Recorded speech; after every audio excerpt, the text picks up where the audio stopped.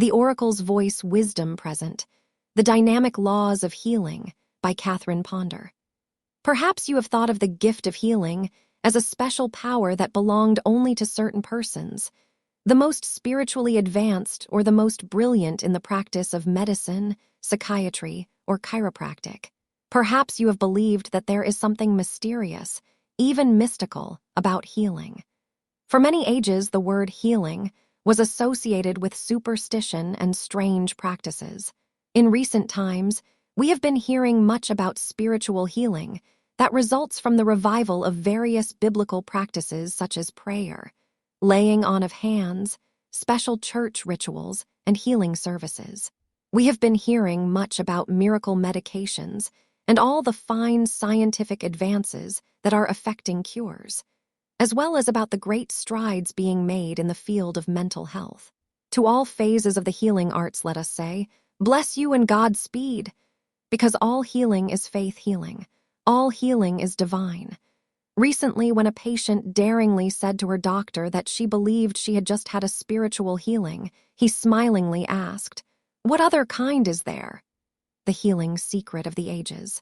In spite of recent enlightenment, most people still think that their health is dependent upon some outside source, a spiritual, psychiatric, medical, or chiropractic specialist. They believe this, even though these specialists invariably point out to them that all treatment is for the purpose of activating health within them. Most people have not yet learned the healing secret of the ages, that health is basically an inside job, mentally as well as physically.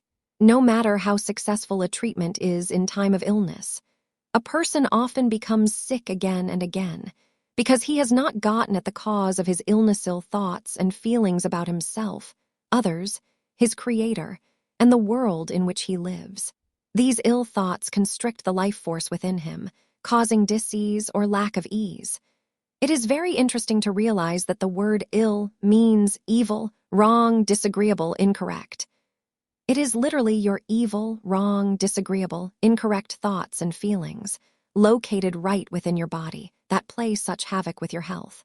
The Greek physician, Hippocrates, who is known as the father of medicine, wrote around 400 B.C. Men ought to know that from the brain, and from the brain only arise our pleasures, laughter, and jests, as well as our sorrows, pains, griefs, and fears. One of the secret teachings of the ancient Egyptians was that a pained body was the result of pained thinking. This still seems to be a secret to many people today. How these laws were born. In this book, I wish to share with you some of the laws of healing that deal with the cause of ill thoughts and feelings.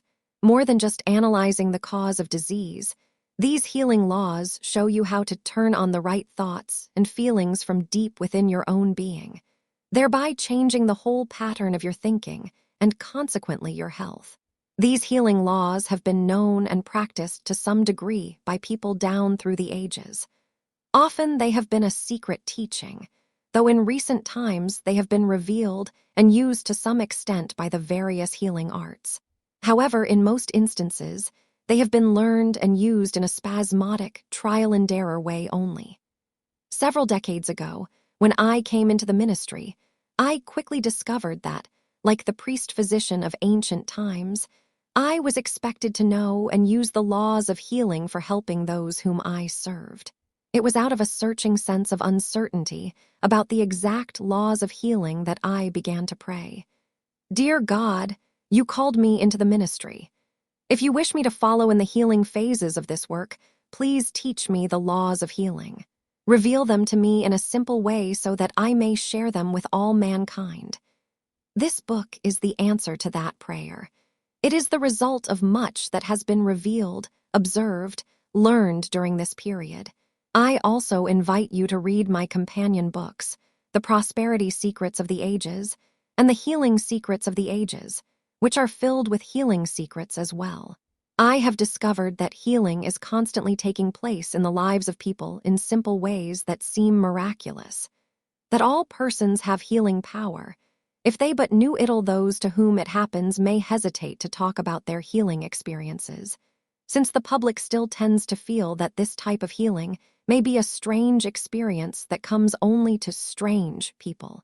This book is filled with the healing accounts of people of various races, creeds, nationalities, faiths, in all walks of life, who have quietly shared with me their healing experiences and how they feel those healings occurred. Sometimes their healing came in conjunction with spiritual, medical, chiropractic, or psychiatric help. Sometimes they did not. Regardless, these people realized they had healing power, that it was easier to turn on than most people think. As I listened, I realized that over and over, those healings seemed to come through the use of certain mental and spiritual laws. Herein, you will find these healing laws described in an orderly sequence. They can be practiced by anyone anywhere and in conjunction with other help being obtained. The first step toward healing. As a first step toward healing, let us analyze this book's title, The Dynamic Laws of Healing. The word dynamic has the same root as the word dynamite. That which is dynamic is powerful, forceful, filled with energy, and leads to change. As pointed out to me by the stockbroker who named my first book, The Dynamic Laws of Prosperity, that which is dynamic tends to blast you out of a rut. A law is a principle that works. Sir William Blackstone, well-known writer of the law, pointed out more than 200 years ago that a law is a settled rule of action. The word law usually suggests a desire for order. People in ill health need just that order in their thinking, emotions, bodies, and lives. We would agree with the brilliant scientist, Sir Isaac Newton, an early explorer of nature's laws, that there is one set of natural laws for the physical world. But let us go further. There are also higher mental and spiritual laws than those usually used on the physical plane of life. Jesus knew and used them constantly. These higher mental and spiritual laws are so powerful that they can be used to multiply natural laws, neutralize natural laws, or even reverse natural laws. It is when these higher mental and spiritual laws are invoked through the mind of man that they often produce results that seem miraculous on the physical plane. It is then that the impossible becomes possible, the incurable becomes curable, and miracle healings occur. As Plato pointed out to the Greek physicians of his time, the word health means a state of being whole, hearty, sound in all phases of your being's spirit, soul, body affairs. Health includes healthy financial affairs, healthy relationships with others, a healthy spiritual understanding. When these dynamic laws of healing are invoked, they can do just what the title implies: produce dynamic, forceful changes which lead to orderly results in mind, body, and affairs. A new state of wholeness can develop. Thereafter, the user finds these laws a fine preventive medicine, too. Not only can you use these ideas to help activate wholeness within yourself, but you can use them to help others to a greater realization of health. How these laws have helped others. A doctor once told me that he had shocked many people into healing as he pointed out the truth about God, man, and the universe to them. The shock caused them to release old negative thought patterns, opening the way for new life and vitality to well up within them. These shocking truths about healing are found in Chapter 1 of this book. A businessman was healed of a heart condition from which he was supposed to die, as he used the no law for healing described in Chapter 2. A housewife used this same law for her husband's healing of cancer after he had been sent home from the hospital to die. Instead of dying, he recovered. Upon discovering a lump in her breast, a housewife felt led to quietly invoke the surprise law of healing, Chapter 3. A month later, she received another surprise when she realized that the lump was gone. She never knew when it disappeared. A housewife was healed of leukemia after practicing the healing law of release, Chapter 4. A middle-aged woman conquered menopause and went through the change of life victoriously. A businessman stopped smoking, and a retired sea captain healed himself of alcoholism, as each one used the yes law of healing, Chapter 5. An elderly woman gradually but completely recovered from painful, incurable arthritis through using the healing law of love, Chapter 7. A businessman was healed of paralysis, another of rheumatism and heart trouble, after each invoked the miracle law of healing, Chapter 8. A college dean recovered from a lingering nervous breakdown as she used the occult law of healing, Chapter 9. An incurable skin condition was cleared up after the imaging law of healing was practiced by a young girl and her mother, Chapter 10. Many other happy instances could be cited. Instead, I suggest you go quickly to the following pages of this book, where you will find the various healing laws and the happy results they have brought to others, fully explained. You can immediately begin learning and applying these dynamic laws of healing as forces for bringing wholeness to you. The shocking truth about healing. Chapter 1. The shocking truth about healing is that you have healing power within you. The word health comes from an Anglo-Saxon word meaning hale, whole, well, and hearty. This should be your condition at all times. If it is not, there is something you can do about it now. Though you are unaware of it, your healing power is quietly at work within you at all times, repairing cells, carrying off wastes, nourishing tissues, and healing wounds. Occasionally, this healing power reveals itself in some remarkable way. Someone is critically ill, not expected to live. Suddenly, with no explanation, the growth vanishes, the wound heals, or the heart restores itself. This proves that the human body is undoubtedly the most powerful, self-sufficient dynamo in existence for the carrying on of life. This inner power of healing is not an extraordinary one. It is a natural part of your inner world. 24 hours a day, it is supervising all the fantastically complicated operations of your body. In a single cell, the super scientist in you effortlessly performs functions that the world's most accomplished chemists cannot duplicate. Much of this healing power is carried on through the automatic functions of your subconscious mind. However, you can begin to release this healing power within you in deeper degrees, as and when needed, through the power of your deliberate, conscious thinking. As you do, the power of your thought moves through both your conscious and subconscious mind activities, putting you on the road to health again. The fact that you have this healing power within you, which you can deliberately release through your thinking, does not mean that you should not avail yourself of the usual methods of help. Instead, it means that the ideas set forth in this book can help hasten your complete healing, in conjunction with other methods employed. The 16th century German physician, Paracelsus, said, "The curative power of medicines often consists not so much in the spirit that is hidden in them, as in the spirit in which they are taken."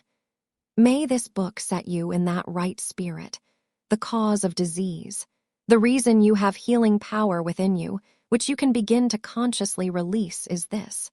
The body has a super wisdom within it that is biased toward health, rather than toward disease.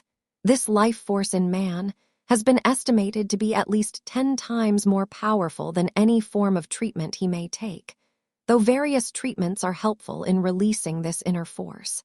Since the body is filled with such amazing restorative powers, why is man ever sick? The shocking truth is that disease is self-inflicted. Disease is caused by wrong thoughts, opinions, and beliefs, moving upon and within the body, constricting the life force. Envy, hate, and fear, when these sentiments are habitual, are capable of starting organic changes and genuine disease, wrote scientist Dr. Alexis Carrel decades ago. Within recent times, his professional colleagues have begun to agree.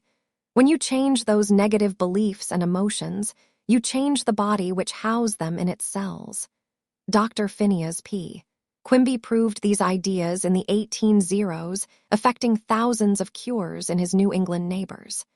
Because of his success, he became known as the founder of mental and spiritual healing in America, and a number of people who studied his theories formed healing movements of their own, through which countless thousands have been helped. Mind power in every cell.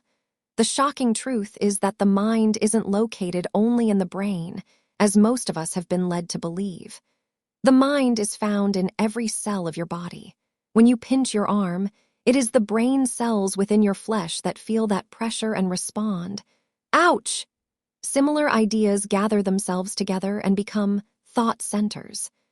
These centers settle in various parts of the body, affecting the body according to their positive or negative nature. Every cell is enveloped in thought.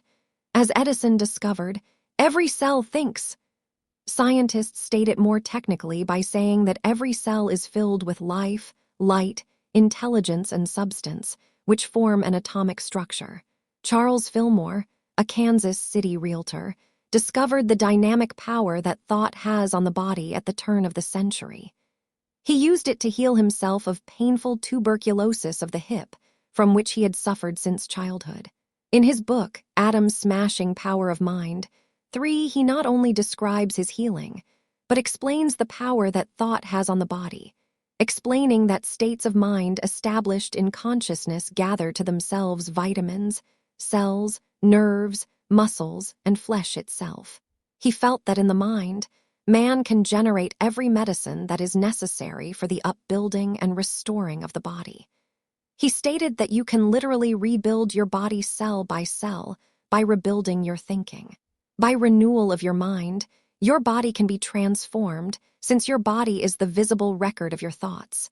As a man thinks in his mind, so is he in his body. The body is not solid. If the body were a solid mass of flesh and bone, it might be difficult to believe that the mind has this much power over it. But there is nothing solid in the body. It is about 80% water. Though we often think of the bones as a hard mass, in reality they are filled with a fluid substance and are soft, pliable, and porous. The reason for this is that they are penetrated by the capillaries of the blood, as the blood corpuscles are formed within the bones. If that which appears solid in the body were condensed into actual solids, your body would not be as big as a fly speck. Because of its fluid content, thoughts move easily in and through the body to reshape it, to build it up or tear it down, according to the nature of man's thinking. The strongest thing in your body is your thinking. The body is soft, pliable, and even plastic to your thoughts. Why negative thinkers may be healthy. If the body is so strongly affected by one's thoughts, why is it that some negative thinkers still seem to enjoy good health? The reason is this. The body is much slower in recording thoughts of evil than those of good, since its true office is to produce life and health. In fact, one healthy thought persistently expressed can nullify 1,000 unhealthy thoughts. Since its super wisdom is biased toward health instead of toward illness, the body tries, and often is able, to throw off man's negative thinking for a long time. It is his habitual wrong thoughts, deep hates, secret resentments, and strong prejudices that play such havoc with his health. Invariably, those people who persist in such negative emotions suffer a diseased result in mind, body, or affairs, whether you are aware of their distress or not. It is the negative emotions of long standing that must be cleared out of the conscious and subconscious levels of the mind in order to relieve serious health problems. Just as man did not acquire these negative concepts overnight, he often is not able to release them overnight, and he should not be impatient as he works to clear them up. How to release healing power. People constantly prove that the body is pliable and plastic to their thinking, in both positive and negative ways. A civil service employee worked in an office where everyone was suffering from colds and flu. Instead of entertaining this possibility for herself, this employee began affirming, "I am letting divine intelligence express perfection through me now." These words recognized and released the superintelligence within her body, and she remained healthy. A businessman attended a lecture in an air-conditioned ballroom. Sitting near him was a lady who kept complaining that the room was too cool and that she would get a sore throat. As she fed the intelligence within her body this idea, it responded by producing a scratchy throat for her before the hour had passed. The businessman would not accept this idea, though in the past he had often suffered the same symptoms under similar conditions. Having learned that he could release healing power through his thoughts, he began silently decreeing, "I am divine intelligence. Every part of my body is filled with divine intelligence. I am whole, well, harmonious through and through. He remained well. Your body, as fluid substance, is filled with mind power. This fluid substance feeds your thoughts. When you entertain uplifted thoughts, it sometimes surprises you how fast your body responds with good health. A schoolteacher in England read my book, The Prosperity Secrets of the Ages, and from it learned that the body is composed of radiant substance. This idea fascinated her. She had long suffered from cracked fingernails, presumably the result of the chalk she used daily in her classroom, for which she had found no remedy. As she meditated often upon the idea that her fingernails were radiant substance, they immediately improved and soon were normal again. Do not deprecate your body. There are those who ignorantly say that the body is evil and unimportant, a mere shadow of the real person which it houses. Like the Apostle Paul, realize that your body is the temple of the living God, and that you should glorify God in it as radiant health. I Corinthians 6:19-20, healing is God's will. Perhaps you've heard people self-righteously say, I guess it is God's will for me to be sick, so I must endure this pain. What a neurotic God such people are worshiping, a God made in their limited image and likeness. If these people truly believed it was God's will for them to suffer, they would never go to a doctor or take any other constructive action toward healing. Though such people usually consider themselves good Christians, they consistently overlook the fact that God sent his Son to perform most of the biblical miracles for restoring the sick. If God considered illness a blessing, why do that?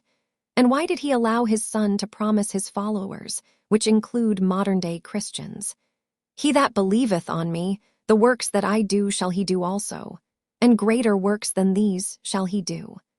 John 14:12. God does not send suffering to purify you for a future life in heaven. You do not have to go through hell here to get to heaven hereafter. The word heaven means harmony. And when you get into harmony with yourself, your fellow men, and your Creator, you are well on the way to manifesting a heavenly state of health here and now, thus fulfilling the prophet John's promise. The kingdom of heaven is at hand. Matthew 3:2. How religion relates to health. A supposedly good Christian was asked to attend a 10-day spiritual retreat. Hesitantly, she accepted the invitation. As she was packing for the trip, her husband said, "Honey, try to enjoy yourself. Try to have a good time." "At a spiritual retreat," she retorted. Bracing herself for the experience, she prayed that she would be able to stand spiritual things for 10 days. However, she had such a good time at the retreat that she has been attending them regularly ever since and enjoying them thoroughly. Many people are like this lady. They have a false idea of what it is like to be a good Christian because they have a false idea of the true nature of God whom they worship. They consider God as having a split personality of good and evil. They consider him a distant entity who punishes them severely, perhaps through ill health for their every misdeed. Their misguided negative beliefs about their Creator set up a chain reaction of negative thinking about themselves and the world about them.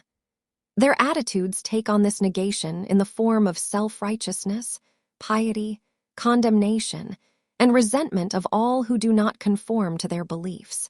These negative attitudes are the reason why so many good Christians suffer illness and then blame their diseased conditions on God, rather than on their own diseased thinking.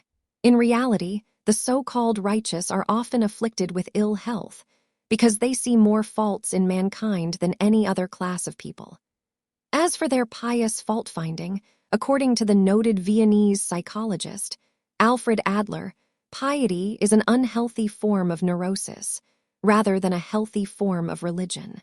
Having encountered many pious, unhealthy neurotics in his work, one theologian has knowingly spoken of the odor of piety. Still another theologian has bluntly said, "Saints are all right in heaven, but they are hell on earth." The word religion literally means to bind back, or to relink you to your source. Your religion is for the purpose of binding you back to God and his goodness. Since God is a loving Father who wills only supreme good for you, then to be bound back to him is to be bound back to life, health, vitality, and to nothing less. God is a God of health. What is not well with you cannot possibly be the will of God. Goodness has nothing to do with it. A famous actress showed a gift of expensive jewelry to a friend who exclaimed, "My goodness," quipped the actress. Goodness had nothing to do with it. Goodness has nothing to do with your ill health either. Any evidence of disease in the body is an evidence of unholiness in mind. You will never be sick because of your goodness.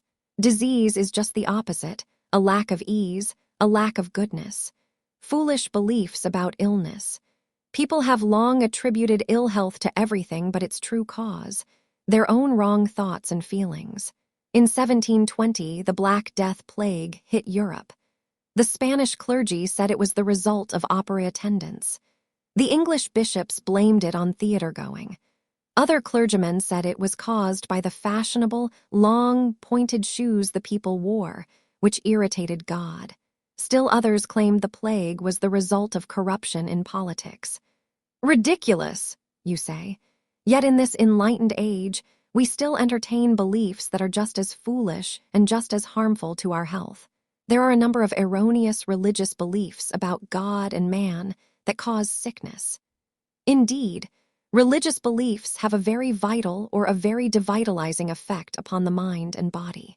If you believe you are a worm of the dust, you can hardly claim your spiritual heritage of health. A belief in Satan often makes people ill. A belief in the end of the world by fire and brimstone makes others sick. A doctor once told me he always had his largest number of patients when a nearby church held revival meetings. A patient appeared one morning complaining of intense pain. Upon examining her, he found no physical cause for her suffering. Close questioning revealed that the pain had begun the night before while she was attending a revival meeting at the nearby church. As the minister had described at length his belief in the hell and brimstone future that awaited all who did not come forth to be saved at the conclusion of the service, this lady became aware of pain in her body, which remained with her throughout the night and into the following day. Her doctor suggested she revise her ideas about God, dwelling more upon his goodness, if she wished to avail herself of a pain-free existence. Revivals are needed, but only those which revive the ideas of God's goodness and its availability to man. I trust that, as you read this book, you will find yourself attending such a revival. Health and salvation are the same. The Hebrew and Greek words translated salvation and health in the Bible are often the same. Permanent health comes from freeing the mind of its beliefs in ignorance and sin, rather than adding to that belief. Right thinking is the greatest form of salvation, and it leads to good health. Plato told the Greek physicians of his time that the cause of their failure to heal lay in their ignorance of the needs of the soul. If Plato were alive today, he would probably make the same statement to those members of the clergy who try to frighten, rather than inspire, their followers into the kingdom.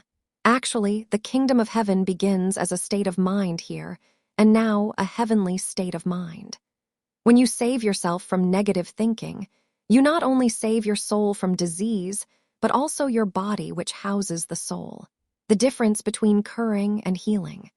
Although man is only about 2% physical and 98% mental and spiritual, the average person spends about 98% of his time thinking about the 2% of his physical nature. That is why he often suffers ill health. He is trying to attain good health from without in, rather than from within out. Plato told the Greek physicians, "The part can never be well unless the whole is well." There is a difference between healing and curing a person, as Plato realized from the above statement. To heal is to make whole the entire man's spirit, soul, and body. To cure means to eliminate or relieve immediate distress. A person is often cured of pain by seeking medical treatment, but unless he changes his negative thought patterns that cause the pain, it may appear again and again, either in the same area or in another part of the body. Psychologists have found that most disease is self-inflicted. A sense of guilt finds atonement in illness. When the mind does not get relief from guilt, it releases the guilt into the body as disease. Disease in the body is actually the body's attempt to throw off ill feelings. When you feel ill, it is because your ill feelings are trying to get away from Yaol thus. It is worth the time and effort involved to change your thought patterns, freeing them of guilt, in order to effect a complete healing, rather than experiencing only a temporary cure, which technical treatment alone may bring. Why many people are confused. For 300 years after Jesus Christ, there were great works of healing performed among his followers. Then slowly, the ministry of healing ceased as the church became more prosperous and worldly. It had become a sign of spiritual power to be able to heal, and some people not high in the church could heal better than those who were. This aroused jealousy. The ministry of healing was then forbidden, first among high church officials, then among laymen. As spiritual healing subsided, the practice of healing through medicine became popular with the masses, since it did not demand the faith required by spiritual healing. Later, antagonism arose between the church and the medical profession. In 529 AD, the Emperor Justinian closed the medical schools of Athens and Alexandria as a gesture of churchly disapproval. This disapproval of physicians on the part of the church continued for many centuries, though here and there in monasteries medical manuscripts were copied. In 1215, Pope Innocent III condemned surgery and all who practiced it. In 1428, the dissection of the body was pronounced sacrilegious, and the study of the anatomy was condemned. It is little wonder that many people have been so confused in their religious beliefs concerning the church's stand on healing since, for many centuries, the church waged a feud with the medical profession, as well as within its own gates, even to the extent of forbidding spiritual healing. The Swiss psychologist Dr. Carl Jung has said, "Healing may be called a religious problem." In these times, more and more thinking people agree with him and are returning to a practice of first-century Christianity, which was filled with healing power, and which promised healing power to all true believers. Ancient Hebrews knew the secret. There is nothing new about the power of the mind over the body. Had the ancient Babylonian sciences come down to us intact, our civilization might be even more advanced than it is.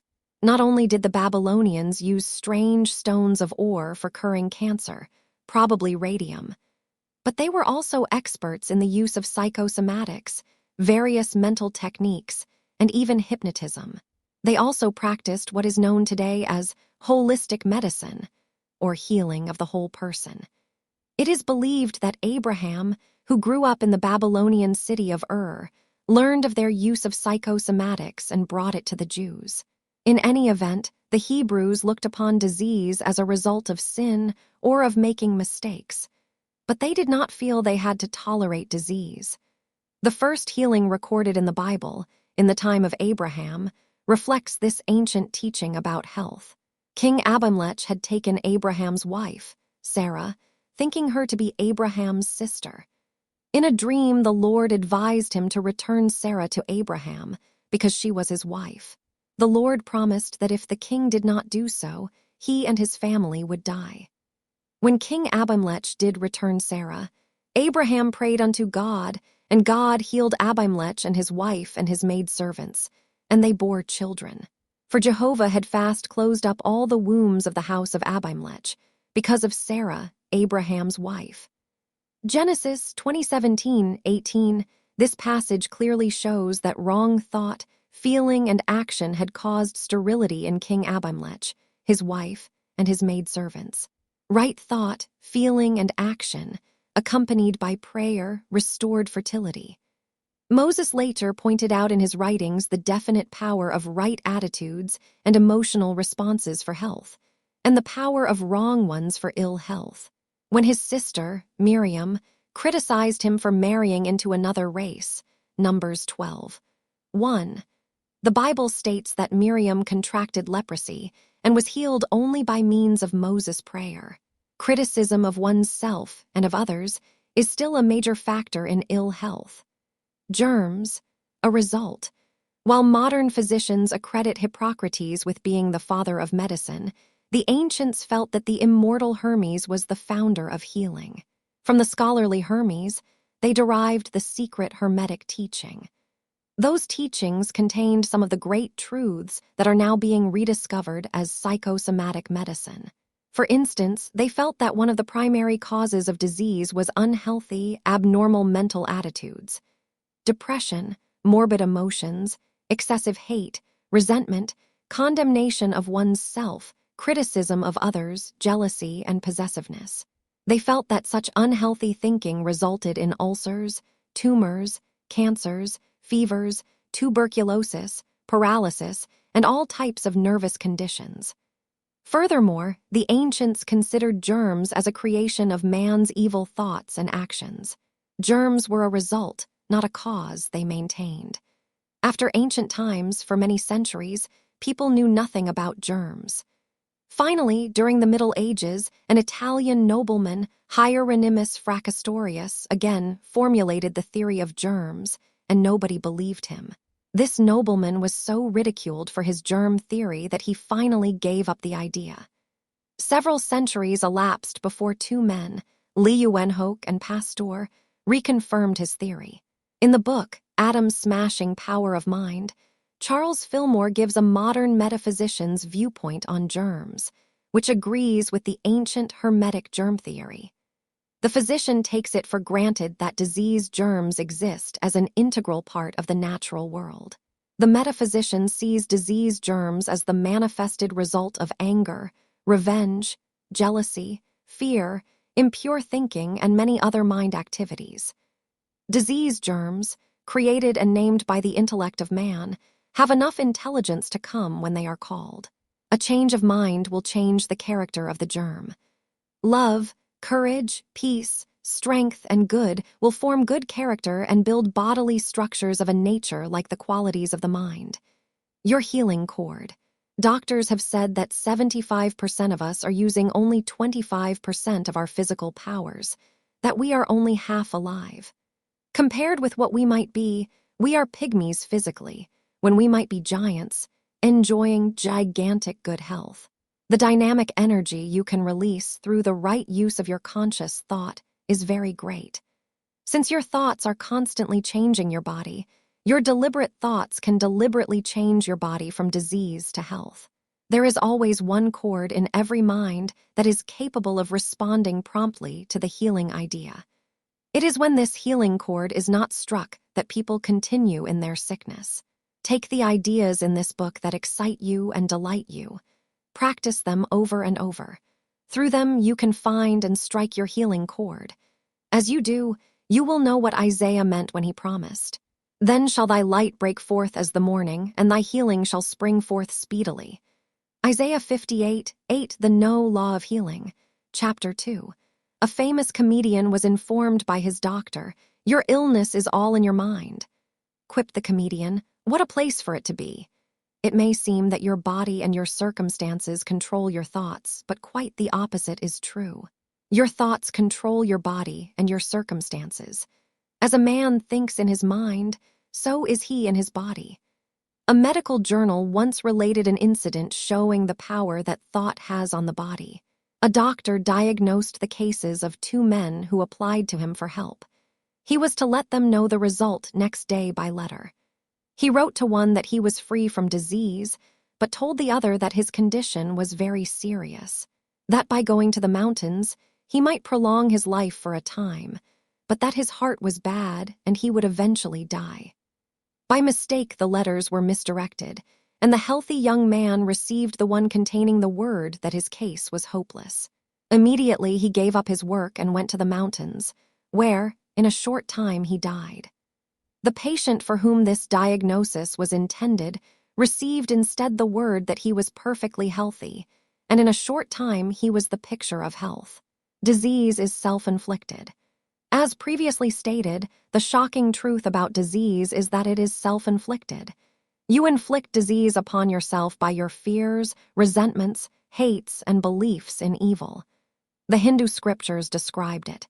If a man speaks or acts with an evil thought, pain follows him. For instance, thoughts of fear release hormones into the bloodstream that can even paralyze the vital nerve centers of the body. Extreme fear actually cooks the corpuscles of the blood. Also, experiments have shown that telling a lie involves real work for the body.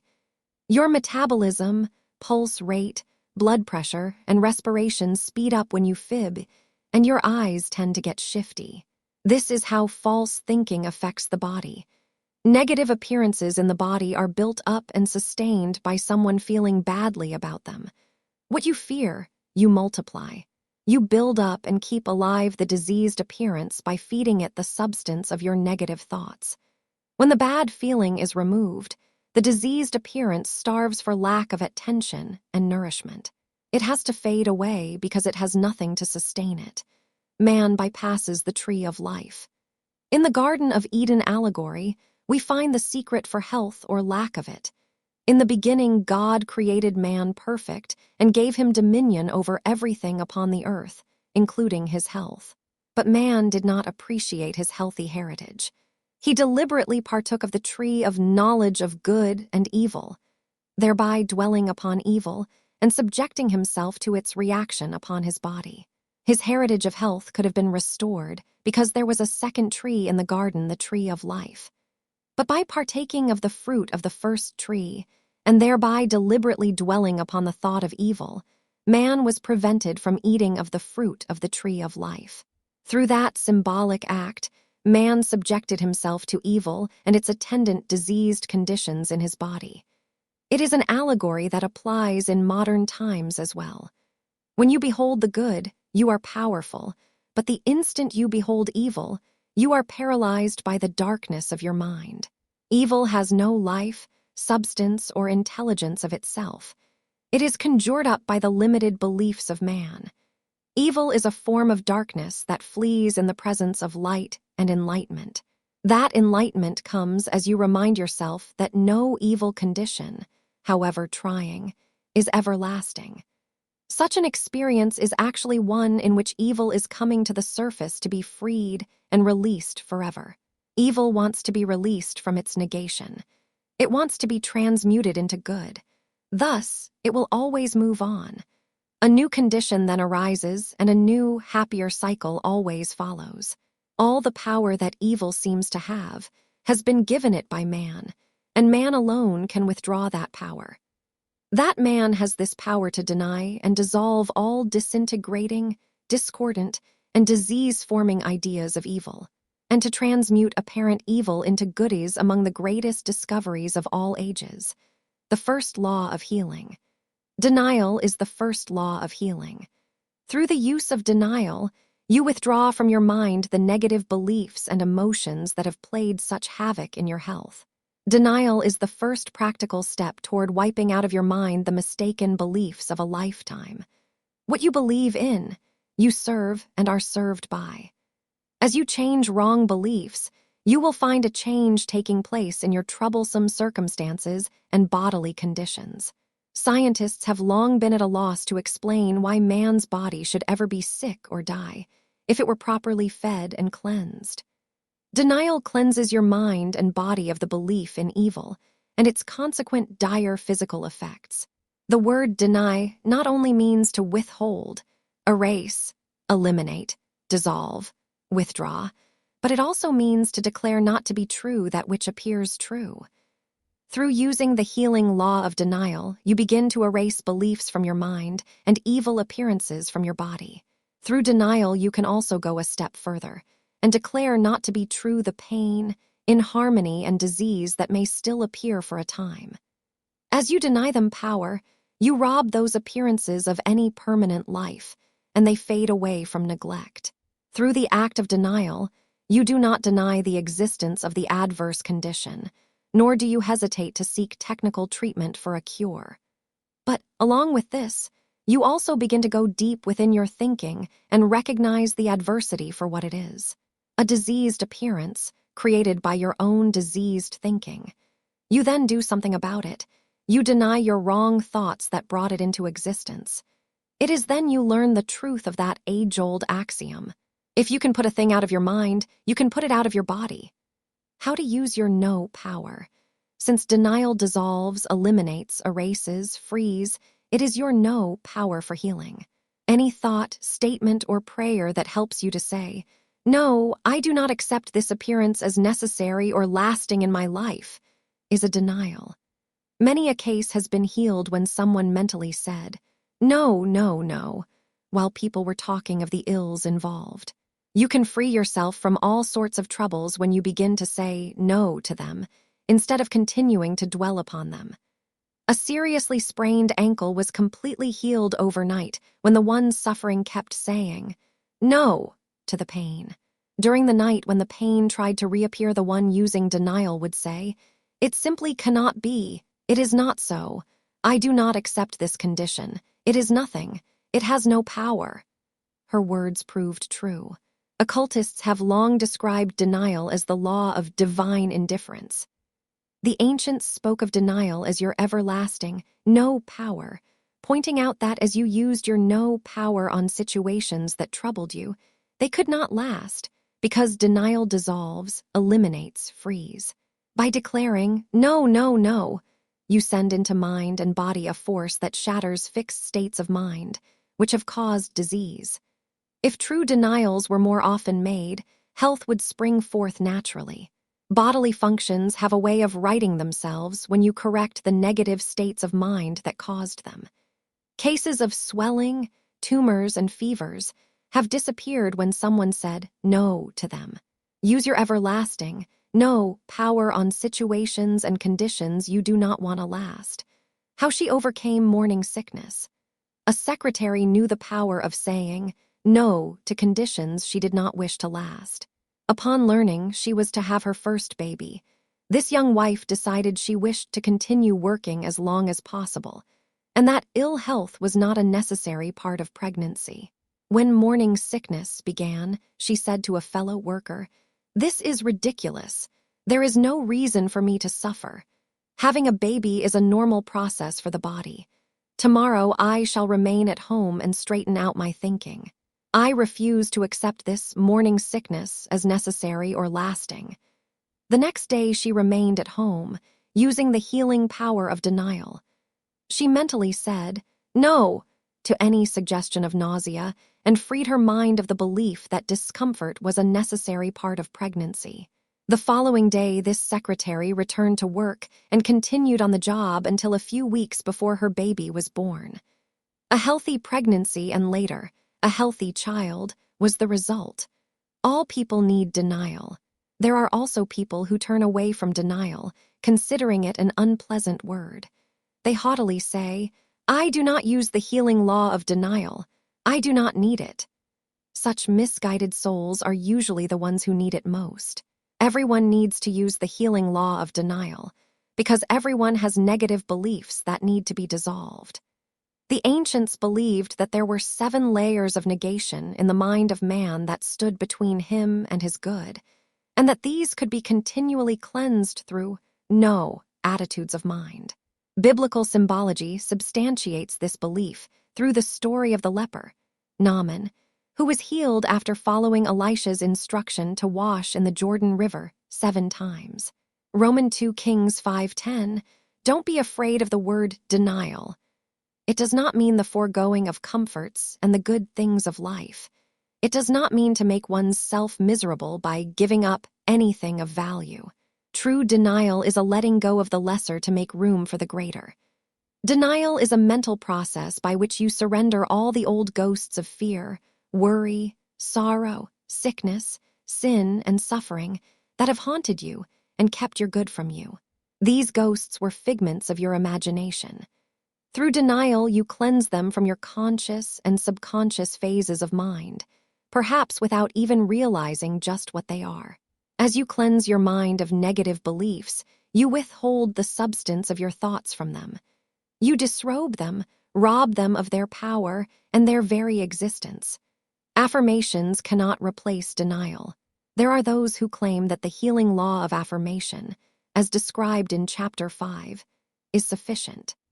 To argue that affirmation fulfills the law of demonstration without first using denial is foolish as the maid who thinks she has cleaned house, when she has merely opened the windows to let the sunshine stream in, without ever having dusted or in any way cleaned the house's interior. How unsightly that house would be without this necessary denial.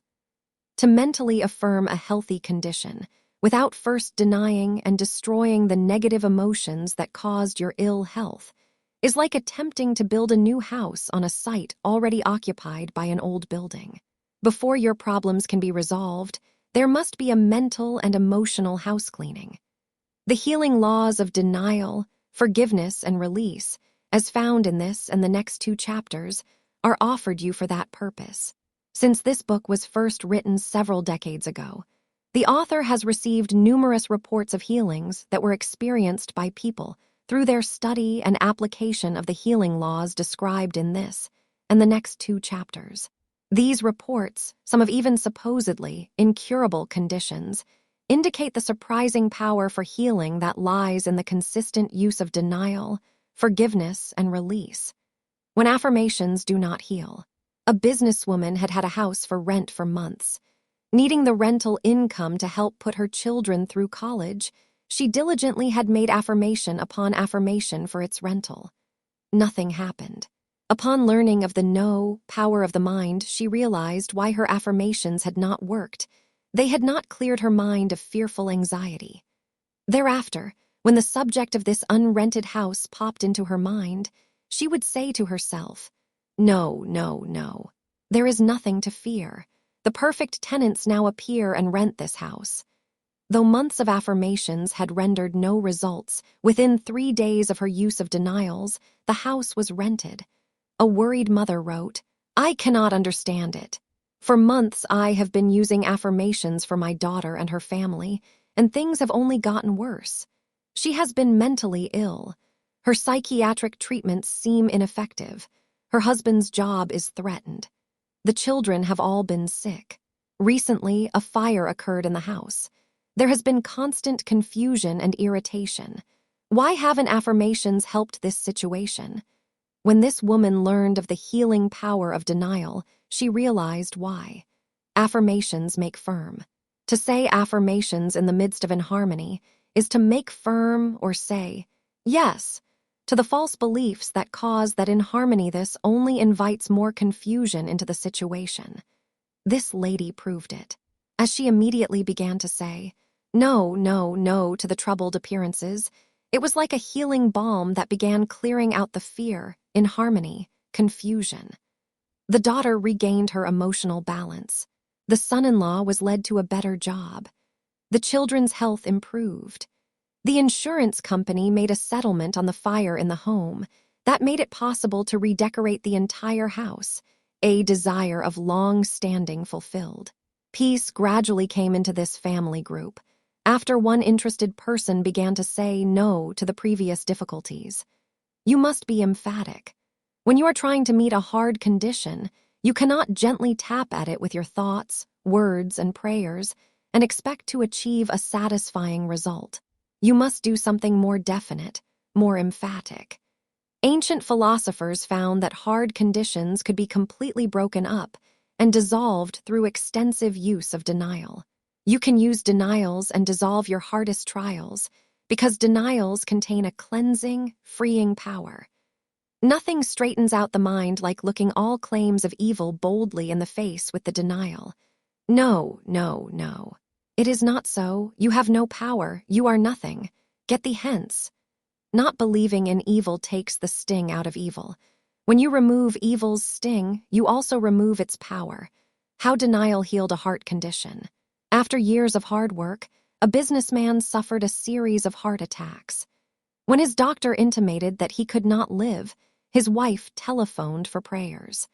Both he and his wife refused to believe he would die as they busily invoked the healing power of denial. One night in great pain, he weakly raised up from his hospital bed and in verbal prayer said, "Lord, this is it. I've had enough pain. I refuse to remain in this condition. With your help, I am going to get well." To the continuing pain, he silently said, "No, no, no." That night proved to be the turning point. He recovered and resumed a normal life as he took a less strenuous job and moved with his family to another town. There he went on to greater business success and better health than ever before. Several years later, a relative met this man's former doctor who asked, "When did Mr. X finally die?" In surprise, the relative cried out, "Die. He didn't die. He is more alive than ever." This businessman had proved that evil can continue in your world only if you give your consent to it. How denial has helped others. After a recent lecture on the no power of healing, most of the people in the audience mentioned to me healings they had witnessed when someone had said no to diseased conditions. A businessman cleared up an asthmatic condition that had plagued him for 40 years, as he began denying those asthmatic attacks with no, no, no. A nurse, who has often used the no power of healing to aid her patients, has also witnessed its results among members of her family. A brother had been seriously hurt in an accident. First reports claimed that a delicate operation would be necessary, and even then, the outcome was uncertain. To this report, the nurse kept saying, "No, no, no." After praying for guidance and getting a feeling of peace about his condition, she assured the family that her brother would be all right. Further X-rays revealed she was right. No operation was ever made, and her brother recovered. A retired engineer attended a religious meeting. In the midst of it, a lovely lady sitting near him burst into tears. This man began silently praying, "No, no, no. This is not true. There is no unhappiness in God. There need be no unhappiness in any of his creatures." Suddenly, the lady wiped away her tears. The grief was gone. After the meeting, this man made a point of introducing himself so that he might tell the lady he had prayed for her. She replied, "So that was it.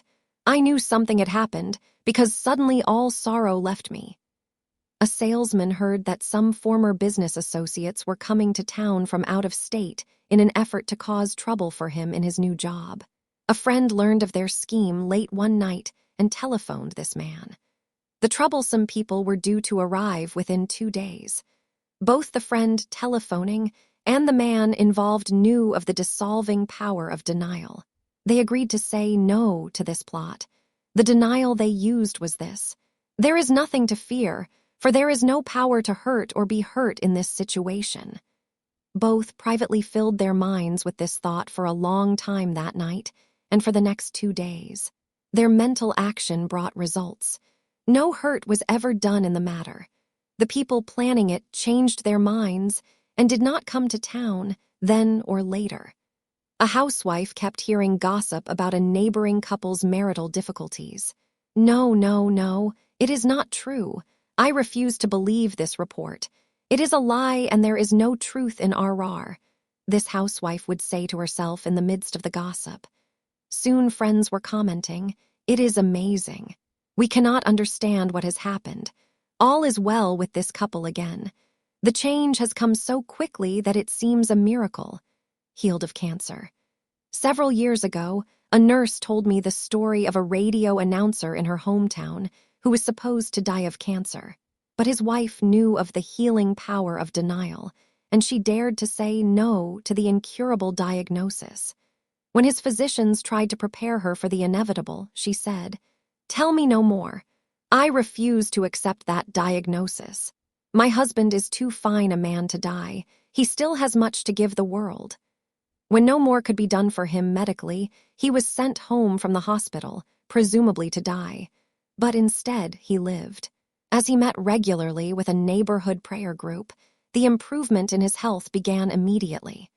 Within a few months, he had recovered completely and went back to work. After his healing, a famous television personality, who had just come through a cancer operation, wrote this radio announcer, asking his secret. "In the first place, don't believe anything anybody tells you about your health, unless they tell that you are going to get well.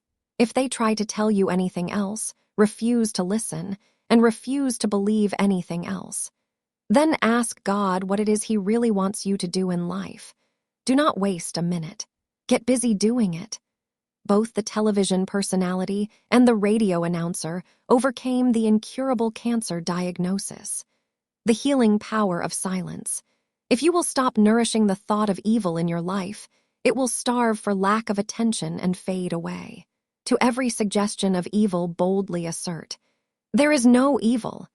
To all talk of evil about you, scandals, descriptions of disease, accounts of death and disasters, dangers, financial and family problems, say, "This is not true. There is no evil. Only good shall come from this." Many problems have been healed by that thought alone. Since good is omnipresent, it is even in the midst of evil appearances. Nothing is evil that brings forth good, and something good can come from every experience, if only one person will have the courage to dare to look for that good. Realizing this, Emerson wrote, "Every evil to which we do not succumb is a benefactor." Do not feel obliged to join in conversations that dwell upon the dark side of life. Silence is better than assent to evil appearances. Silence is not only a virtue, but one of the greatest denials of all. Another housewife was told in secret by her husband's physician that he had cancer and could not live more than 6 months. This wise woman, knowing the law of denial, did not divulge this diagnosis to anyone. Instead of telling her husband he was going home to die, she insisted that his operation had been a success and he would be all right. He believed her. She also told relatives, neighbors, friends the same thing. Instead of living only 6 months, this man lived a healthy life for 10 more years. When he did die, it was from a sudden bout with pneumonia. One of the finest ways you can invoke the healing law of denial is in just keeping quiet about your problems, as did this woman. Stop feeding them the substance of your thoughts, words, and emotions. Also watch that you do not criticize in secret, that you cease from even silently finding fault with another. Put away sarcasm from your speech. Stop complaining. Do not prophesy evil for yourself or another. The ancient Greeks avoided a grumbler or one who foretold misfortune, believing he brought them bad luck. Refrain from accusing others of evil in any form. Cease from petty statements about yourself or others. For instance, do not call your children bad. Stop referring to the faults of your family, business associates, neighbors, friends. Have a good word for yourself and others, or keep quiet. Silence is your denial of apparent evil. There is no healing power available to anyone who describes hurts and pains. There is no healing power found in describing evil. Evil can exist only so long as you give it your consent. Only man's belief in evil makes him subject to it. Nothing new about denial. There is nothing new about the power of denial to free man from his problems. All religions have recognized that the denial of evil is a constitutional part of faith. The acts of sacrifice, fasting, penitence were all forms of denial with the ancient Hebrews. Both the Hebrews and the ancient Greeks looked to their priests to bring their sins to light and erase, deny them. They felt that when this was done, their diseases would be healed. The Hebrew word for evil was avon, which meant nothing. They knew that evil was nothing, that it had no power. One of the early Christians, Athanasius, known as the father of orthodoxy, said in 373 AD, "For evils must be called non-existent, for good is really existent, as having God for its true author." St. Augustine said, "There is no evil." Socrates said that men act wrongly because they think wrongly. Plato found that evil is only a way of believing and is not omnipotent. Emerson delivered an address before the senior class of Divinity College, Cambridge, in 1838, in which he explained, "God is positive. Evil is merely privative, not absolute. Evil is like cold, which is the privation of heat. All evil is so much non-reality." These great men knew that by saying no to evil beliefs and appearances in your life, you first dissolve any fear you have had about them. You next dissolve their power to affect you in any way. With the dissolution of the fear comes dissolution of the problem, which falls apart. It had no power except that generated by your previous fear and negative belief in it. If people the world over invoked the healing power of denial, they could quickly revolutionize their health and their lives. The Bible points out the healing law of denial.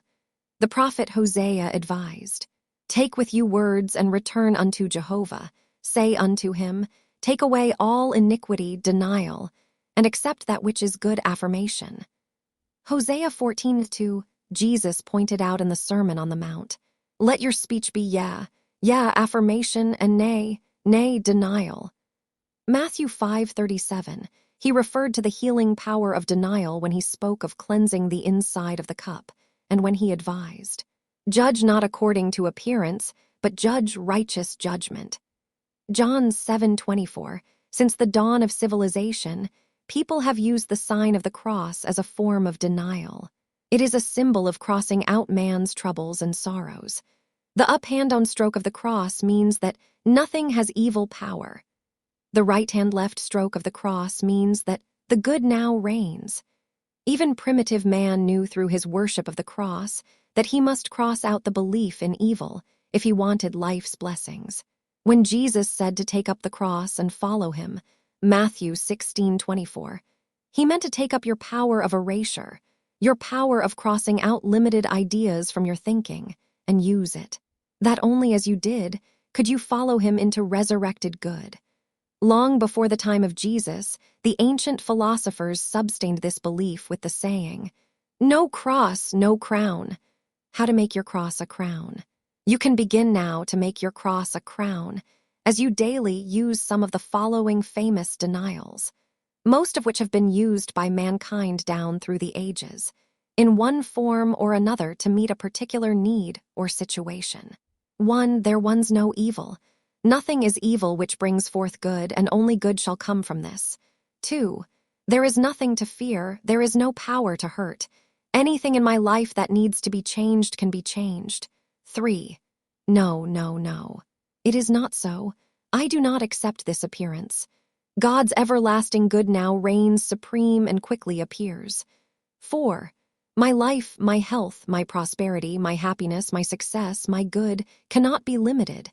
I am unfettered and unbound.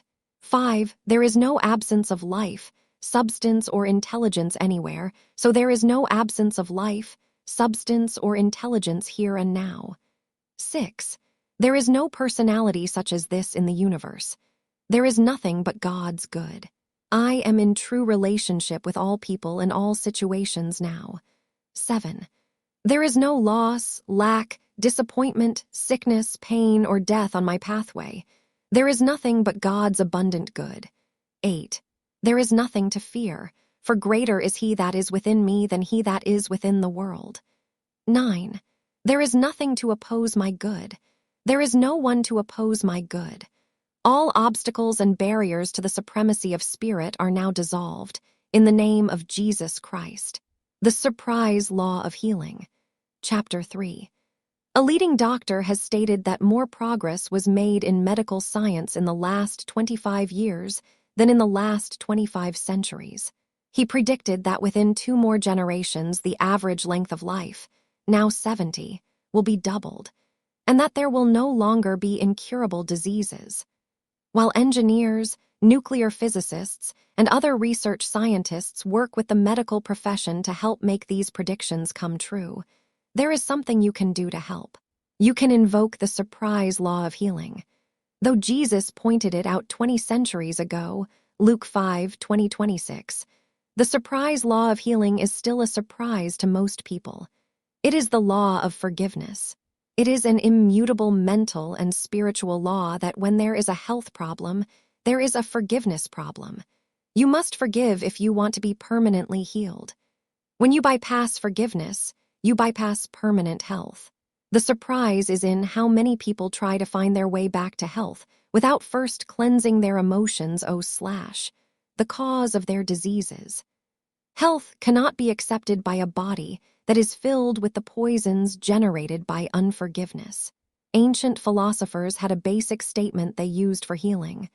T-fif, RF, is nothing to secret hate may cause cancer.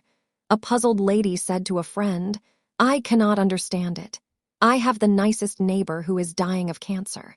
It seems so unfair, because this is one of the kindest, gentlest people I know."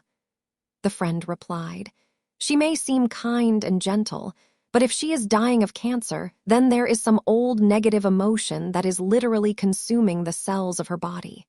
There is probably someone she hates." When the puzzled visitor replied, "No, that cannot be," she was advised. "Search further and you will find there is something or someone this person needs to forgive. Always where there is a health problem, there is a forgiveness problem." Later, the mystery was cleared up. The one in doubt reported, "You were right. I learned quite by accident that this neighbor has a relative whom she violently hates. They have not spoken in 30 years. The nature of cancer may indicate some secret resentment or bitterness. Though one has been outwardly sweet and submissive, he has been inwardly grieved, hurt, intolerant, and severely critical. As in all forms of disease, unwise living habits are usually indicated, too. That is the blessing of learning how to think right.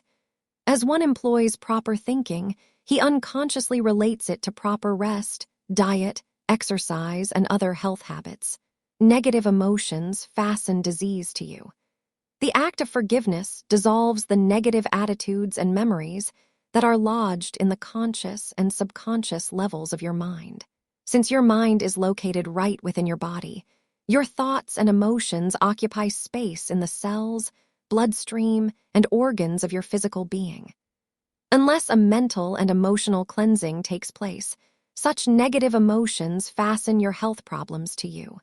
In spite of advances in scientific and medical research, no pill has yet been created that can cause a sick person to do the first thing he should do. Metaphysically, toward gaining permanent health, forgive. Nothing unpleasant about forgiveness. Among the greatest healers of all times were the kahunas of Hawaii, who through the use of mind power, clairvoyance, and secret techniques developed over the centuries, knew how to perform such feats as fire walking, looking into and changing the future, controlling the weather, performing instantaneous healings, curing the mentally obsessed, and raising the dead. Max Freedom long spent many years learning their secrets, which he reveals in his fascinating book, The Secret Science Behind Miracles. He discovered they knew healing principles, some of which are now advocated by modern psychology. For instance, the kahunas knew that cleansing the mind of guilt complexes, which they described as something eating inside, was one of the first laws of healing. To achieve this, they conducted a forgiveness ceremony, which proved a powerful ritual for healing. There is nothing unpleasant or embarrassing about the act of forgiveness. Your forgiveness ceremony can be very simple. To forgive does not mean that you have to bow and scrape to those whom you feel have offended you. To forgive means to give for, to replace the ill feeling, to gain a sense of peace and harmony again. To forgive literally means to give up that which you should not have held to in the first place. In most instances, you need make no outer contact with those involved in your forgiveness act, unless an occasion arises that demands it. If such an occasion does arise, it will be a part of the healing process. As you change your attitudes toward others, they will unconsciously respond by changing their attitudes toward you. A businessman began to practice daily forgiveness. He had been out of harmony with a number of business associates. It was affecting his health and his prosperity. As he began speaking words of forgiveness, an interesting thing happened. Business associates with whom he had been at odds appeared everywhere. They made a point of greeting him cordially. Even when they had to cross a busy street to do so, they treated him more like an old friend than an old enemy. Realizing they had unconsciously forgiven him, his health and his business affairs immediately improved.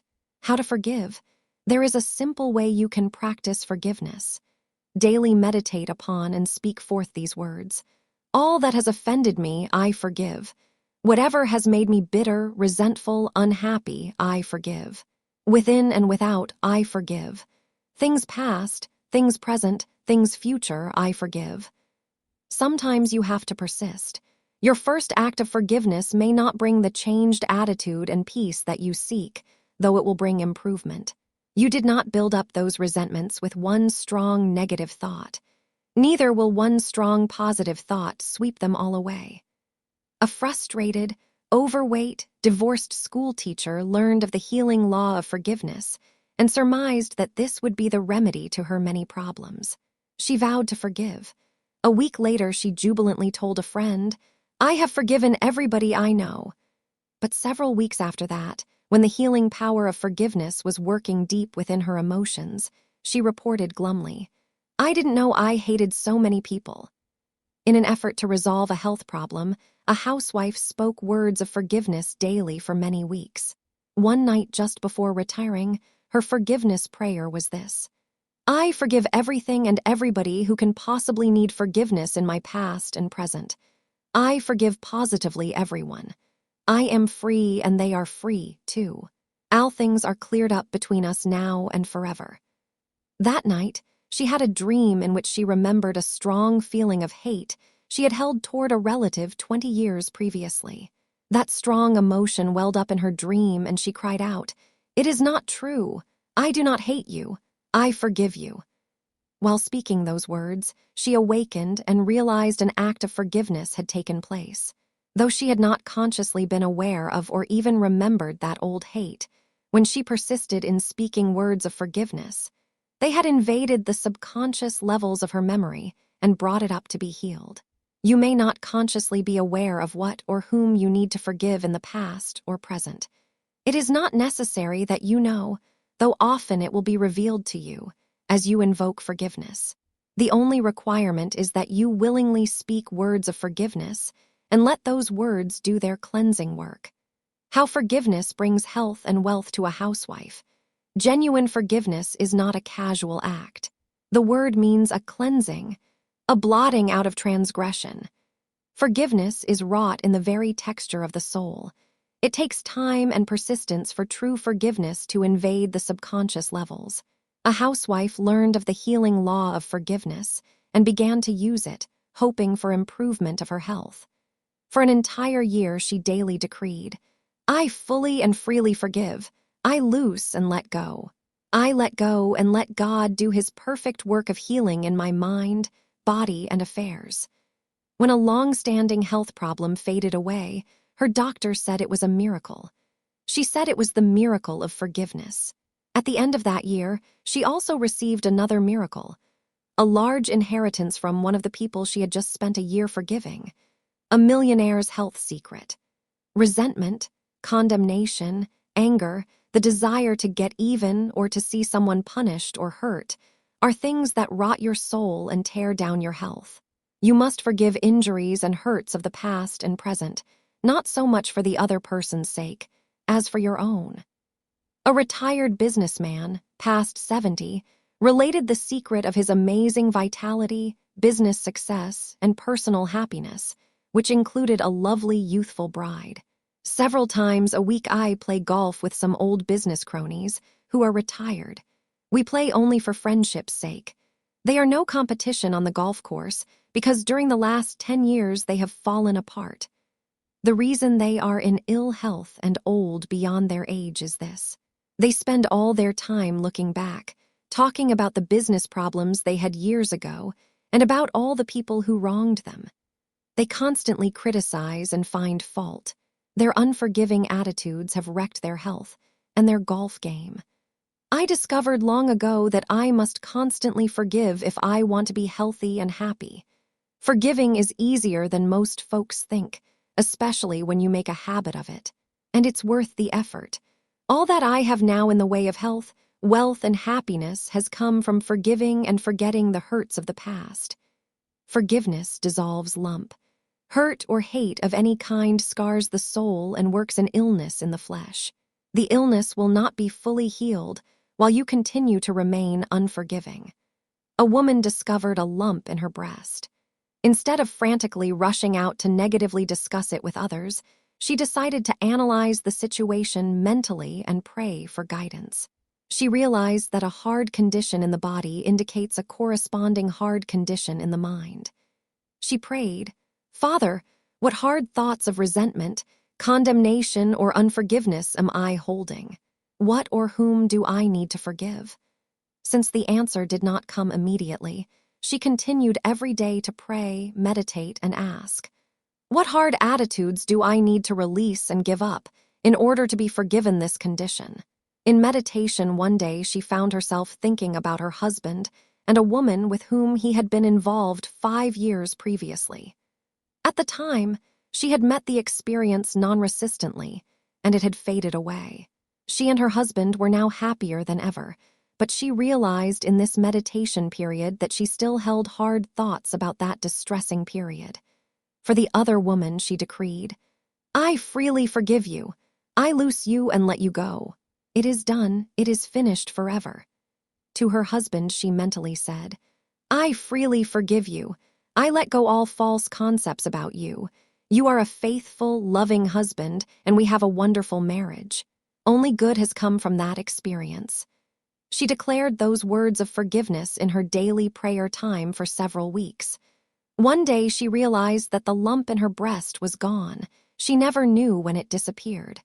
The binding power of hate. When you hold resentment toward another, you are bound to that person or condition by an emotional link that is stronger than steel. Forgiveness is the only way to dissolve that link and get free. A nurse was seriously injured in a collision with a car operated by a drunken driver. After recovering from the accident, she returned to her nursing profession. Again and again, the man responsible for the collision was admitted to the hospital where she worked, always in an intoxicated condition. Being resentful of the trouble he had caused her, she refused to nurse him and was assured by his doctor that she would not be assigned to his case. One night there was a shortage of help on her floor, and she was the only nurse available when the light came on from this patient's room. Since it was unavoidable, she delivered his tray and medicine. When she appeared, he recognized her, talked about the accident, and told her he had been worried about her financial affairs, realizing that she was widowed with children to feed. As they talked, he asked forgiveness and she gave it. Peace came. The amazing thing was that soon after their conversation, he was released from the hospital, and she never heard of his being admitted there again. This man had wanted forgiveness from the one he had hurt. When he got it, he faded out of her life. How hate attracts. A businesswoman proved the attracting power of hate. Her lover had died. Though he had conducted a love affair with her for more than a decade, at death he was still married to a faithful wife. His sudden death left his former mistress filled with hate for his wife, who inherited his fortune. As this businesswoman's hate grew, so did her problems. She began plying her system with drink and drugs. Though in a highly nervous state, she was forced to return to work in an effort to meet her mounting debts, and took a job as a store clerk. Ironically, her former lover's widow began shopping in this store and seemed drawn to this woman's department. The widow had known nothing of this woman's connection with her late husband and did not realize what she was asking emotionally when she would approach this sales lady for advice about certain items. Frantically, this saleswoman asked, "Why is this happening to me? Haven't I been through enough?" Then she realized the irony of hate and its fantastic attracting power. After she began daily speaking words of forgiveness for the entire situation, the rich widow faded out of her life.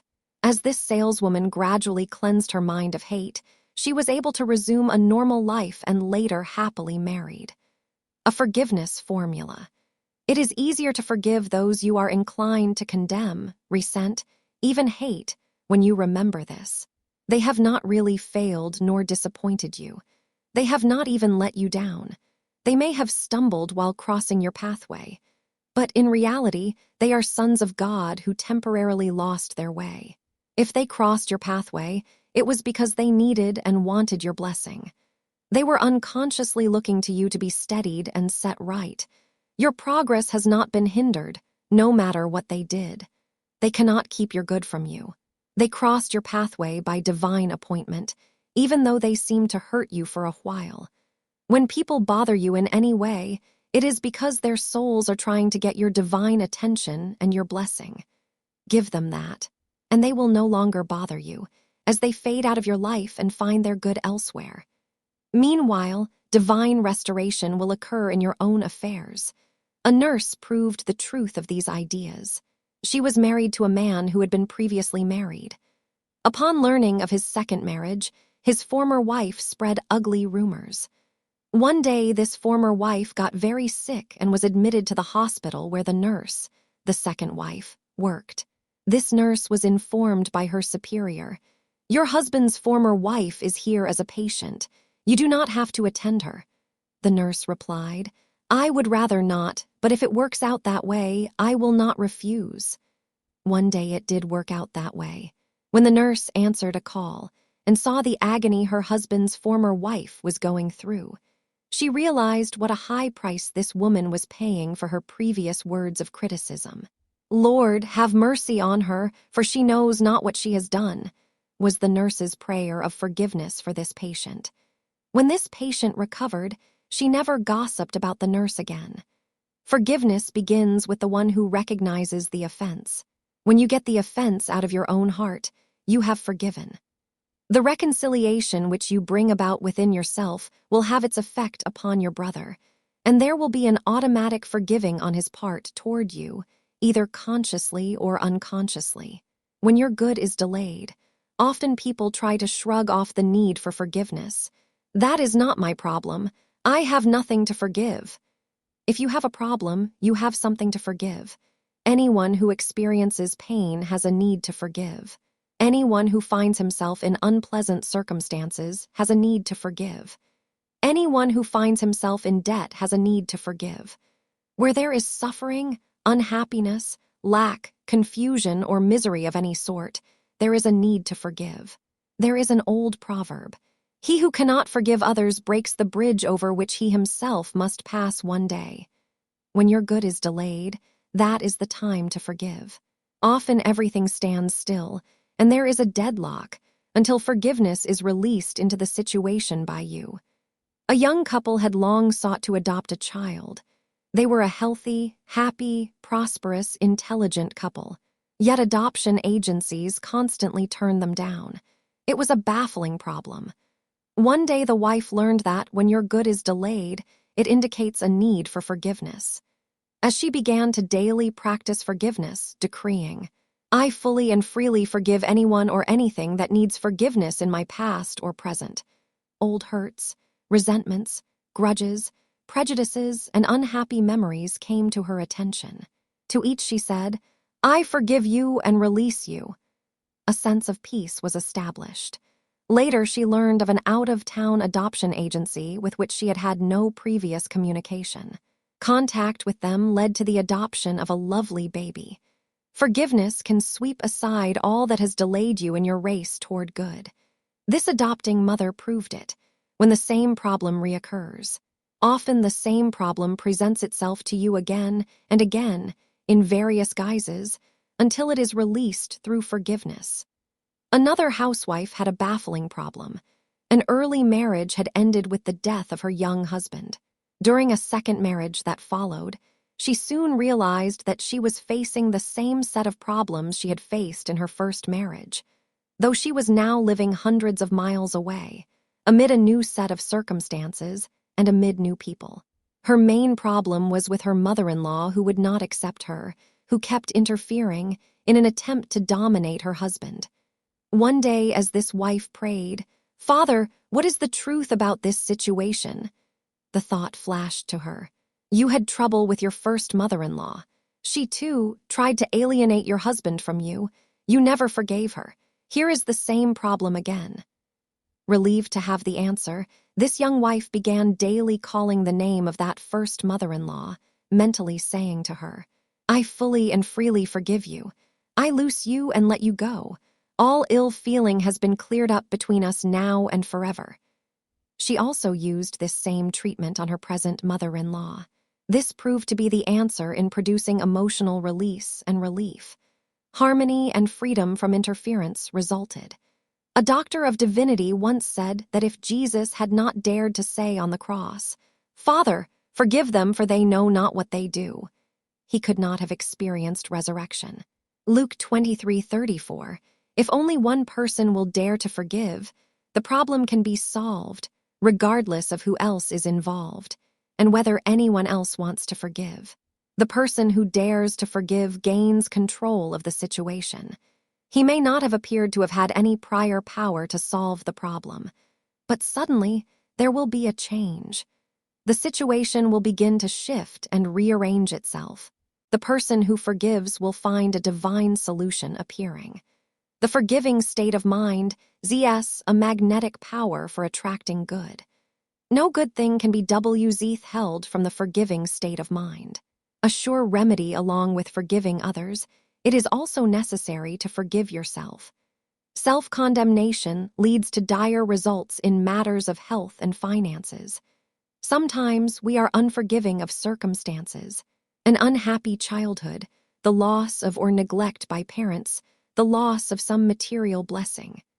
Sometimes we are unforgiving of God, blaming our losses, ill health and other problems on Him, instead of realizing they have been self-inflicted. Charles Fillmore, that Kansas City businessman who co-founded the Unity movement, while experiencing a dramatic healing, once gave a forgiveness formula that has inspired millions. He described it as a sure remedy. Here is a mental treatment that is guaranteed to cure every ill flesh is heir to.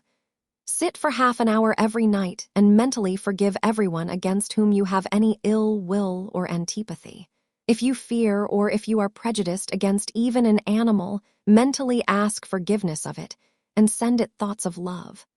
If you have accused anyone of injustice, if you have discussed anyone unkindly, if you have criticized or gossiped about anyone, withdraw your words by asking him, in the silence, to forgive you. If you have had a falling out with friends or relatives, if you are at law or engaged in contention with anyone, do everything in your power to end the separation. See all things and all persons as they really are pure spirit, and send them your strongest thoughts of love. Do not go to bed any night feeling that you have any enemy in the world. An all-inclusive prayer of forgiveness is this: I forgive everything, everyone, every experience, every memory of the past or present that needs forgiveness. I forgive positively everyone. God is love, and I am forgiven and governed by God's love alone. God's love is now adjusting my life and its problems. Realizing this, I abide in peace. How to invoke forgiveness from others. As previously stated, you have the power to deliberately speak words that will cause others to forgive you. A housewife had large, painful lumps under both arms. She feared a medical examination, realizing it would probably produce an incurable diagnosis and a major operation. Her prayers for healing had seemed unavailing, though, until she learned of the healing law of forgiveness.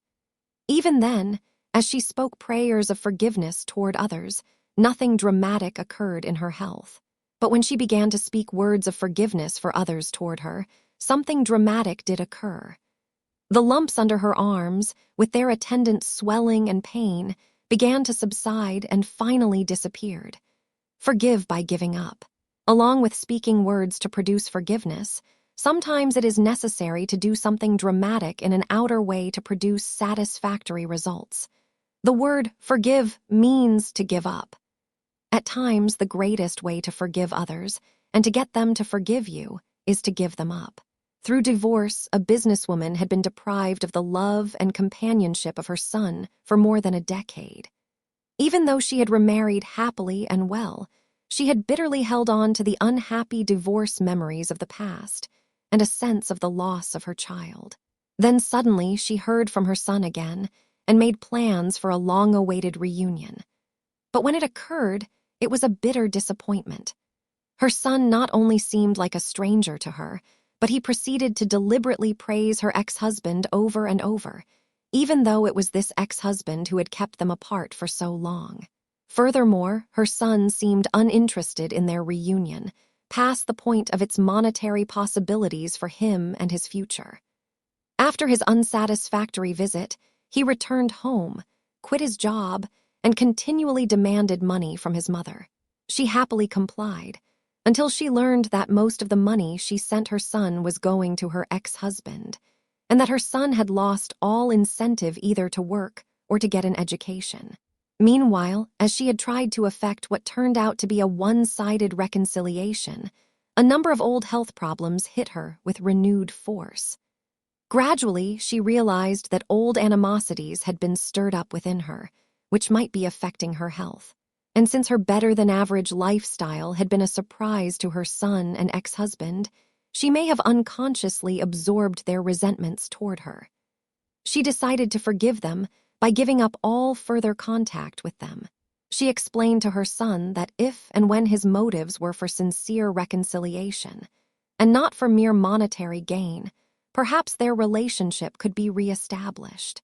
His lack of gratitude for the help she had so generously extended, and his lack of a reply, freed her from any further false sense of responsibility.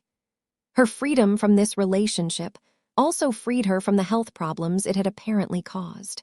When she forgave by giving up, her health problems gave her up as well. A dynamic statement for forgiveness.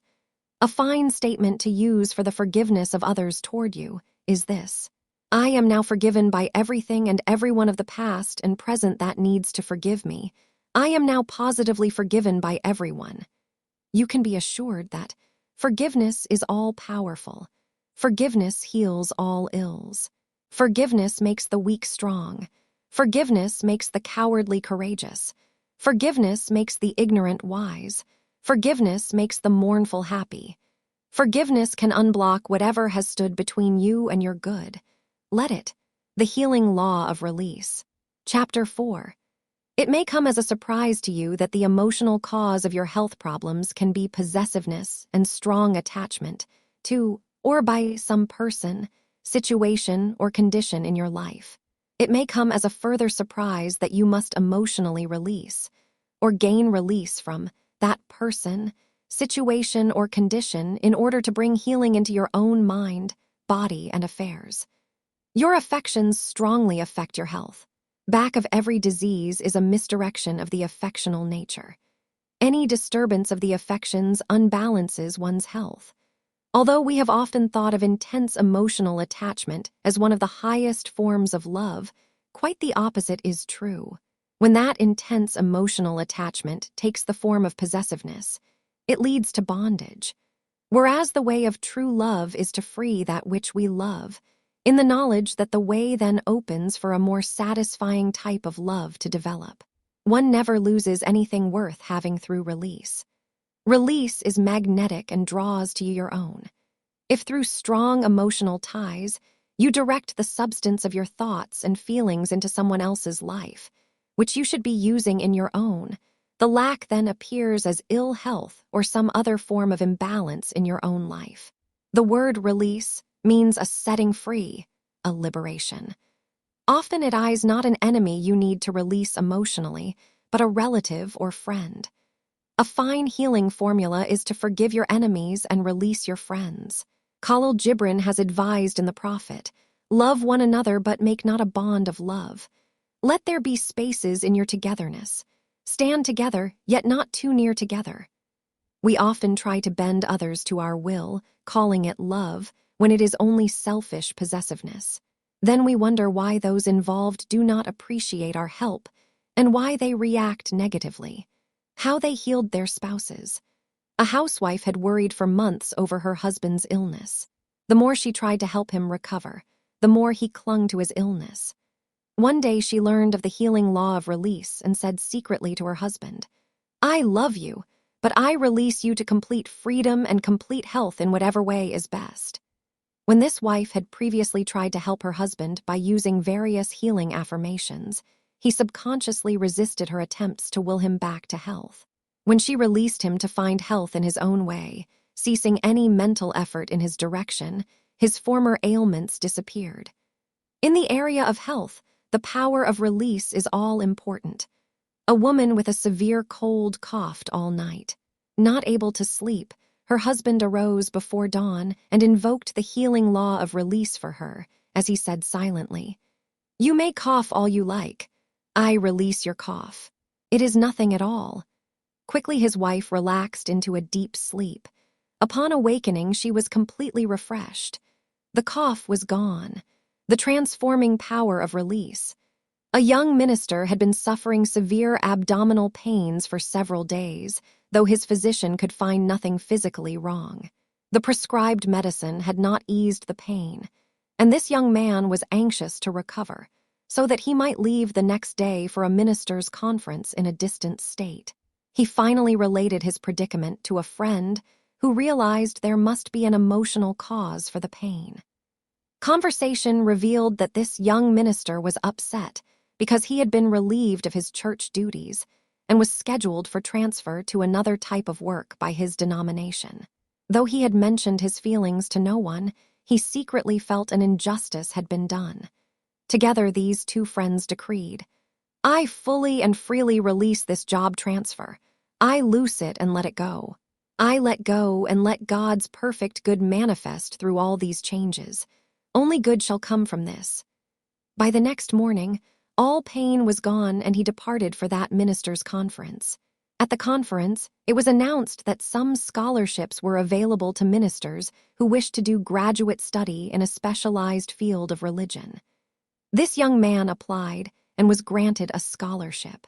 Instead of having to take the job to which he had been apparently unfairly transferred, he left the state to study at a well-known seminary. There he met his future wife. Later he became a professor of religion and settled down to a happy life. By speaking words of release, this young minister had set into operation a series of events that led to much more than just a physical healing goal. This often happens. Healed of leukemia through release. In the case of more serious diagnoses, the healing power of release can prove equally effective. In 1949, a woman was blessed with leukemia. These are her words. She feels that the experience was a blessing because it caused her to seek God and prove His goodness. Through this healing, she learned of the omnipotent power of release. After the diagnosis of incurable was passed on her case, she remembered that a friend had been healed of cancer of the brain through faith and prayer. Memory of that supposed incurable healing gave this woman the courage to believe she, too, could be healed. As she prayed, "Thy will be done, Father. You healed her and you can heal me." All fear of death left her. However, the pain, swelling, and other unhealthy symptoms continued. One night when she had been given up to die, she weakly released herself into God's keeping. "Father, nobody on this earth is going to try to do anything for me. It is all up to you now. I release, loose, let go, and let thy good will be done." She drifted off into a restful sleep after whispering this prayer. When she awakened the next morning, all swelling was gone from her body.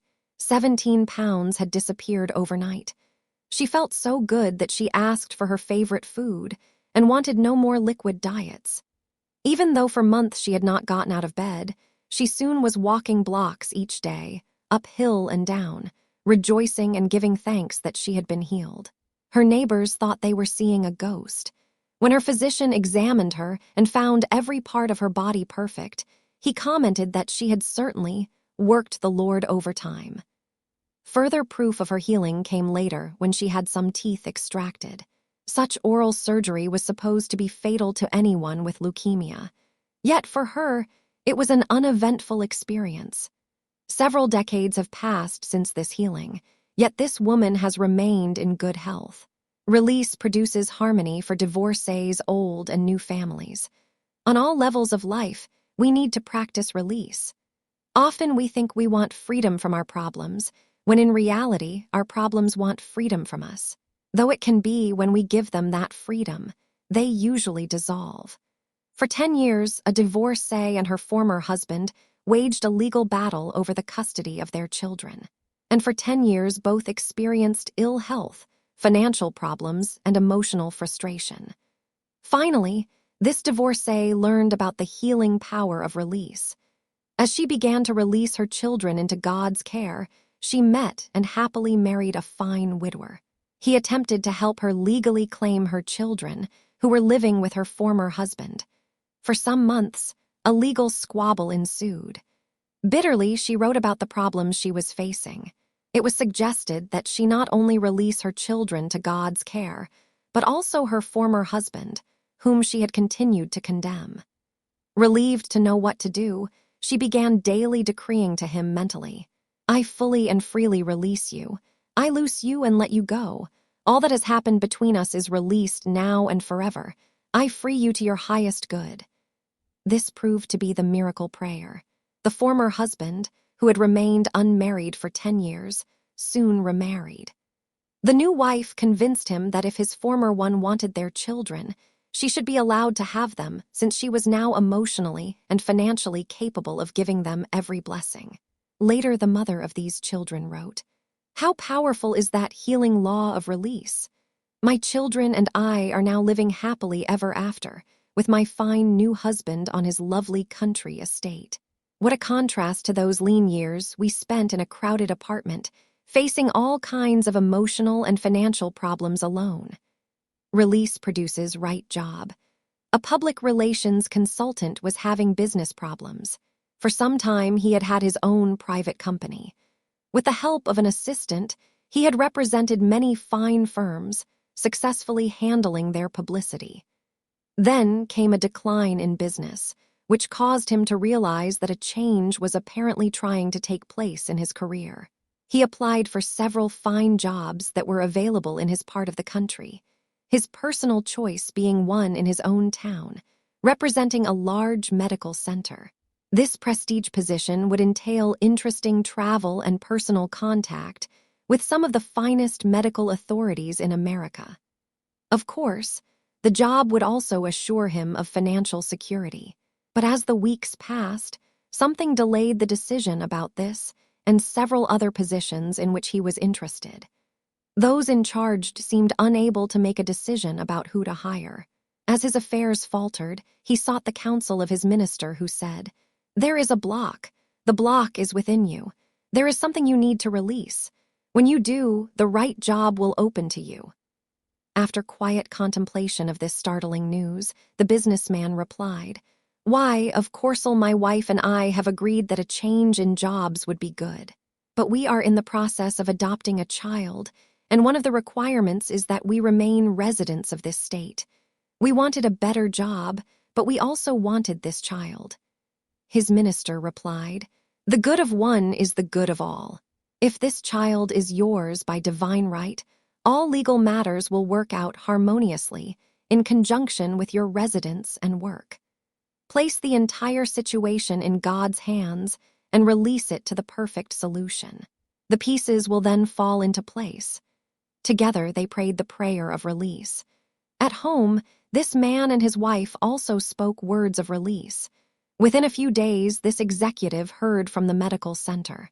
They stated that he had been appointed as their new public relations consultant. Later, this couple became the proud legal parents of their adopted child. Your problems do not create themselves. You create them by your own fearful thinking. Through speaking words of release, those problems are then freed to work out in whatever way is best. The problem-solving power of release in close relationships. Release is a setting free, a liberation. When you want to be set free from ill health and liberated from other problems, you should speak words of release, both for yourself and others. A strong-willed woman kept saying, "It's too bad my husband is such a failure in business. I am the brains in this family. If I did not help run our business, we would go broke." One day she got sick, and for 3 months was unable to go near their place of business. Through illness, she was forced to release their business to be run by her husband in whatever way he deemed best. It was a shock to this woman to learn that she was not the brains of the family, that her husband was perfectly capable of transacting their business affairs in an entirely successful manner. Later she said, "How grateful I am for that illness. It caused me to release my husband and our business to greater success than I could have dreamed possible." Your dear ones must have liberty to live their own lives, and you must grant it to them, or else you will create problems for them and for yourself. If you want to be free from all types of problems in mind, body, and affairs, then emotionally, you must release other people to find their good in their own way. A clear channel is then opened for great good to come to all involved. Your own freedom and well-being depend upon such release, as does the freedom and well-being of your loved ones. A professional woman was quite concerned about her bachelor son. He was successful in his work, but had never married and still lived with his mother. A widow, she had devoted many years of her life to rearing and educating this son. She felt the time had come for her to be free to travel and perhaps to enter another field of work. She also longed to see her son happily married, with a home and family of his own. She realized that her own freedom depended upon the emotional release of her son. Then it seemed that her dreams were coming true. Her son met the girl of his choice. But instead of being happy about it, his mother became upset and resentful, constantly finding fault with the girl. When she got sick, her physician stated she was suffering from hypertension caused by some secret anxiety. She wisely surmised that in order to be free from this illness, she must free her son to live his life as he saw fit. She began daily decreeing, "I fully and freely release you. I loose you and let you go to your good. The good of one is the good of all." The anxiety left her, the health problem faded away, and her son married. She was then free for the life she had secretly longed for.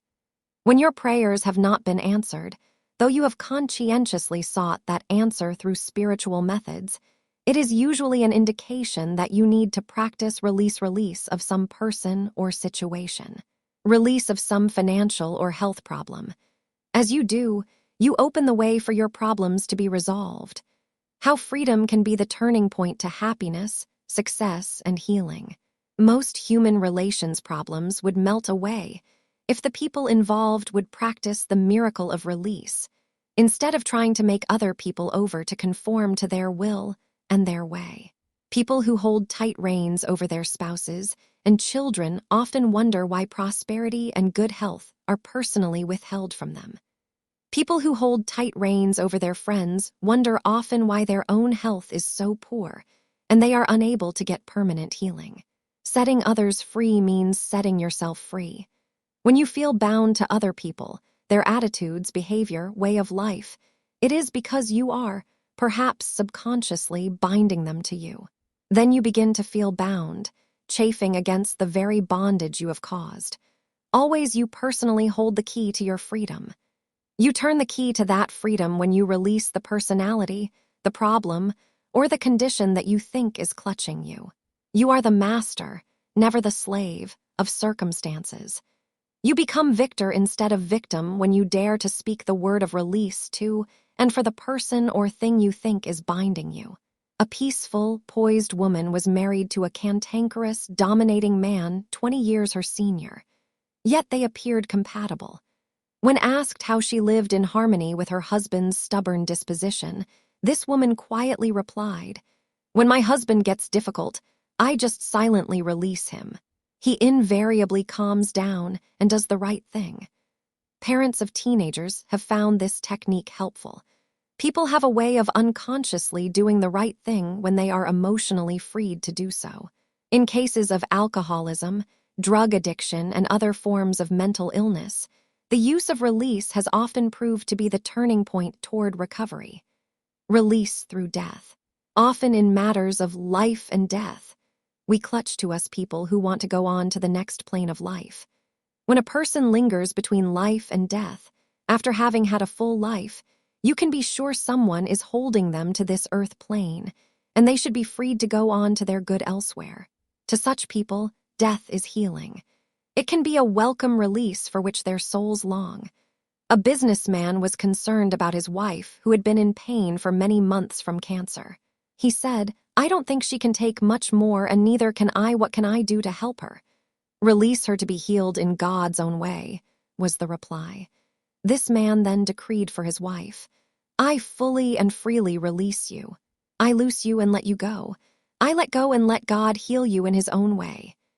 Within a few days, this woman passed on quietly in her sleep. A school teacher was concerned about her mother, who had been in a coma for more than a year. This beloved mother had a large family of children who adored her. The daughter said, "I know my mother wants to go on to the next plane of life to be with my father, whom she loved dearly. She has been unconscious for a year in a private nursing home.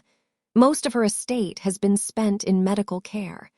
But I have a brother who gets upset when the possibility of mother's death is mentioned. He seems to be holding her here. Words of release were spoken for this mother. Words of release were then spoken for her son. You fully and freely release your mother. You loose her and let her go. You let go and let God heal your mother in whatever way is best. Within 10 days, this woman passed on. Surprisingly, her son seemed relieved over his mother's peaceful transition. Release can bring recovery. Often when a person is released to his good, instead of dying, he recovers. A man of wealth was on his deathbed, surrounded by attentive relatives whom he felt were more interested in his wealth than in his health. This man seemed torn between a desire to live and a desire to die. A business friend dropped by to see him one night when he was very low. The sick man shooed his solicitous relatives out of the room, complaining to his friend, "They don't care anything about me. They are just waiting around to get my money." Then he lapsed into a coma. The visiting friend sat by this man's bed as he lay unconscious and said to him, "You are now released from your relatives, so loose them and let them go. They have no power over you. They cannot take your wealth from you. You are free to stay or go. The choice is up to you." That night proved to be the turning point in this man's condition. He rallied, regained consciousness, later made a complete recovery, and again took control of his financial affairs. How to gain freedom from possessiveness. Your problems are sometimes caused by the possessiveness and strong emotional attachment that other persons have on your life, either through their positive or negative thinking about you. Your words of release can cause other people to subconsciously release you.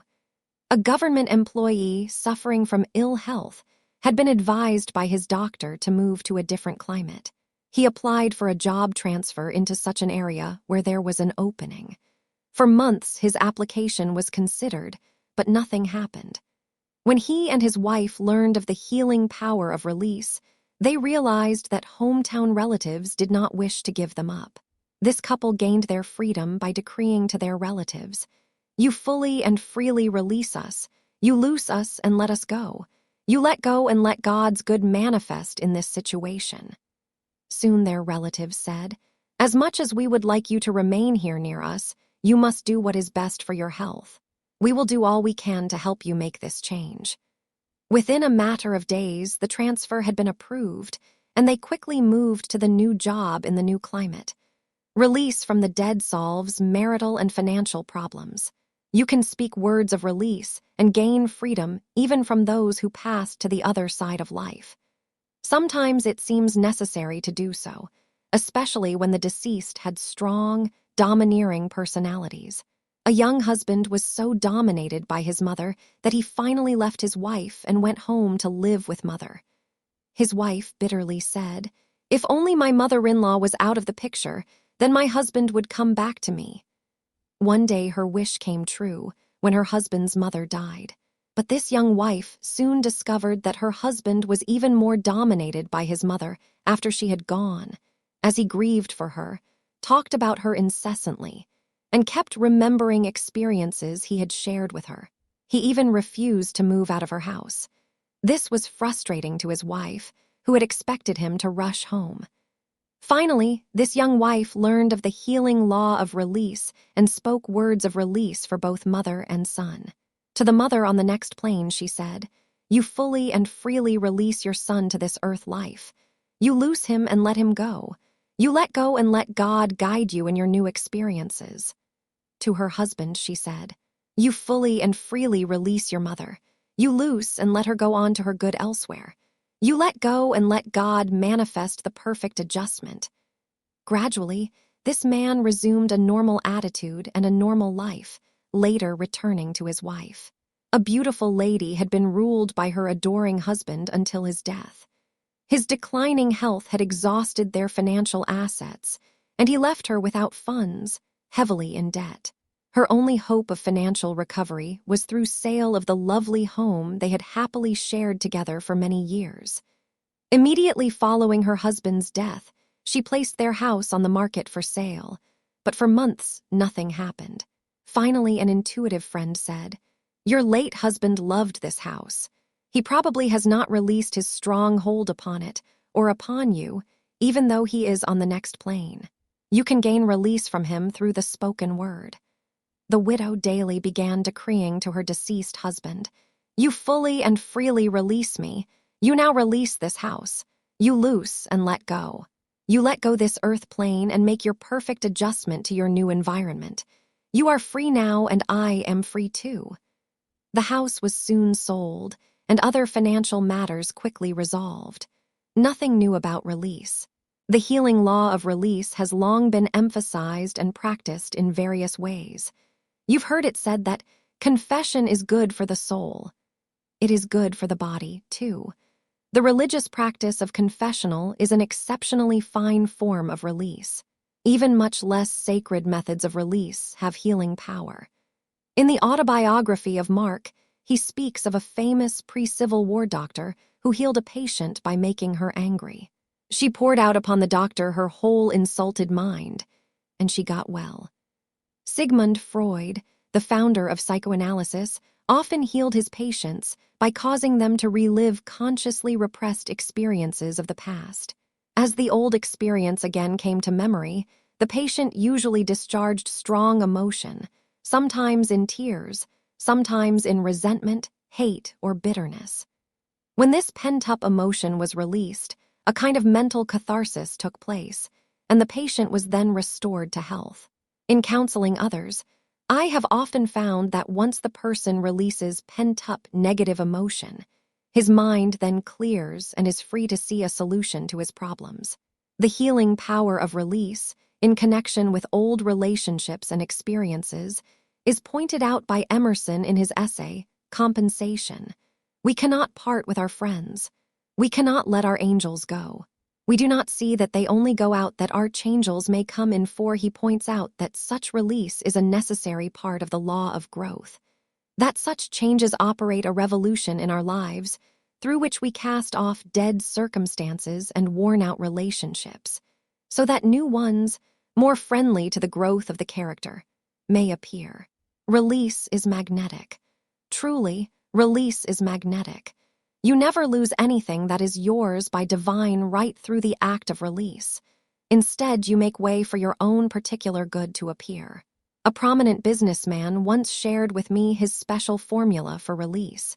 He carried a card on which was printed the following statements. Daily, he read them over, thus giving himself a treatment in release. He attributed much of his success to this formula. I let go my tense hold on persons, places, events, things. I let go what goes.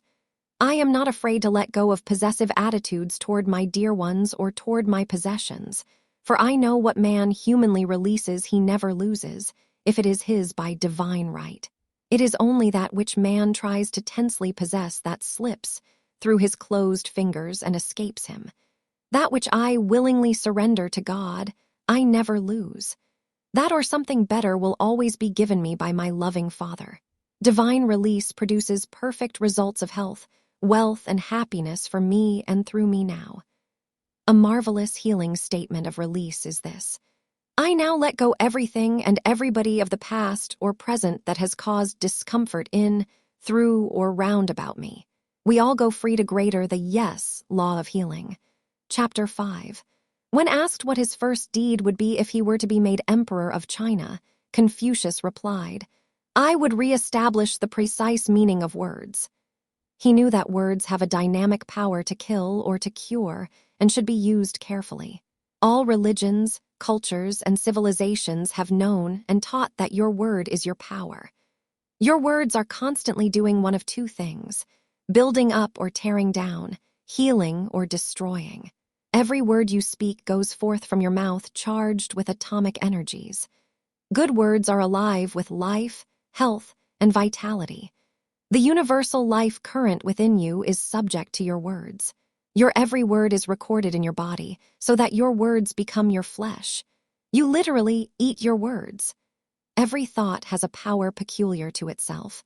Every word, when spoken, vibrates throughout your whole body and moves every cell and atom of your being. Your body is very much like a recording machine, obediently receiving and faithfully indicating the thoughts that are persistently held in it. The body is made up of thoughts and is subject to those thoughts, continually feeding on and expressing the mental food you furnish it. The nerves are the wires that transmit the mind's message to all parts of the body. Since all parts of the body contain brain cells, they carry out the words that have been spoken to them.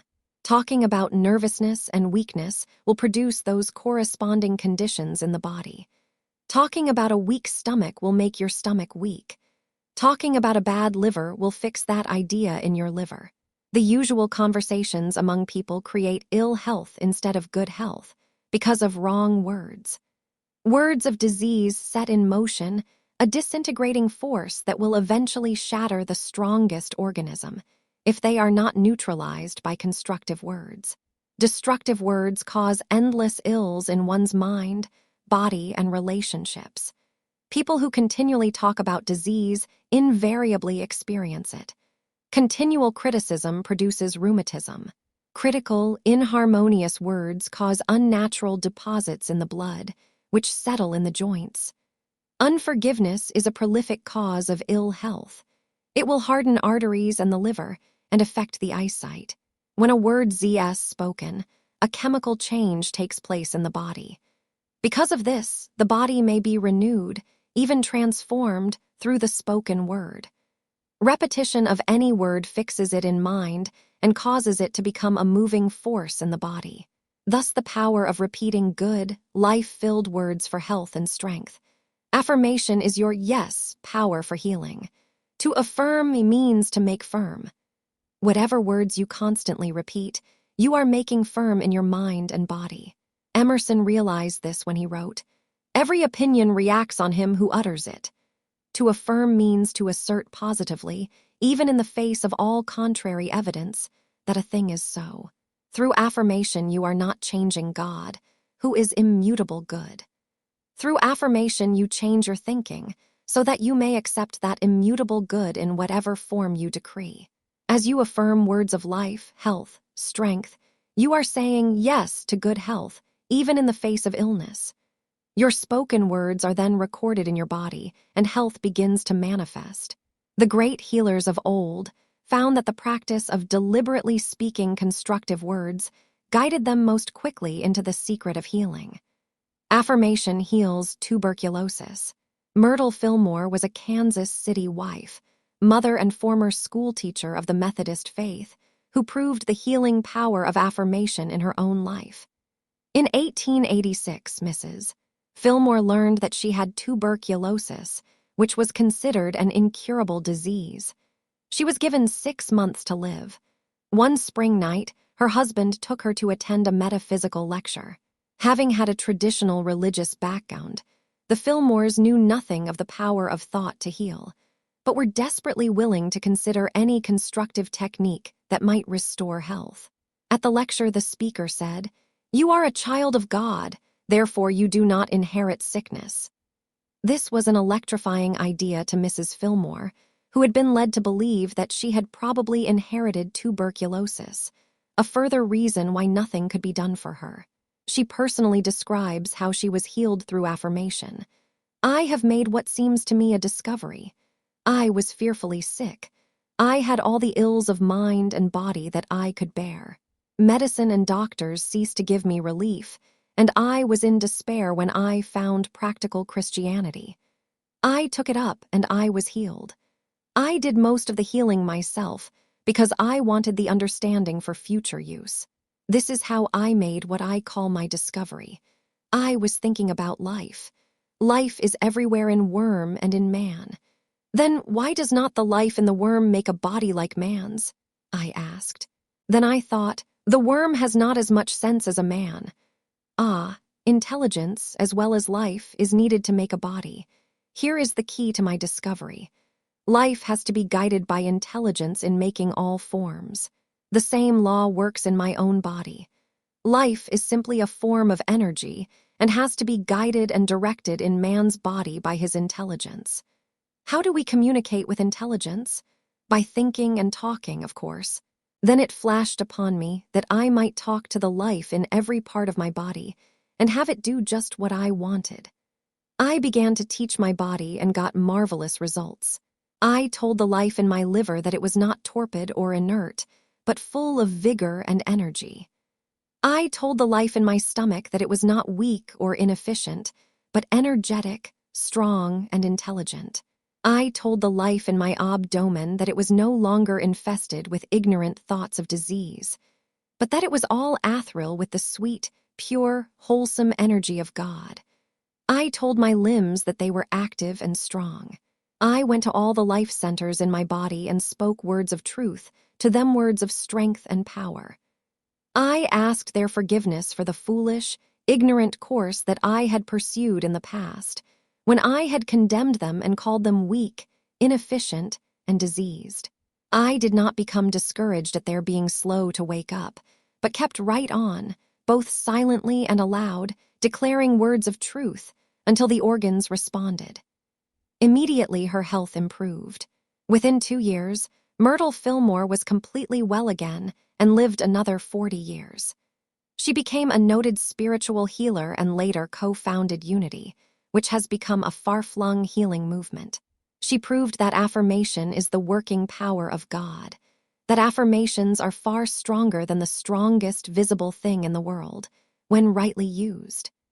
She proved that by affirmative words, you claim and appropriate that which is yours by divine right, and that words charged with power and intelligence increase with use. Scientists have substantiated her ideas that the body, as well as the universe, is filled with intelligence.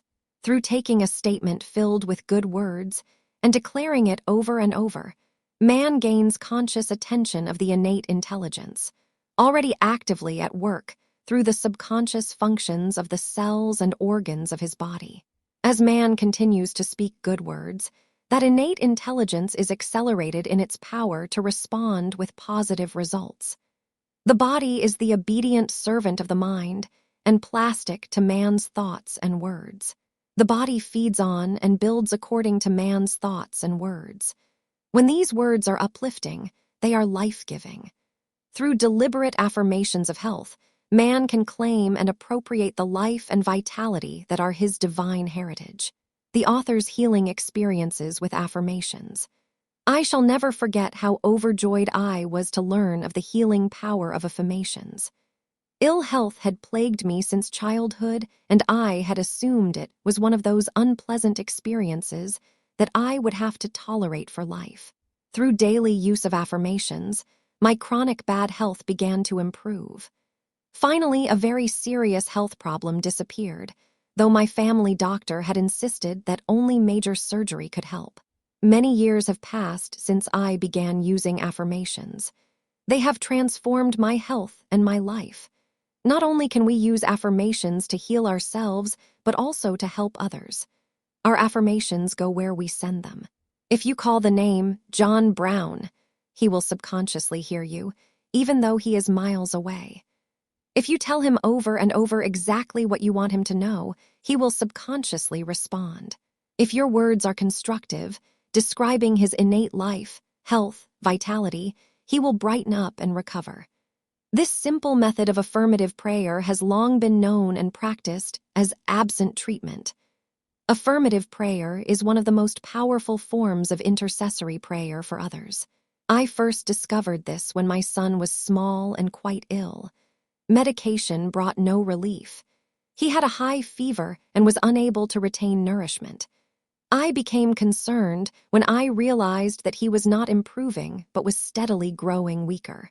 Circumstances did not leave me free at that time to mention affirmative prayer as a means of healing to those about me. The suggestion would have been considered ridiculous. As I prayed for guidance, it came to me to leave my son in the care of others and to go apart and pray. It seemed a heartless thing to do, since he was most fretful and uncomfortable, but I knew that my human love was not enough to heal him. I remained alone for a day, taking with me several books on healing, and the Bible, from which I read uplifting statements about healing, and from which I affirmed health-filled affirmations over and over. Toward mid-afternoon, I had a feeling that the crisis had passed and that my son was going to be all right. From that point on, I simply gave thanks for his healing. That night when I walked into the house, He called out in a strong voice, "Mother!" His fever was gone, and he had received nourishment for the first time in days. Another early experience in the healing power of affirmation occurred when I was visiting an elderly lady who was interested in spiritual healing. On one of my weekly visits, I had a cold and a cough. She seemed somewhat disappointed that I was not manifesting the ideas of healing which I was trying to impart to her through my visits. The next week, I hesitated to visit her because I had not demonstrated healing of that cold, which had now developed into an even deeper cough. Having had a busy, challenging week, somehow I had not taken the time to pray for my own healing. However, as I thought about whether I should see her that week, I had a strong conviction that I should cold or no cold. When I appeared, she was obviously disappointed to see that I still was suffering. Little was said about it, though, as we began discussing a book on healing. Later, as was our practice, we began to pray aloud affirmatively. When we first began making affirmations, I could not breathe freely. The words came with great effort and discomfort, but the more affirmations we decreed, the easier I breathed. Finally, I realized that I was breathing freely for the first time in days, and that my throat was beginning to feel comfortable. As we continued our affirmative prayers, I felt a warm flow of life permeate my body. When this occurred, it was as though a heavy burden had passed away. And it had. I had been healed, needless to say. This friend's witnessing my healing through affirmations did far more for her faith in its power than all our previous discussions. Affirmation helps change of life. A woman going through the change of life learned of the protective power of affirmation in the face of unsettling experiences. One night when she was in great pain and seemed unable to control the functions of her body, she affirmed over and over many times, "I give thanks that my life forces are now conserved and controlled. I give thanks for the orderly adjustment of every function of my body. I am strengthened, renewed, healed." Within a short time, the pain was gone. Order was established and maintained in her body as the menopause experience was completed uneventfully. A toothache is healed. A businessman was suffering from a toothache, which dental treatment had not alleviated. Pain-relieving drugs had only made him nauseous. One day, in much pain, he remained home from work and decided to try the healing power of affirmation, about which he had recently learned. Over and over he affirmed for the pain and swelling, "I am the radiant child of God. My mind, body, and affairs now express his radiant perfection." He surely did not feel radiant as he began affirming these words, but gradually he began to feel better. By mid-afternoon, the pain was entirely gone and the swelling was subsiding. That night, he rested peacefully for the first time in several nights, and he returned to work refreshed the next day. Smoking habit is conquered. A couple who knew of the healing power of affirmations decided to use them for the husband's smoking habit, which was affecting his health. They decided it would be easier for his subconscious mind to accept the suggestion that he no longer cared to smoke if that suggestion was given impersonally by someone other than himself. Each night he would lie down and relax. Nearby, his wife would sit quietly and affirm for him, "You no longer desire to smoke. You have lost all desire for smoking. It has no appeal for you. The smoking desire has left you. You can no longer smoke. It does not taste right and has no appeal to you." After only a few days, his desire for cigarettes began to diminish. Within a few weeks, he had lost all interest in smoking. An unexpected occurrence was this. As his wife affirmed these affirmations for her husband, they also worked for her. She found that she soon had no desire to smoke either. Sea Captain heals himself of alcoholism. The ancient Greeks believed that health was an entity that would come by being called. Some years ago, I met a man who proved this theory. Through affirmations, he healed himself of alcoholism when all human methods had failed. This man was a sea captain who began to drink during many lonely hours spent at sea.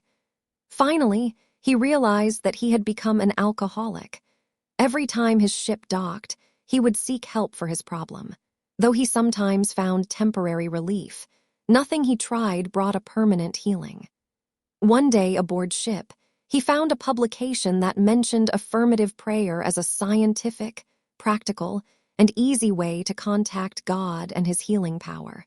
In desperation, this sea captain decided to try it. This man told me that he made his mind start working for him instead of against him, by feeding it strong, affirmative statements that acknowledged the presence and power of God's goodness in the midst of his drinking problem. The first statement he began affirming over and over daily was, "Alcoholics can be healed." The next statement he affirmed over and over was, "I am being healed. Yes, it is true. Right now, at this very moment.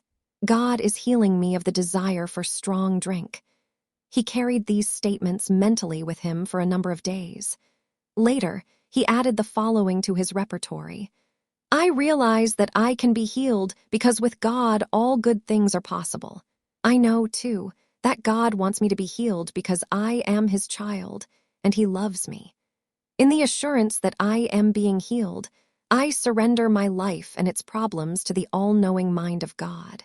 Not only am I being healed of the desire for strong drink, I am being relieved of the burdens of ill health, financial difficulties, fear, and resentment. I am being transformed within and without. I am happy in my undertaking to attain and maintain sobriety. I now launch forth into a new world with courage, confidence, and faith." In due time, this man graduated from the idea that he could be healed to the idea that he was healed. "I am healed. Yes, thank God, it is true. I am now healed of the desire for strong drink. I am happy and thrilled with this new way of life. My joy is full. The power of God sustains and protects me against all mental and physical temptation. My sobriety now pays me enormous dividends in health, wealth, and happiness. Good returns to me 1,000-fold. In the last phase of his rehabilitation, through affirmative prayer, he declared, "There are no off days, no dull days in this new way of thinking and living. Every hour of wholeness is one of joyous excitement and adventure. I rise to new heights every day. This I accept, this I believe. I thank you, dear God, for this complete and permanent healing." At the time I talked with this man, he was well and happy and had been sober for a number of years. I continued to hear from him during his lifetime, and his healing was complete. He often helped others to use this same technique for healing. How affirmations have healed others. Healing through affirmative prayer is legend. In 1944, a young businessman lay in a coma in a New York hospital, given up to die. His wife sat by his bed, holding a card containing the Prayer of Faith by H.M. Cohouse. From that card, she used the affirmation for her husband. "God is your health, you can't be sick. God is your strength, unfailing quick." Her husband recovered, later studied for the ministry, and now serves as a Unity minister. I once had occasion to attend some of the midweek healing services at a beautiful new church. This church was dedicated to the healing ministry of Jesus Christ. Through his midweek healing services, the minister has been a channel of healing to many. A former businessman, this minister considered becoming a medical doctor and went so far as to take the pre-medical courses in college. The son of a chiropractor, he had always been interested in healing. After a thorough study of the Bible, he became interested in spiritual healing and resolved to dedicate his life to it. In his healing services, this minister constantly affirms to the congregation that God's will for them is healing. He gives a short sermon based upon some account of healing from the Bible. The congregation joins him in songs that affirm health. He prays affirmatively for them as a group. He then invites them to the altar to receive a special healing blessing. At the altar, he practices the biblical healing method of laying on of hands, praying for each one individually. His advice is, do not expect God to do it all. Pray to him, then do something in faith. The act of making the effort to get to the altar seems to be the something in faith that leads many to healing. One has only to talk to those who attend his services to find that his healing methods work. I talked with a businessman whose healing was recorded in an unsolicited letter he had written this minister. For 9 weeks I lay in the hospital gravely ill, having suffered many severe heart attacks. Through your frequent visits, you taught me to rely on God for my healing. When the finest doctors in the city told my family they had done all they could for me, and that only a miracle beyond medicine could save my life, you appeared at a very critical moment when I was having a severe heart attack, barely able to breathe. You laid your hands on me and prayed affirmatively that I would be healed. As you did so, I felt as if a hot poker was moving up through my left arm and across my chest. Thereafter, I was able to breathe deeply and easily as the pain began leaving me. Just 3 days later, I was released from the hospital. It is not possible for me to put into words the change which that healing has made in my thinking and in my entire way of life. Not only have I been blessed, but other members of my family have been healed of various illnesses since that time, through your help. It is my sincere wish that many more will be helped, as much as my family and I have been, through coming to know and use the power of affirmative prayer. A lady lay in her hospital bed, suffering from cancer of the liver. She was not expected to live through the night. As she was going in and out of consciousness, she could dimly see a clerical collar and knew this same minister was there praying for her. As he prayed affirmatively, decreeing God's will was health and wholeness for her, she relaxed into a deep, peaceful sleep. The next day, when this minister returned, he found her sitting in the lounge, relaxed and happy. A healing had taken place. The church organist had suffered from a tumor on one finger, the size of a marble. Over a matter of months, it continued to grow. After one night's healing services in which she had joined in affirmative prayer for healing, she prayed, "God, show me what to do to get a healing." The next day, as she was walking from one room to another, she felt severe pain go from the fingertips through the shoulder. The tumor had disappeared. A housewife attended services at this minister's church one night after having hurt her hand. She merely said to him, "I caught my hand in the car door today." Then, extending her hand toward him, she said, "Heal it." Taking her hand, he affirmed, "It is healed." According to a letter she later wrote him, it was. No discolored nails, no signs of a bruise, no discomfort remained in any way. She reported, "It was an instantaneous healing." An ancient teaching for modern use. That your words have unlimited power has been a truth known since ancient times. Primitive man used affirmations through incantation. When there was a healing need, the priest medicine man was called to speak words of healing. The Babylonians taught that a word is either a command or a promise which is bound to come true. That the word is all-powerful is a prevalent teaching in the ancient Hindu scriptures. The Greeks have taught down through the centuries that the word is substance itself, containing a cosmic power with which you can do anything build up or tear down.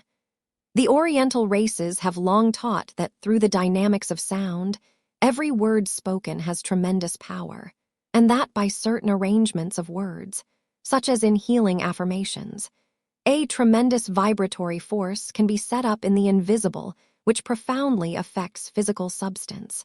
The Egyptian priests of old, by means of affirmative chants, set up strong vibratory forces which dissolved congestions in the body, and which even assisted nature in reconstructing broken bones or depleted organs. The priests knew that by their persistent healing chants, they greatly stimulated centers of consciousness which are located in the body, thus deliberately causing healing to occur. They constantly proved that mind power in the body is aroused and called into healing action through affirmation. The ancient Egyptian scriptures, whose creation story is similar to our Genesis version, emphasize the power of the word. Their scriptures state the world was made when their gods spoke it into existence. They believed that whatever flows from your mouth happens, and that which you speak comes into being. Our own Genesis creation story emphasizes this. God said, "Let there be," and there was. Genesis 1, our Holy Bible points out repeatedly that man's word contains great power. The psalmist said, "He sent his word and healed them." Psalms 1:7-20, the prophet, Joel, advised, "Let the weak say, 'I am strong.'" Joel 3:10, Solomon often talked about the power of words to kill or cure. Death and life are in the power of the tongue. Proverbs 18:21, "He that guardeth his mouth keepeth his life." Proverbs 13:3, "Pleasant words are as a honeycomb, sweet to the soul and health to the bones." Proverbs 16:24, "The tongue of the wise is health." Proverbs 12:18, Jesus did all things by his word. Healed the sick, raised the dead, stilled the storm, fed the multitude. What he did, he claimed that we might do. The centurion recognized the healing power of words when he asked of Jesus, "Speak the word only, and my servant shall be healed." Matthew 8:8, Jesus' spoken words that healed the servant were, "As thou hast believed, so be it done unto thee." And the servant was healed in that hour. Matthew 8:13, healing through written words. The ancient Chinese believed words were so powerful that no piece of paper containing written words should ever be destroyed, even when it was no longer of value. If at times you do not have the privacy needed for speaking forth your affirmations, then write them down on paper. There is something about the written word that reaches past one's fears and anxieties and makes an indelible impression for good upon the mind, leading to happy results. Write down what you would like your body to do and be. Read over your healing words at intervals. When possible, read them aloud. Many a case of sickness would be healed if more people would write out their healing ideas and privately read them over and over. Through written affirmations, you can quietly accomplish much. A formula for health. In India, it is both legend and tradition that the sung or spoken word has more power and influence than anything else in existence.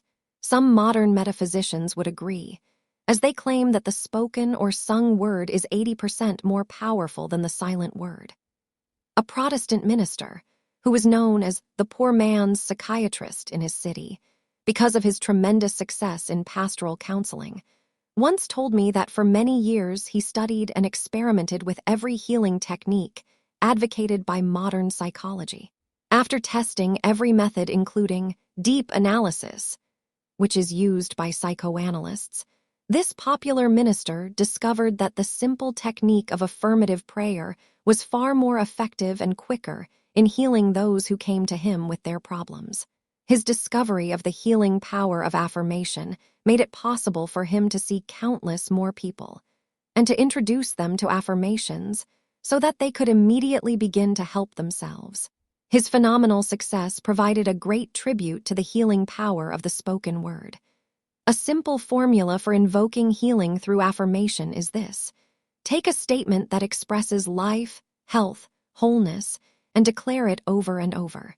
This statement can be a Bible promise or some other healing affirmation that appeals to you. It does not matter that at first you do not believe the statement or do not see how it can come true. If you will persistently affirm it anyway, even though it seems hard to mentally accept, you will find that your affirmations have power. Daily affirm and yet affirm once more. Your persistent affirmations will uplift your conscious thinking, which in turn will change your subconscious feeling nature. Since the subconscious controls the body as it changes, so changes the body. As you study the next several chapters describing various types of affirmations that are especially powerful for healing, you will doubtless find the type that is just right for you. Meanwhile, you can begin invoking the yes law of healing by affirming, "Let there be health in my mind and body, and wholeness throughout my life, the healing law of praise." Chapter 6. The expression of praise as thanksgiving, gratitude, and joy is among the most powerful forms of affirmation. If you wait to be healed before you express thanksgiving, you may wait indefinitely. One of the greatest secrets of healing is to praise and give thanks for it, right in the face of illness, before there is anything to give thanks for. The reason praise is so powerful for healing is this: what you praise, you increase. Praise liberates and releases the life force that is pent up in the atoms of your body. Words that express gratitude, praise, and thanksgiving release certain potent energies of mind and body that are not otherwise tapped. Praise also liberates the finer essences of the soul that are necessary for a complete healing. Through praise and thanksgiving, you activate the dynamic powers of the subconscious and superconscious phases of your being, which act speedily for your improved health. You can praise yourself from weakness to strength, from ignorance to intelligence, from poverty to affluence, from sickness to health. I first became aware of the almost unbelievable power of praise through reading a testimonial written by a housewife. Surely no one knows better than I the potency of praise. Before I came to this understanding, I was a chronic grumbler, and the whole atmosphere about me was steeped with fault-finding and complaining. Praise eliminated pain from my body and trouble from my mind. Since I have adopted the praise method, there has also been a great change in all my household, especially in my domestic help and in the children. How praise heals. It is possible for persistent praise to make a complete change in one's health and appearance. One cannot fail to experience improved health if his thoughts and words are filled with praise, never yielding to condemnation. Pliny, the Roman statesman, wrote that some people carry health in their presence as a result of praise-filled words. For centuries, mankind has been urged by both Hebrew and Hindu philosophers to invoke the potent power of praise. You open the way for great demonstrations through praise and thanksgiving.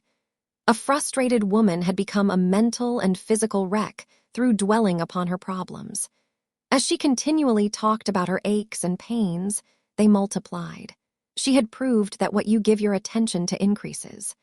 The despair of all the doctors who had tried to help her, she finally sought spiritual healing.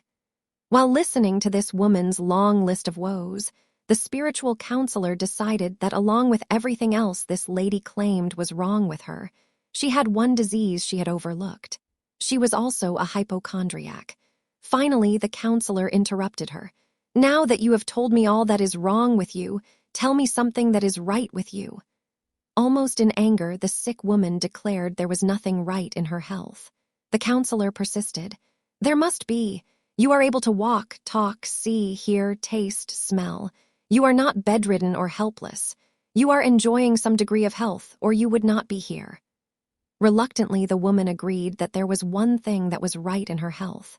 Her little finger was perfectal. The counselor told this whining woman to go home, and for 3 days to concentrate on the perfection in that little finger, to praise its health, to thank God for its life and wholeness, and to refuse to speak of her ills. 3 days later, the woman returned.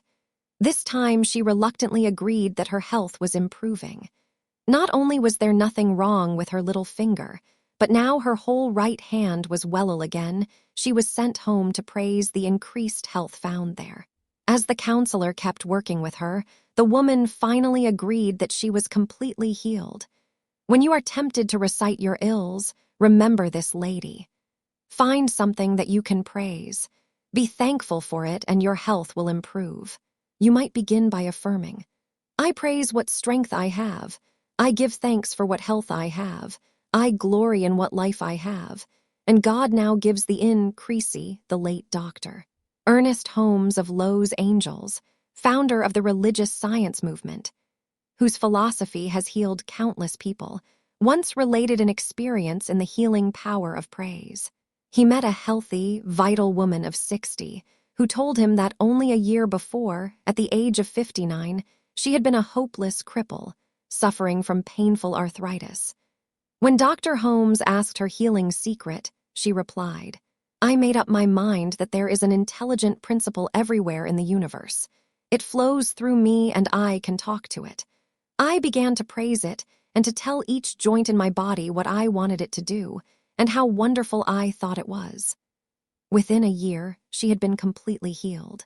The noted Japanese metaphysician, Dr. Masaharu Taniguchi, has been especially successful in the healing of cancer.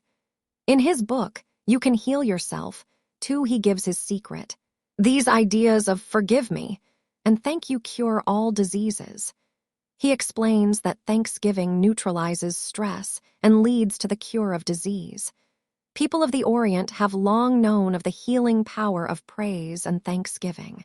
Many years ago, a young Japanese developed tuberculosis, which was considered as dreaded a disease as cancer has been in recent times. As he learned the healing power of praise, he realized that his previous fault-finding, critical, complaining words had doubtlessly helped bring on his condition. Though it was hard not to continue complaining, he deliberately made himself do just the opposite and began to praise everything and everybody. At first, the tuberculosis seemed to grow worse. See Chapter 12 on chemicalization. He paid no attention, as he kept on praising everything and everybody. One night when he felt as though he was breathing his last breath, he persisted in praising his body with perfect health. Suddenly his breath grew deep and electrifying, after which he was able to straighten up and breathe easily. It had been an instant healing. The news quickly spread, and as he invoked the power of praise for others, he became a spiritual healer. The healing power of singing and laughter. Praise and thanksgiving open the way to restored health when nothing else will. In fact, many have proved that you do not need one thing more than you already have to experience a healing, if you know the law of praise and thanksgiving. A middle-aged woman broke her wrist in such a way that it was necessary to insert a metal plate to aid in its healing. As her physician placed her wrist in a cast, he informed her that when it had healed, it would remain stiff, that she would not be able to move it, and that she should reconcile herself to this condition for life. Instead of accepting that diagnosis, this lady wrote a little song of thanks which she sang daily. Thank you, God, for my perfect arm. Thank you, God. Thank you, God, for your perfect healing. Thank you, God. Thank you, God, for the pain. Thank you, God. Thank you, God, for perfection. This is my refrain. Thank you, God. When the cast was removed 12 weeks later, she immediately moved her wrist with no pain or ill effects.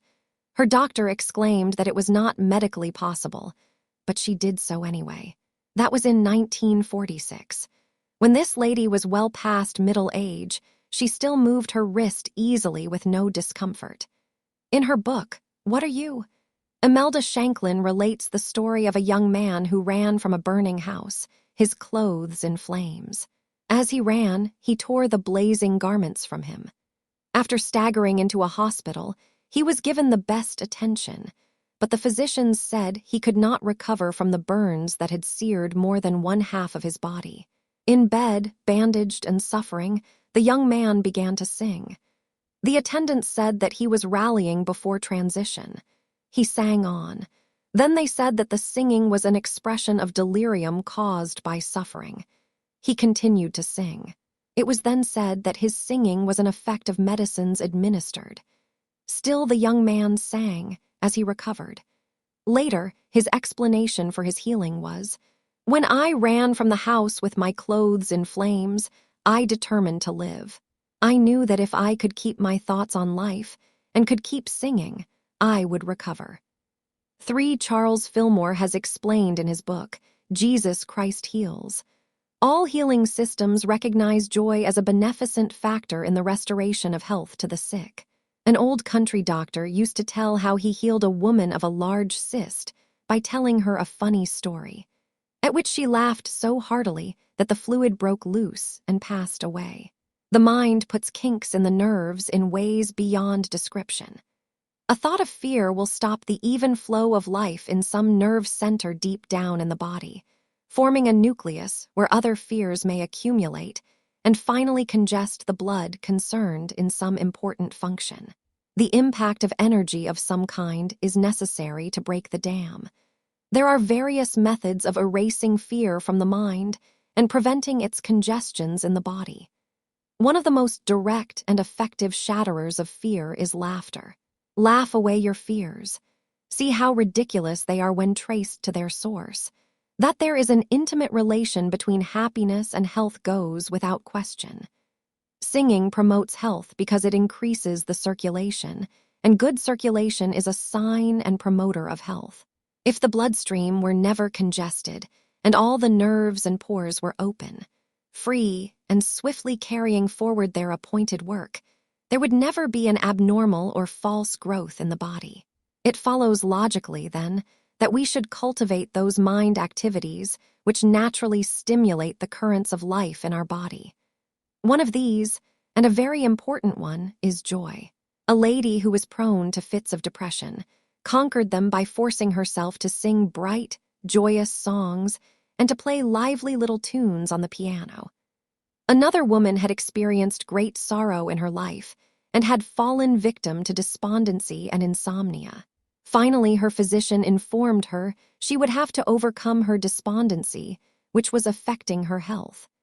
He advised that the way to conquer it was to laugh at least 3 times a day, whether she felt like it or not.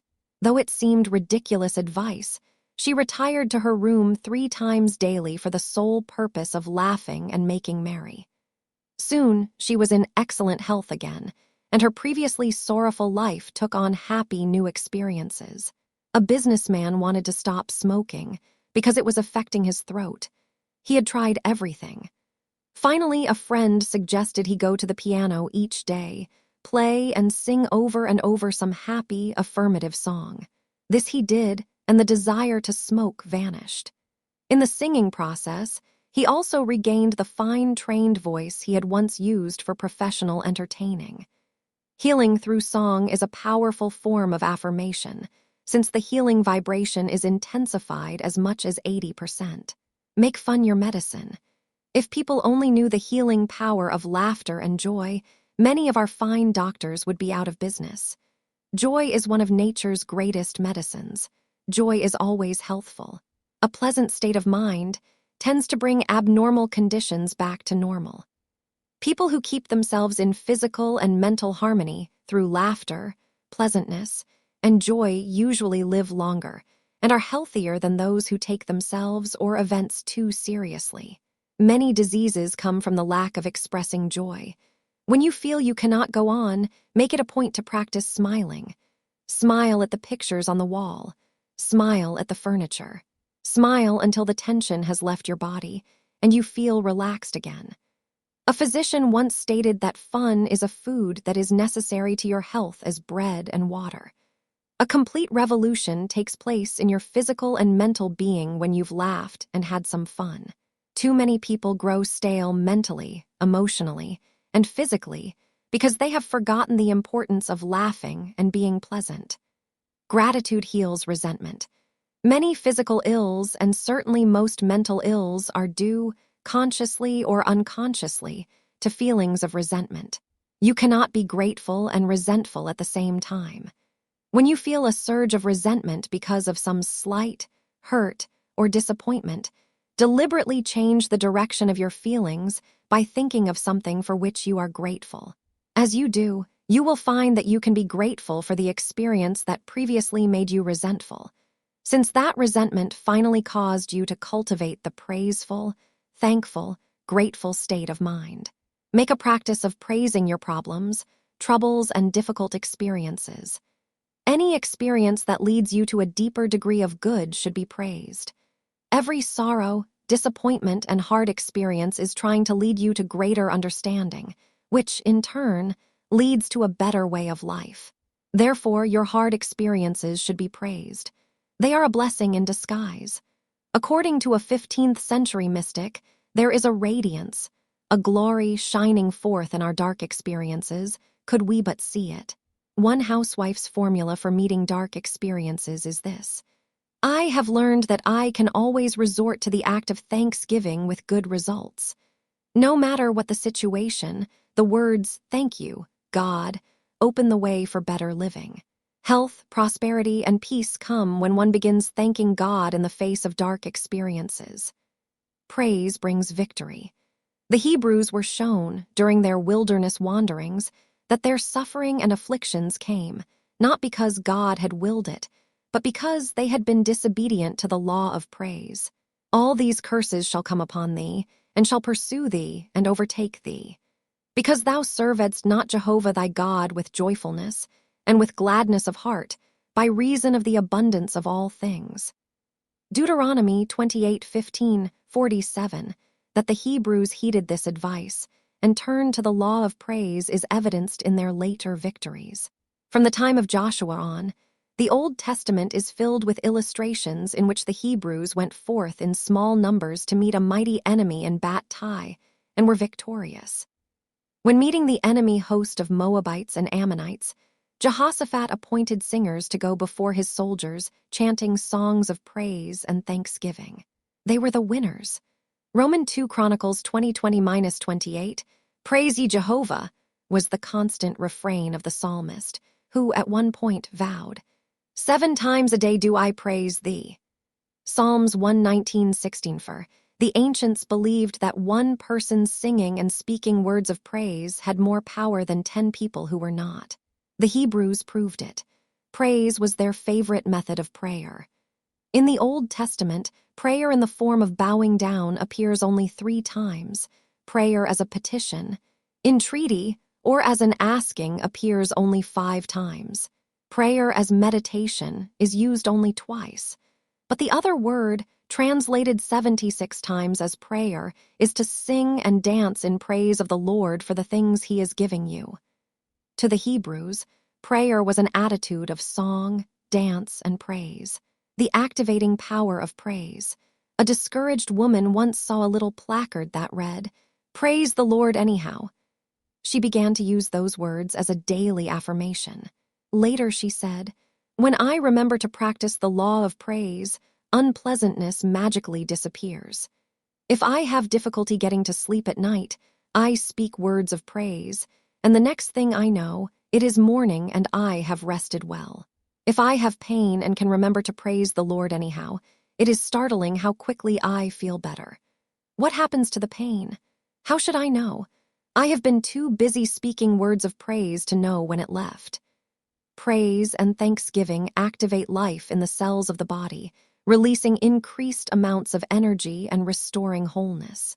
A secretary had suffered constant pain from a chronic health problem for 20 years, after having sought many types of help, to no avail.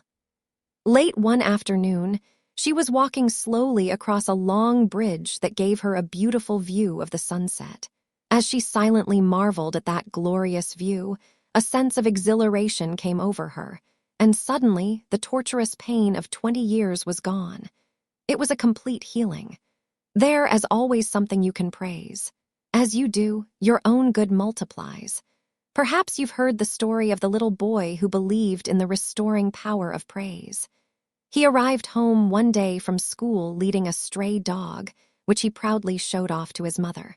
But she was unimpressed as she said, "Where did you find that awful-looking old mutt?" "He's not awful-looking. He's a wonderful dog," her son replied. "That mangy, flea-bitten hound. Why, son, he can't even stand up." "Yes, but mother, look how nicely he can wag his tail." A mother had an only son who had begun to drink heavily. For months she prayed, "Oh God, save my boy from destruction, sin, and death." But nothing happened. Finally, this mother stopped beseeching God to save her son, and she said to herself, "I will give thanks instead." She did not say one word to her son in rebuke, nor did she tell him she was praying for him. Still he drank. Still she continued giving thanks for his healing.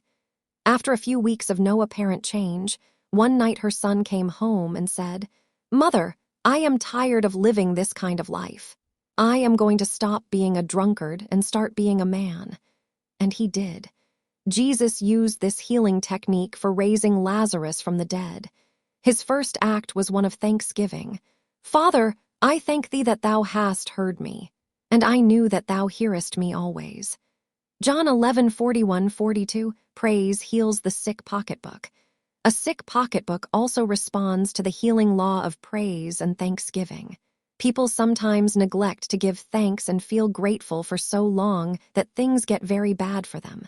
We have all had hardships because we neglected the attitude of gratitude. If you are having financial problems, it is probably because you have been ungrateful and cynical. There is nothing that will empty your pocketbook and bank account more quickly than the cynical, ungrateful state of mind. There is an old proverb, "The ungrateful never escape." If you have certain challenges in your life which you have been unable to escape, check your attitudes to see if you have not become ungrateful. So long as you remain cynical, you will never escape those challenges. They will only multiply. Conversely, when you cast off bitterness and resentment through invoking the almighty power of praise, your bounty will increase. A businesswoman recently proved this. She had had extra expenses, the payment of which was due, plus the payment of current bills. There was not nearly enough money to go around. She had affirmed and affirmed that there would be adequate supply, but nothing happened. Then she realized she had gotten cynical, criticizing her bills and condemning her inability to pay them. She had also criticized the unexpected experiences that had brought on the additional expense. Furthermore, she had even condemned her usual channels of supply, saying they were insufficient.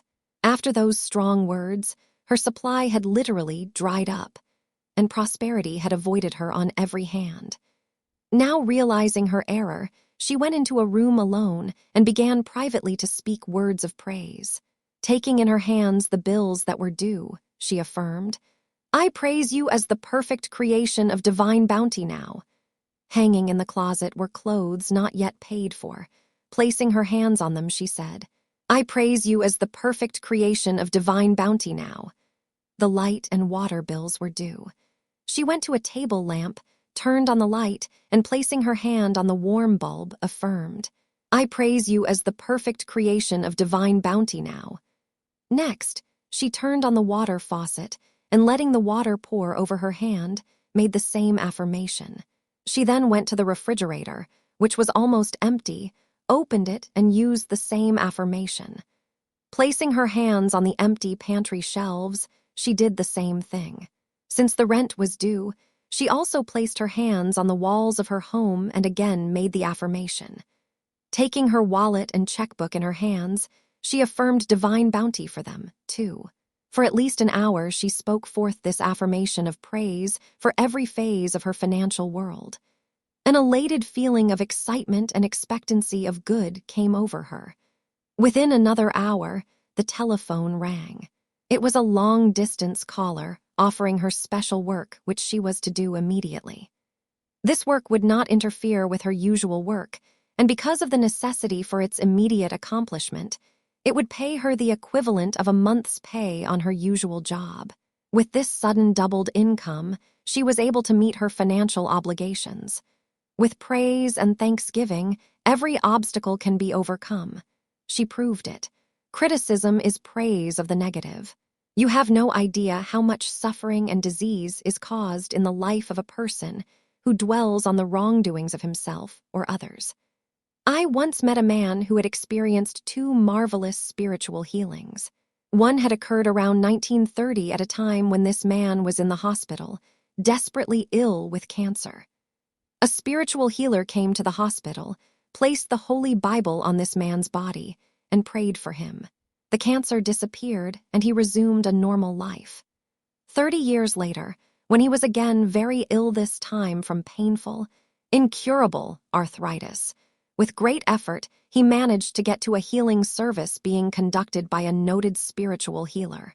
As the healer asked those in the audience seeking health to rise, this crippled man struggled to do so. After painfully getting on his feet, he followed the healer's advice and prayed for a man standing nearby, who also sought healing. After this 2-hour healing service was over, this businessman realized that the pain in his aching joints was subsiding. He had been scheduled to leave town to get special medical treatment for arthritis, but the next morning he felt so much better, he remained at home. A few days later, he realized that the pain he had endured for many years was completely gone. I witnessed this man's healing at this special service. The next week, as he informed me of his healing, he gave me the mental clue to why he had suffered so much over the years, in spite of an earlier healing. He criticized everything and everybody, even after this second marvelous healing.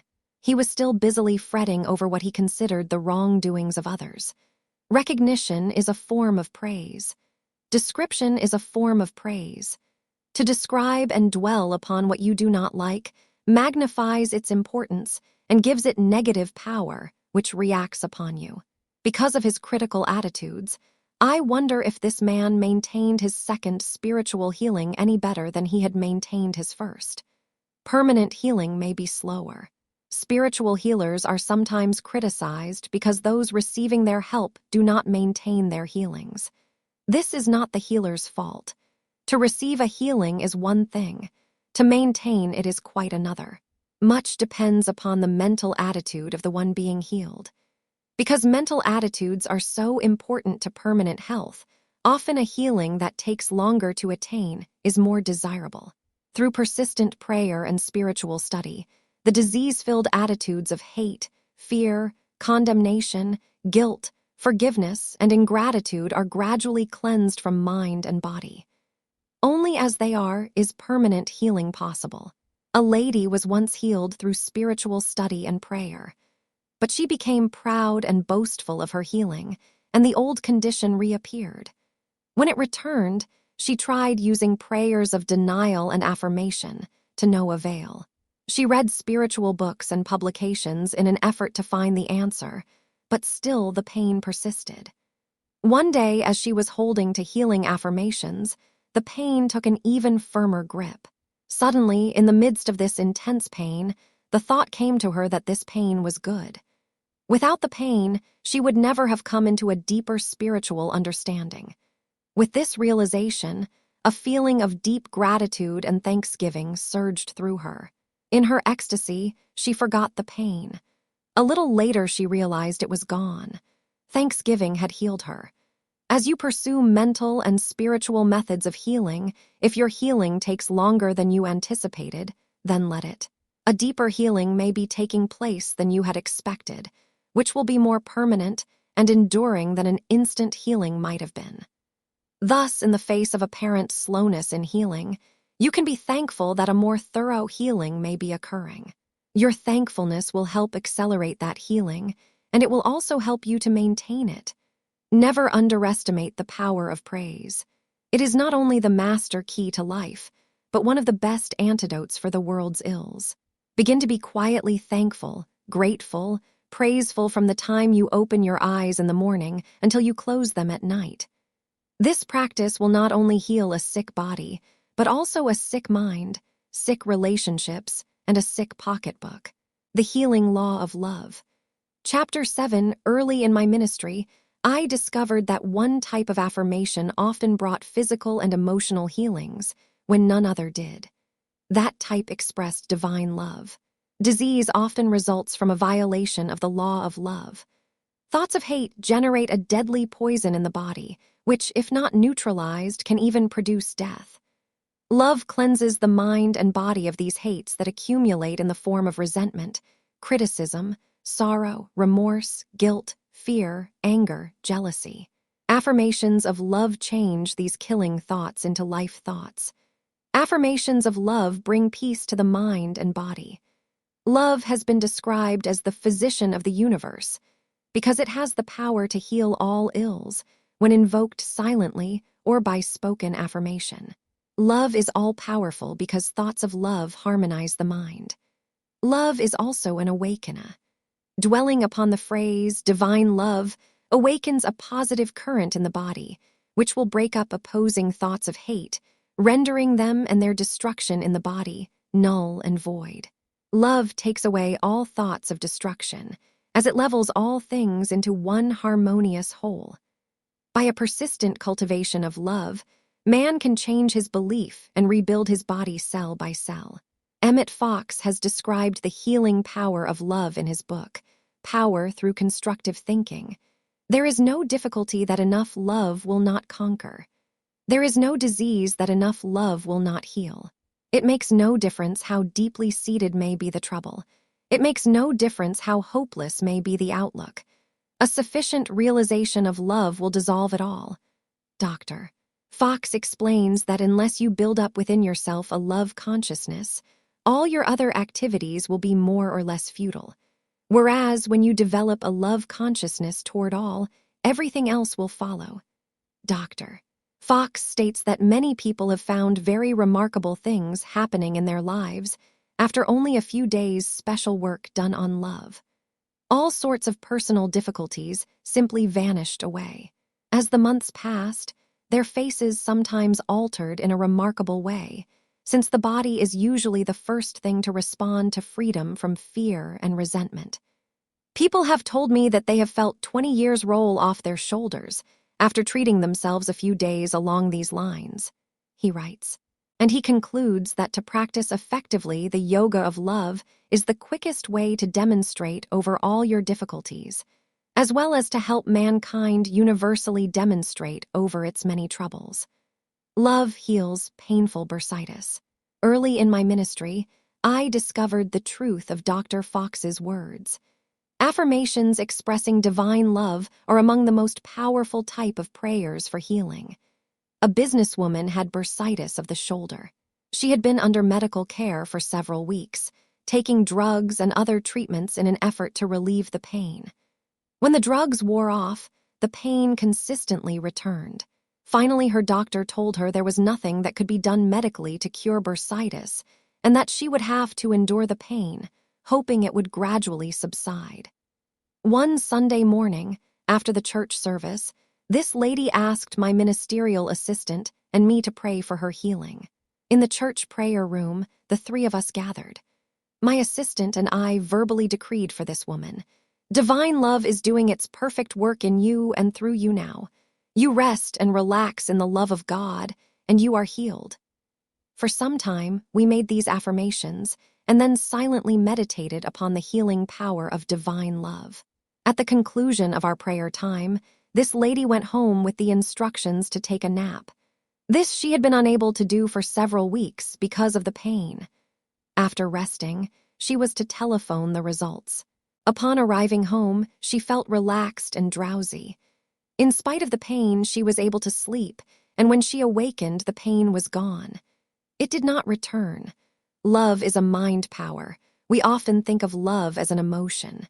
We often think of love as a spiritual quality. It is both, but love is also a mind power native to man, existent in every one of us. Certain words used persistently release this mind power to mold and transform conditions in the mind, body, and affairs of man. The words divine love dissolve hate, resistance, opposition, obstinacy, anger, and other mental and physical frictions that cause pain and disease. Words make cells, and these cells adjust to each other through associated ideas. When the words divine love enter into man's thought processes, every cell responds with poise and balance. As it does, peace and harmony appear. Pain and disease fade away. By persistently dwelling upon the thought of divine love, man unifies himself with the healing power of love within him, and it then pours forth through his body in healing streams. Through the thought of divine love, man can free himself from all types of limitations. Love heals high fever and heart condition. Another experience witnessed early in my ministry convinced me of love's healing power. I was called to the hospital to pray with a businessman who had a high fever, which his physicians had been unable to break up. Strong drugs would bring his fever down, but when the drug wore off, the fever returned. His condition seemed especially serious because over a period of years, he had suffered a chronic heart condition and had taken special drugs to arrest it. Any undue strain on his heart might bring dire results. For some time, this man had had marital difficulties, having gotten involved with another woman. Instead of keeping quiet about their difficulties, his wife had talked loud and long to almost anyone who would listen. Her criticism had only exaggerated their problems. A complete gap had developed between them, followed by ill health, mounting financial problems, and unruly behavior in their insecure children. It seemed a deplorable situation. As I stood by this man's hospital bed and affirmed for him, "God loves you, God is guiding you, God is showing you the way. You are beloved by God and man." Tears came to his eyes and a sense of peace enveloped him. Upon returning to my church study a few minutes later, a strange thing happened. As I sat down and relaxed, suddenly a feeling of intense heat passed through my body, followed by a burst of tears. The thought came, "This is an experience in vicarious healing. That man's high fever is passing through my body.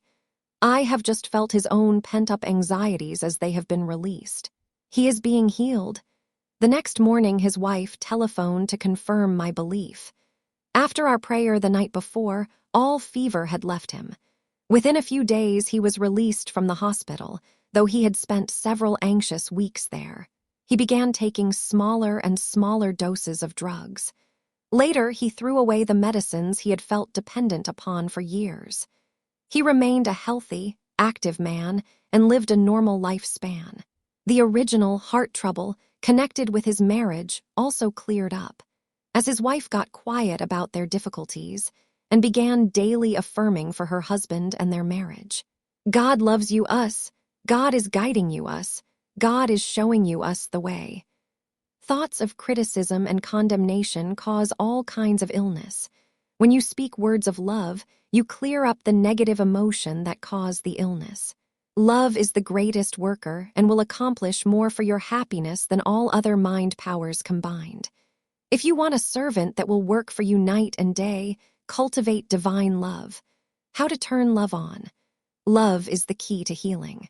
Many doctors now agree that the majority of man's ills come from congestion and from poisons stirred up by negative emotions.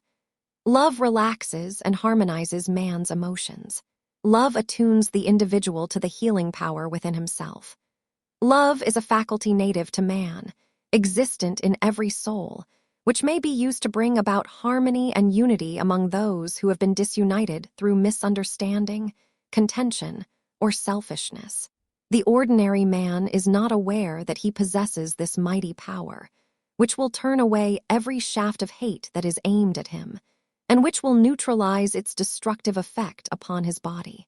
Some years ago, scientific studies on love at Harvard University, headed by Dr. Pittiram A. Sorokin, revealed that human beings have always placed love high on the list of things to be desired in life. But we have tended to look on love as something we could personally do little about. Love either happened to us or it didn't. Now, thanks to that Harvard study, we are finding out otherwise. Love, like other good things, can be deliberately produced by human beings. There is no reason why we cannot learn to generate love as we do other natural forces. The Harvard scientists discovered that you can actually bombard people, situations, and conditions with love, thereby producing miraculous changes. They predicted that turning love on might soon become a universal prescription for healing the world's ills. There is nothing new about these ideas on the power of love, though we delight in hearing them expressed by our eminent scientists. It was the master psychologist of the ages who informed the lawyer that love was the greatest of all the commandments. Matthew 22:35-40. One of the world's most profound intellectuals and builders of early Christianity, the Apostle Paul, also ascribed all power to love. I Corinthians 13. You can begin immediately turning love on in your life, thereby using it as a prescription for healing your ills. Make it a practice to meditate daily on the thought, "Divine love, manifest thyself in me." There should be periods of mental concentration on the love center in the cardiac plexus, near the heart. Think about love with the attention drawn within the breast, and a quickening will follow. All the ideas that go to make up love will be set in motion. Love heals arthritis. Divine love has a balm for every ill. Violation of the law of love causes a short circuit in your health. Resentment, hatred, envy, selfishness, and other negative emotions are responsible for most of man's diseases. Just as these strongly negative emotions affect the chemistry of the body, causing disease, so thoughts of love affect the chemistry of the body, producing restoration. An elderly woman had been troubled for several years with arthritis. She could not use her fingers or hands. Most of the time, the pain was unbearable, and her fists were doubled up. Trying to sleep was a nightmare. She sought out several doctors and applied their remedies, which helped some, but the pain always returned. One day the biblical promise, "Love never faileth," Corinthians 13:8 welled up in her thinking. She couldn't get that promise out of her mind. Then she read these words from a daily word. 3. My heart is filled with divine love, and divine love will work any miracle that needs working. At regular periods and many, many times in between, while sitting or lying down, she mentally and audibly affirmed these words. She also made it a daily practice to send love thoughts to her family, friends, neighbors. She deliberately sent love thoughts to every person who had ever wronged her, or whom she had hurt or disliked. She searched her heart and mind to discover any hidden or long-forgotten wrongs or resentments. She forgave all, sending out love to every nationality, race, and creed. Often she declared, "The Christ in me forgives and sends love to you." A few weeks later, the doubled fists began to loosen. Next, she could move one finger, then another. After a few months, the pain ceased. Later, she was able to use her hands perfectly, doing all her own work. This instance of healing occurred several years ago. Her doctor stated that the arthritis had probably been arrested forever. The body has no initiative of its own. It is a living organism which the mind has built and continues to direct. This directive process is accomplished by means of mind impulses impinging on tissues sensitive to thought, which have been called brain cells. Brain cells have cores that receive and carry the thoughts and emotions of the presiding ego. Through the dynamic power of thought, man can release the life of the electrons secreted in the atoms that compose the cells of his body.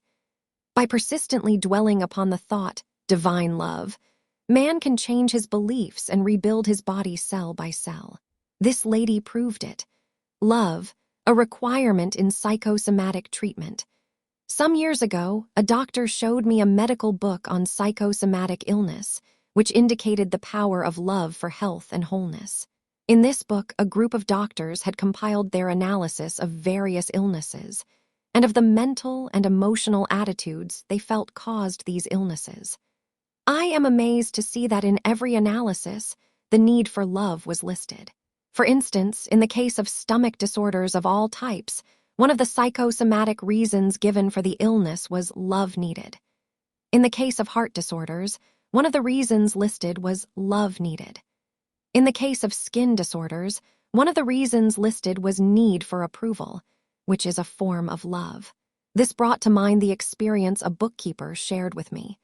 She had had a skin disorder that defied healing, until she began daily placing her hands on her face, affirming, "Divine love is healing you now," and the skin disorder promptly began to heal. In the case of female disorders, one of the reasons listed was need for love.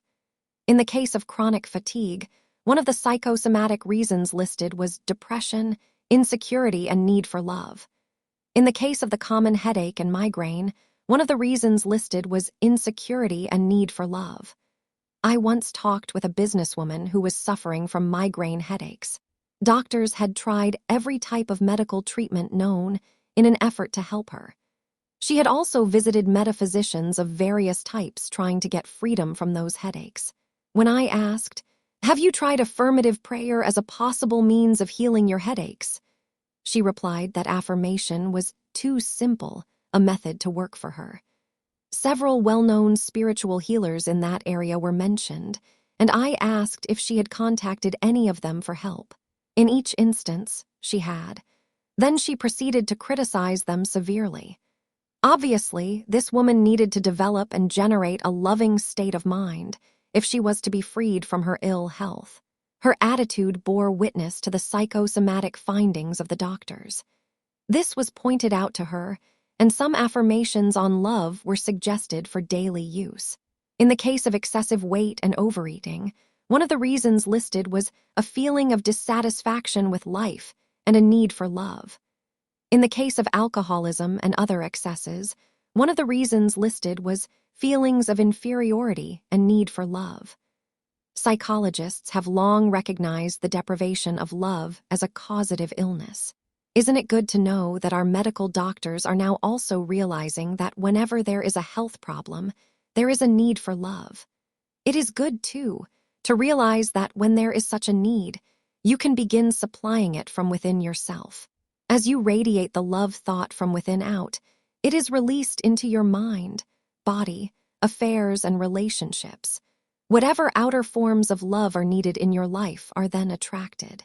A businessman told me that he was healed of a painful condition of long standing after he began releasing love from within himself by speaking words of love to his body.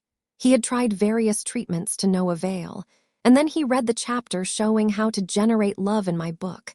The dynamic laws of he began placing his hands on the painful area of the body, saying over and over, "I love you." The pain gradually faded away. Powerful thoughts of love that can heal. A powerful thought for healing is this: God is love. If the full force of this statement were realized, a marvelous transformation would take place in man and his world. One person was healed of an incurable disease after he began daily affirming these words over and over. In another instance, a lady sat by her sick husband's bed where he lay dying. Over and over she decreed, "God is love." Her husband rallied and made a complete recovery. A man had been drinking for a number of days. He had visited ministers, a priest, a rabbi, and an assortment of social workers in an effort to terminate his drinking. Finally, he found his way to me. Even though this man was still intoxicated at the time he arrived for help, he agreed to begin declaring affirmations with me just as soon as he could follow the words coherently. Meanwhile, he agreed to sit quietly and accept the ideas expressed. I began affirming to him over and over, "God loves you. God is guiding you. God is showing you the way." That God loved him was a new idea to this man, who had previously believed he was unloved and unwanted by the deity because of his drinking. This thought alone was a sobering one. Finally, he joined me in affirming for himself, "God loves me. God is guiding me. God is showing me the way." We continued this simple process of verbal affirmation for some time until this man's mind cleared. At the conclusion of our prayer period, he walked out of my office a sober man. On his way out, he mentioned that he had no place to go for the night. That, along with the need for food and shelter, he also needed an overcoat to protect himself against the bitter cold weather. Knowing that this man had been the recipient of such items before, I felt it would strengthen his appreciation of them to attract these blessings through affirmation. It was explained that his own use of words could continue to bless, guide, heal, and provide for him. He agreed to momently affirm, "God loves me, God is guiding me, God is showing me the way," as he walked toward the center of the city. An old acquaintance drove by, recognized the man on foot, and offered him a ride into town. That very evening, the friend presented him with a worn but warm overcoat and gave him food and shelter until he found work. A few weeks later, when this man returned to thank me, he appeared clean-shaven, wearing fresh clothes. He had obtained work and was settled in his own rented room. As he began directing his thoughts and his life along constructive lines, he was able to make a complete comeback from a previous life of dissipation. Many persons, as a result of being forced or suppressed in childhood, have hard, unyielding places in the subconscious mind that do not readily yield to the power of the word. The word love overcomes those hard thoughts, which have caused mental and physical anguish. Since love is a harmonizing, constructive power, when it is made active in the mind of man, love conserves his substance. It reconstructs, rebuilds, and restores man and his world. This former drunk proved love's healing power. A nurse, who had been working the night shift, was suffering from insomnia. Finally, she visited her minister, explaining her inability to relax and sleep during the day, and her hesitancy to take habit-forming drugs for that purpose. The minister, explaining the healing effect of words on the body, asked the nurse to sit quietly in a big, comfortable chair. Together they affirmed over and over, "I rest and relax in the love of God, and I am healed." It soon became apparent that the nurse was dozing, as the minister quietly continued affirming for her, "11, you rest and relax in the love of God, and you are healed." Soon she was fast asleep, snoring upon returning home. The nurse slept well for the first time in weeks. Her insomnia was gone. A prayer group's findings on love. I know of a group of people who once experimented with the power of love in a prayer group and found it to be the greatest thing in the world for solving both personal and business problems. Once a week, these people met for an hour and together affirmed statements on divine love. They brought to this prayer group their private prayer lists containing names of people and situations they wished to bless. No one else saw these prayer lists, nor were the people and problems on these lists mentioned. Instead, each person quietly placed his hands on his own list, while the group affirmed together various statements on divine love. Divine love is doing its perfect work in me and through me now, they affirmed for themselves, for their own health, prosperity, and happiness. Divine love is doing its perfect work in you and through you now, they affirmed for others. In a quiet, peaceful way, amazing things began to happen to the various members of that prayer group and to the people for whom they prayed. One businesswoman was out of harmony with a number of her friends. As she began dwelling on affirmations of love, these people began appearing unexpectedly at this prayer group, and reconciliation quickly took place. Another businesswoman had been troubled for some time because of a misunderstanding that had arisen months previously between her and some friends. She had made every effort to apologize and bring about harmony again, but she had been coldly rebuffed through her letters, telephone calls, and personal attempts. One night, during the prayer time, as the group affirmed divine love for the names on their prayer lists, this woman and one other heard a tremendous popping noise in the air. One of the ladies discounted it, thinking it was the product of her imagination. But after the group had concluded, the second lady came to her and confidentially said, "Did you hear that popping sound in the air? That wasn't your imagination. It really happened. That was the hard thoughts that have existed between me and my friends being broken up. I am convinced that through our spoken words here tonight, divine love dissolved the inharmony that has existed." From that night on, this lady had a completely different feeling about the previous inharmony and quietly gave thanks that divine love had healed the situation. It proved to be so. Some weeks later, she felt led to contact her friends again. Instead of rebuffing her, this time they reacted as though nothing had ever been wrong between them. The previous cordiality was reestablished and continues still. Divine love is the force that dissolves all opposers of true thought and thus smooths out every obstacle that presents itself. When the substance of divine love is poured out upon alien thoughts, you are not bothered by them anymore. When love harmonizes the consciousness, you find that your outer affairs are put in order too, and where once there was opposition and fear, cooperation and trust prevail. A businessman's success formula. Several years ago, a businessman related how he had developed his own private formula for straightening out troublesome people. He found that just by getting quiet and blessing them with an affirmation on love, it was as though an electrical force was generated, to which they became attuned. Usually, they quickly responded with harmonious attitudes and behavior.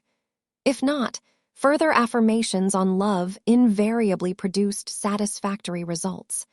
Among his favorite love affirmations were these: "Divine love brings into my life the right people who can help me and make me happy, and whom I can help and make happy.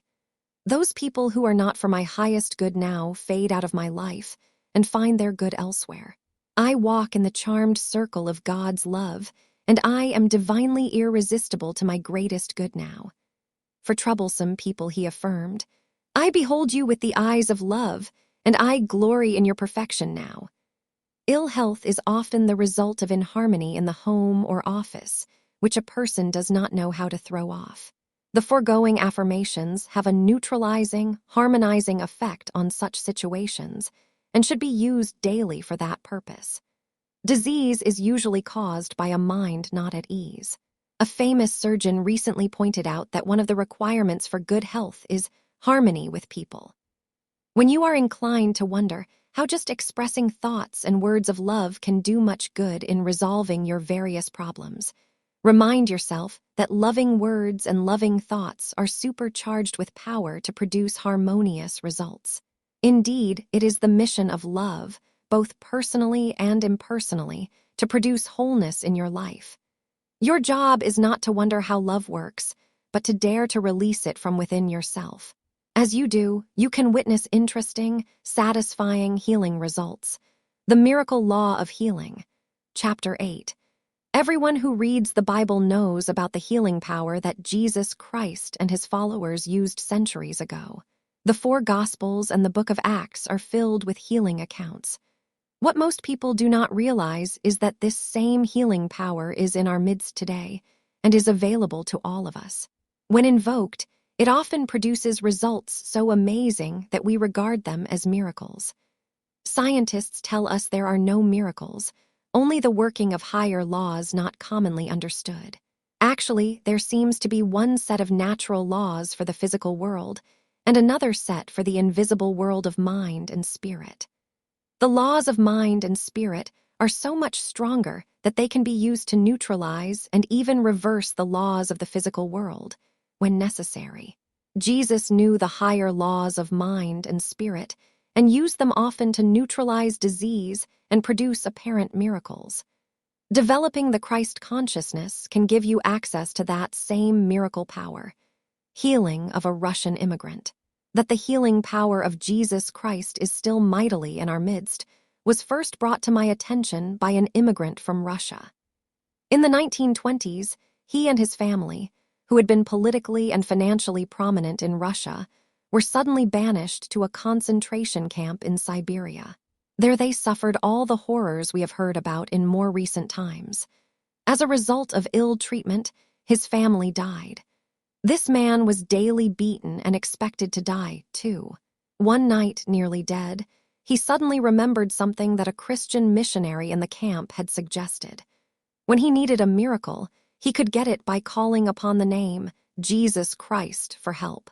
As he lay in his cell in a semi-conscious state, he began to think about this name and to call upon it.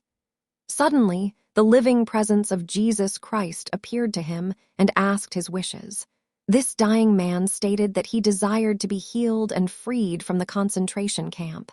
If possible, he also wished to get to America to live and work. Miraculously, it all happened. Even though he had been on his deathbed, he began to recover. New strength welled up within him so that he was able to get up and move about in his cell the next day. Previously, cruel guards lost interest in punishing him further. Through an amazing series of events, he was able to escape with several others from the camp, get out of Siberia into Europe, and eventually reach America, where he spent the rest of his life. At the time I met him, he showed me the severe scars he still bore, all a vivid reminder of the healing power that Jesus Christ still has. The secret of colossal achievement. No person's name has ever stood for such colossal achievement. As the name, there is still power for colossal achievement along all lines to those who dwell upon this name today. A woman saw her family going through great tribulation. Though she had prayed earnestly for them, their negative experience had continued. Finally, she could think of no words to use for their deliverance, except the words Jesus Christ. As she began to speak these words over and over, the tide turned, and her family came through their difficulties to safety. Through repeated affirmations of the name Jesus Christ, a housewife undid much mischief and remade her home life, which had fallen into great distress and discord. The most harmonious relationships and environment were established as she persisted in calling upon this name. Repetition is the mother of wisdom. There is nothing that will benefit you like the continual repetition of the words. The followers of Jesus proved this. After his resurrection, the disciples gathered in an upper room in Jerusalem and dwelled upon his name for approximately 7 weeks. In the process, they were transformed from common, ignorant disciples into bold, illumined apostles of the early Christian era. Through dwelling upon his name, this handful of ordinary men were able to spread the extraordinary message of Christianity to the whole ancient world, a colossal achievement for those times. Charles Fillmore has described the power of dwelling upon the presence of the living Christ. Those who have for even a short time given their thoughts to the Christ Spirit can testify that it has developed in them a new outlook on life. Where before they were doubtful and uncertain, they now have the assurance of a power that is helping them to better living in every way. Health and prosperity have replaced the former fear of sickness and financial worry. How an incurable was healed. Speaking the name Jesus Christ sets up a mighty vibration that releases miracle power. In this name is the power to awaken the life, substance, and intelligence that lies within every cell of your body. In the name Jesus Christ is the power to mold universal substance as supply, peace, harmony, or guidance. When spoken, this name sets into activity forces that produce miraculous results. One of the spiritual counselors who worked with Myrtle Fillmore in the early days of the Unity movement once explained how so many miraculous healings took place through dwelling upon the name Jesus Christ. Mrs. Fillmore literally drilled her prayer workers in the healing consciousness of Jesus Christ. Over and over they affirmed his presence and power in their midst, as they sought healing for the many who turned to them. As each worker developed a healing consciousness, he then counseled with those who appeared for help. This counselor spoke of the time she had spent the day riding streetcars, making hospital and house calls on the sick in Kansas City. Arriving back at the Unity headquarters late in the afternoon, she was tired and anxious to get home. But there she found waiting for her a woman who had been told she had an incurable disease with only a short time to live. This fearful woman desired prayers for her condition. No one else was available to pray with her, and the tired counselor thought, "How can I possibly pray for this woman's health just now when I am so fatigued myself?" Nevertheless, they sat down together and quietly relaxed into prayer. For some time, the counselor silently meditated upon the name Jesus Christ. As she did, a feeling of life strength, vitality flowed into her being, followed by a feeling of peace that assured her of worthwhile results. A half hour or so later, when she concluded her meditation period, the one seeking help said Jesus Christ was here. "I saw him in our midst while you prayed, and I felt a change take place in my body. I have been healed." The coming days proved her words to be true. In that quiet hour, a permanent healing had occurred. By declaring and decreeing the name Jesus Christ, you send into the body a spiritual force that shatters fixed states of mind that have caused disease. Mental prisons are opened, and your imprisoned thoughts and emotions go free to produce new health. Cancer healed. There is a marvelous power for protection and deliverance in this name when it is earnestly spoken or even silently recognized. Charles Fillmore has promised, "Whoever you are, wherever you are, Jesus in his spiritual consciousness is waiting for your mental recognition. Whatever your object, he will show you how to attain it. Whatsoever ye shall ask in my name, that will I do." A housewife was in the hospital, having been operated on the second time for cancer. She was not expected to live. Several members of her family had died of cancer, and it was assumed that she would, too. One night when she was very weak and not expected to get through the night, she realized that the angel of death was standing on the left side of her bed, waiting for her. "If I can just make it until morning, I may live, but if I have to exert myself even so much as to cough, I will be gone," she mused. Suddenly she remembered having heard of the vitalizing power that is in the name Jesus Christ. Weakly, she began to meditate upon that name. After a while, it was as though a great light came into the room and stood near her bed, on the right side.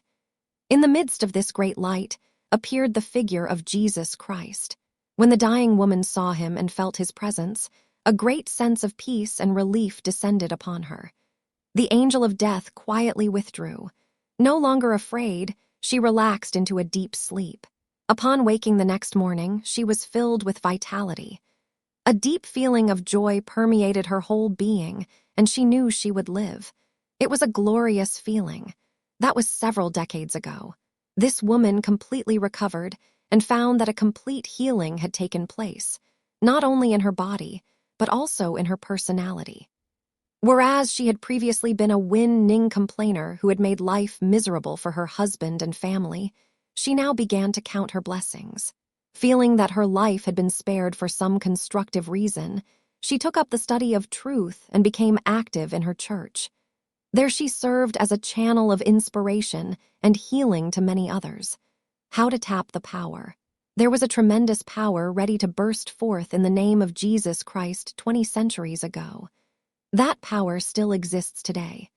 The name Jesus Christ is like an alabaster box that has to be sharply broken open before the precious ointment may pour forth as healing power. You should not be discouraged if your first attempts at calling on the name, Jesus Christ, do not bring the results you desire. It is in the repeated declarations of this name that its power is released. As you persist in affirming this name, you can be assured that the term Jesus Christ holds all power within it and is worth working with until that power has been tapped. Jesus Christ tried to impress upon his disciples that there is power in his name to accomplish all things. When speaking the name, Jesus Christ, do so with authority. You then set in motion a mighty force to accomplish results. Take the name Jesus Christ and affirm it often. There is surely power in it that opens ways to your good which the finite mind never dreamed of. When you repeat this name often, you come into possession of whatever knowledge or power you need to meet any given situation victoriously. As you dwell upon the name Jesus Christ, you will find yourself knowing all you need to know, as you need to know it. New life and energy will come alive in your body. New peace and harmony will come alive in your affairs. New substance will come alive in your financial matters. Indeed, your mind will be renewed, and your body and affairs transformed. Old things will pass away. New good will come so that it may even seem you have been reborn.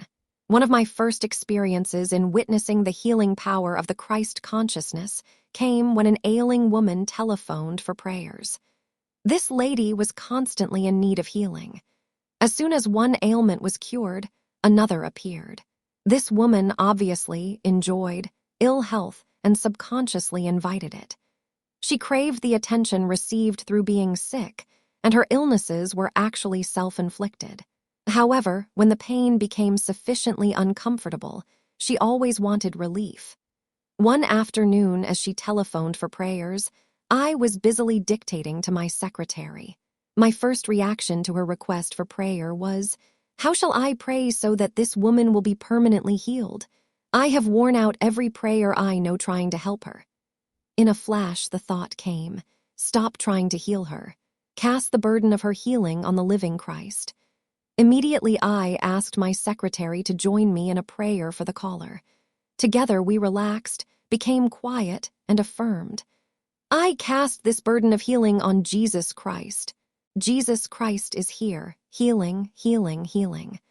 A little later, we affirmed, "Christ in you now frees you from all limitation. You are unfettered and unbound. You are now healed in the name of Jesus Christ, and you mentally accept your permanent healing now." When a sense of peace and release came, we terminated our prayer time and went back to work. Within the hour, this lady telephoned again to say all pain was gone. Thereafter, her calls for healing became fewer and fewer, which indicated she had, at last, begun to mentally accept healing. A miracle formula. One of the great metaphysical healers at the turn of the 20th century was Emma Curtis Hopkins, who ministered to more than 50,000 people in the days before the mass media of radio and television. In her book, Scientific Christian Mental Practice, she has promised, "Looking mentally upon Jesus Christ as present will cure poverty, deafness, blindness, palsy, rheumatism, insanity. Since he has never left us, we can look upon him mentally and be cured of whatever ailment we cry about."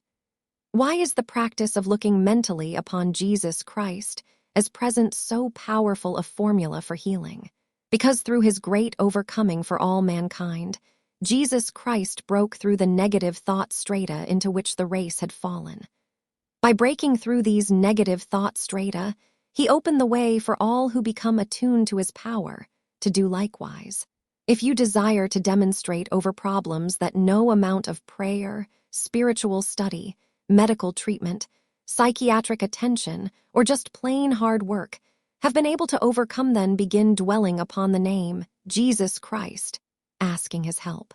As you daily affirm his name and call on his power, you will make a major breakthrough out of the negative thought strata that have bound you into higher levels of consciousness. There you will be free to claim your good. In some instances, you will actually know when you crash through the negative thought strata that previously bound you. At other times, you will simply feel uplifted above all former difficulties. As you come up over them, which is the way to overcome them, they will fade away and you will find that so-called miracles have taken place. Especially powerful prayers for breaking through negation to your good are these. 1. There is nothing in all the world for me to fear, for greater is the miracle-working power of Jesus Christ here and now than any other appearance. 2. Of myself I cannot do it, but Jesus Christ can and is performing miracles in my mind, body, and affairs here and now. 3. The miracle-working power of Jesus Christ is actively at work in my mind, body, and affairs now, and they are every whit whole. 4. The miracle-working power of Jesus Christ is now released into this appearance, situation, personality, diagnosis, and his perfect results now manifest. 5. I cast this burden on Jesus Christ, and I go free now to receive my supreme good. What the Christ consciousness can do. In 1923, the first healing rally was held at the Unity headquarters in Kansas City, to which people came from all over the country. It was a 2 weeks affair. At the close of this conference, those who had received healings during the meetings were asked to rise. More than 9/10 of the audience stood up. Later, some of the healing testimonials appeared in Unity 4 magazine. A lady who had worn glasses most of her life received a healing of her sight and removed her glasses. Another woman was healed of cancer of the breast after her physicians had operated for the last time. A businessman was healed of asthma. Another was healed of the intense pain that had resulted from decaying bones between his shoulders. A thin, emaciated woman who had been literally carried into the conference unable to walk began gaining weight and was able to walk about freely before the meetings were over. What produced these and many other healings? During the conference, Charles Fillmore talked a lot about the living presence and power of Jesus Christ. In one talk he said, "We have no human leader of the unity movement. There is only one head, Jesus Christ. But, you say, Jesus Christ is gone. I assure you that he has not gone. He is in our midst today. He has been seen again and again standing on this platform. Where 2 or 3 are gathered together in my name, there am I in the midst of them." We are here gathered together in the name of Jesus Christ. Jesus is here in his personal body, raised to the 4th dimension. Jesus is here in his glorified body. As John saw him on the island of Patmos, so many are seeing him in this day. A number of persons have testified to seeing him in this chapel, and we believe their testimony. We see him and feel him, and also have the assurance of his presence and guidance through all avenues. A growing number of non-denominational ministers are healing mankind in the name of Jesus Christ all over the world. I once talked with one such minister who is noted for his Christ consciousness, which has healed countless people of all types of disease, including the well-known list of incurables. When I inquired into this minister's healing methods, he said, "It is simple. I just call on the presence and power of Jesus Christ to heal. He does the work. He is as much in our midst now as he was 2,000 years ago. The Master will lovingly respond to anyone who turns to him for help." He then related several recent healings of cancer among his congregation that had taken place after he had begun calling on Jesus Christ to heal. How major and minor healings occurred. In minor, as well as major healing needs, the Jesus Christ consciousness has power. A domestic worker hurried down the steps of her home to attend a lecture on healing. In her haste, she fell, cutting her forehead near the eye, causing pain and swelling in one shoulder, arm, and hand. A relative, witnessing her mishap, said, "You must go to bed at once and let me telephone for a doctor. You are seriously hurt." But this little lady was determined to hear the lecture. Ignoring this warning, she painfully proceeded on her way. At the close of the lecture, she approached the speaker, obviously in pain. The cut near her eye had continued to bleed, and her fingers, arm, and shoulder were badly swollen. Realizing this, the lecturer quickly declared, "You are now healed in the name of Jesus Christ." The lady humbly repeated these words aloud. "Yes, I am now healed in the name of Jesus Christ." As these words were spoken, all misery left her body. Though it took several days for the swelling to disappear and for the cut to mend, a healing had taken place. The name Jesus Christ holds all power within it, which is released through the spoken word. This lady proved it. A businessman found that the best way to enter into periods of deep meditation was by first affirming over and over the name Jesus Christ. One night, during a meditation, he prayed for the healing of 3 friends who were in the hospital seriously ill. In his prayer period, he pictured Jesus Christ healing those friends. As he did, he saw the 3 friends following Jesus Christ out of the hospital. This flash assured him that they would be all right. All 3 soon were released from the hospital on the same day. An elderly woman was supposed to go on a vacation tour, but only a few days before the trip, she came down with lumbago. In bed, unable to walk, she refused to give up to her illness as she repeatedly affirmed, "Jesus Christ is here, healing me now. With his help, I shall rise and walk." For several days, her prayers seemed in vain as the pain continued, but she persisted in affirmation. At 2:00 a.m. on the morning she was scheduled to leave on her trip, she awakened to realize that all pain was gone. Her body was filled with energy. She did arise from her bed and walk. As she and her husband joined the tour, they were shown America's largest cave.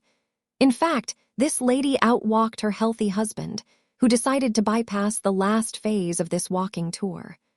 Paralysis, rheumatism, heart trouble healed. A businessman was suffering from a painful condition of paralysis, which persisted in spite of the finest medical care. After studying the healings of Jesus as recorded in the New Testament, he began daily affirming, "The healing power of Jesus Christ surges through me, raising me up to perfect health." Almost immediately, signs of recuperation became evident. First, there was a freedom from pain. Then he was able to take slow but steady steps from his room. Next, he walked in his garden.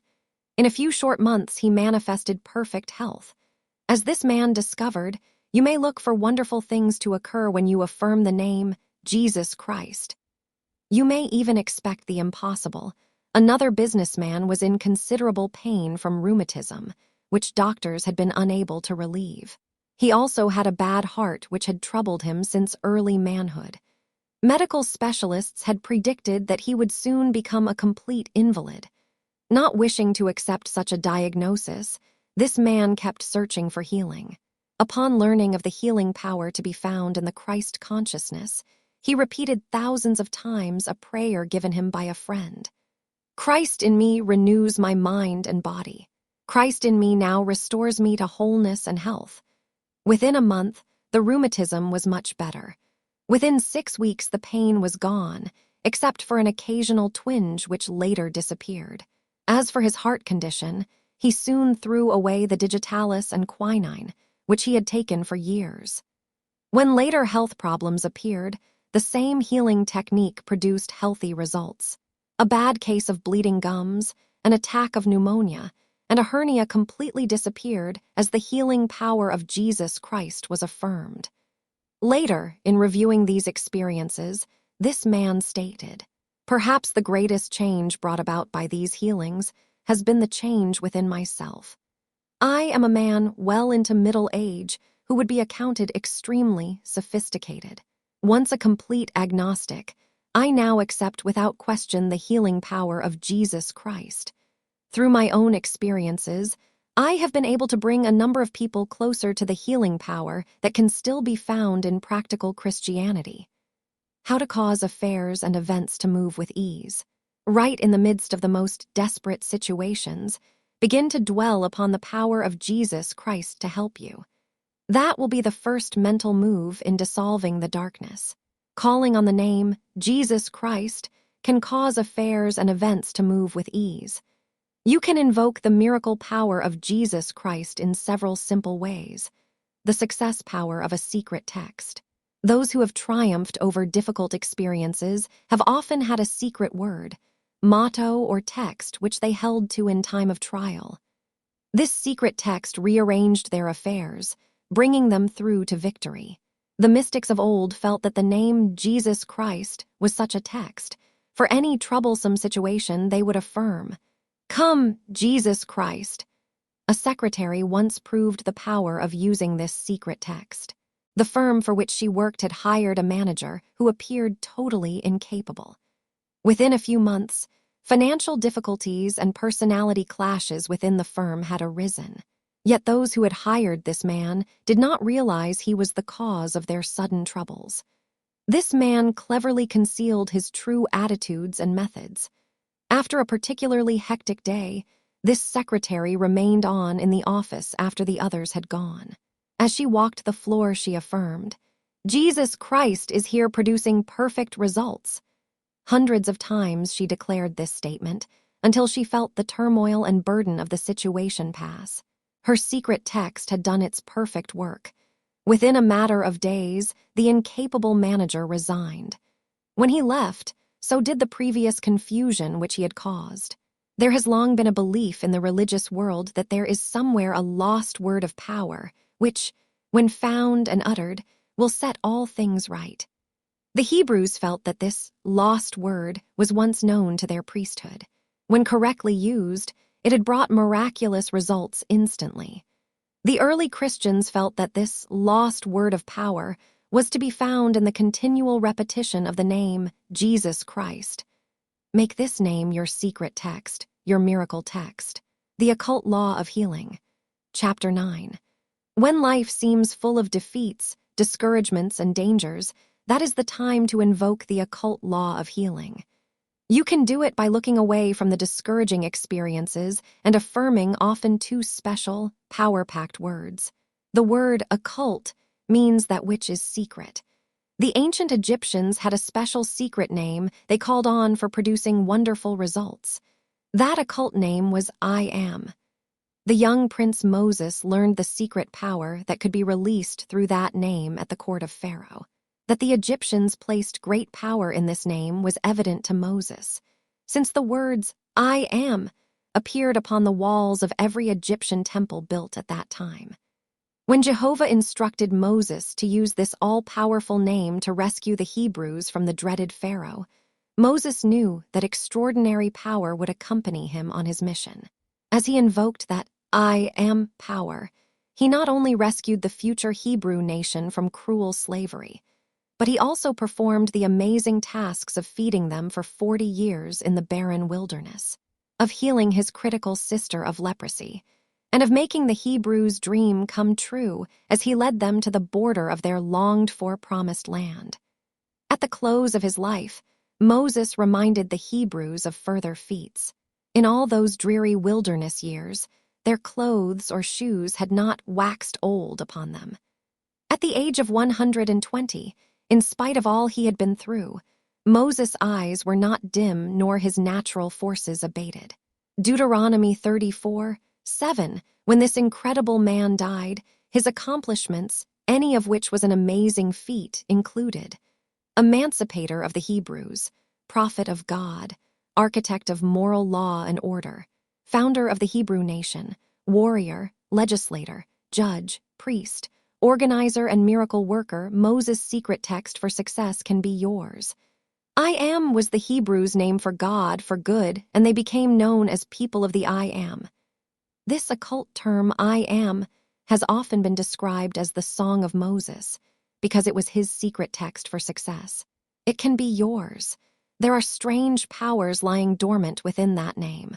All that you dream of as desirable can be released through the redeeming words, I am, because these words stir up the Dizen nature within you. 1 a.m. is the name of God within you. Jesus made reference to it as the kingdom of God within man. Luke 17:21, to meditate consistently on the statement, I am the light of my world, can flood your whole being with light and drive out all darkness. Scientists tell us that at the center of every cell and atom of the body is light. When that light is recognized and turned on by the mind of man, the dark appearance of disease, depression, confusion, and inharmony flee. The redeeming power of this name. Many years ago, during one of the Midwest's most severe winters, a young boy learned the redeeming power that is released through this name. He had lost his job. Without work, his financial supply was gone. Having gotten behind with his rent, the landlady shut off the heat in his room. With no money to buy food, he became hungry and weak. From his point of view, there seemed no solution to his plight. Far into the night, this young man pondered his dilemma and tried to find a solution. Finally, he decided that the only solution was to go down to the Missouri River, jump in, and end it all. In the wee small hours of that stormy morning, he started his cold, hungry march to the river. On this uncomfortable journey, he sought temporary shelter from the icy winds by huddling in a store doorway. There he hoped to gain strength and warmth enough to resume his walk. As he huddled there, his head began to whirl. Still conscious but weak, he suddenly heard a voice say, I am. Startled, he assumed someone had followed him, but there was no one near in that black, cold night. Concluding it must be his own imagination, he again huddled. And again his head began to whirl as he heard the same voice say a second time, I am. This time, though, he realized the voice came from deep within himself. Puzzled at what it meant, he began repeating the words he had heard over and over. I am, I am, I am. A strange fascination for those words grew within him.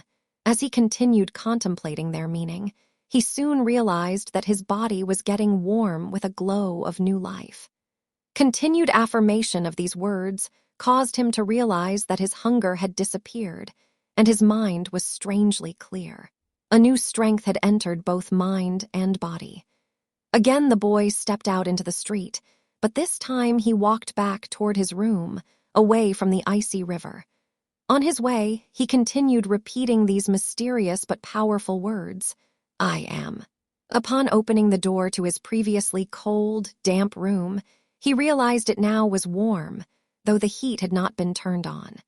In mystical comfort, he went to bed and slept soundly.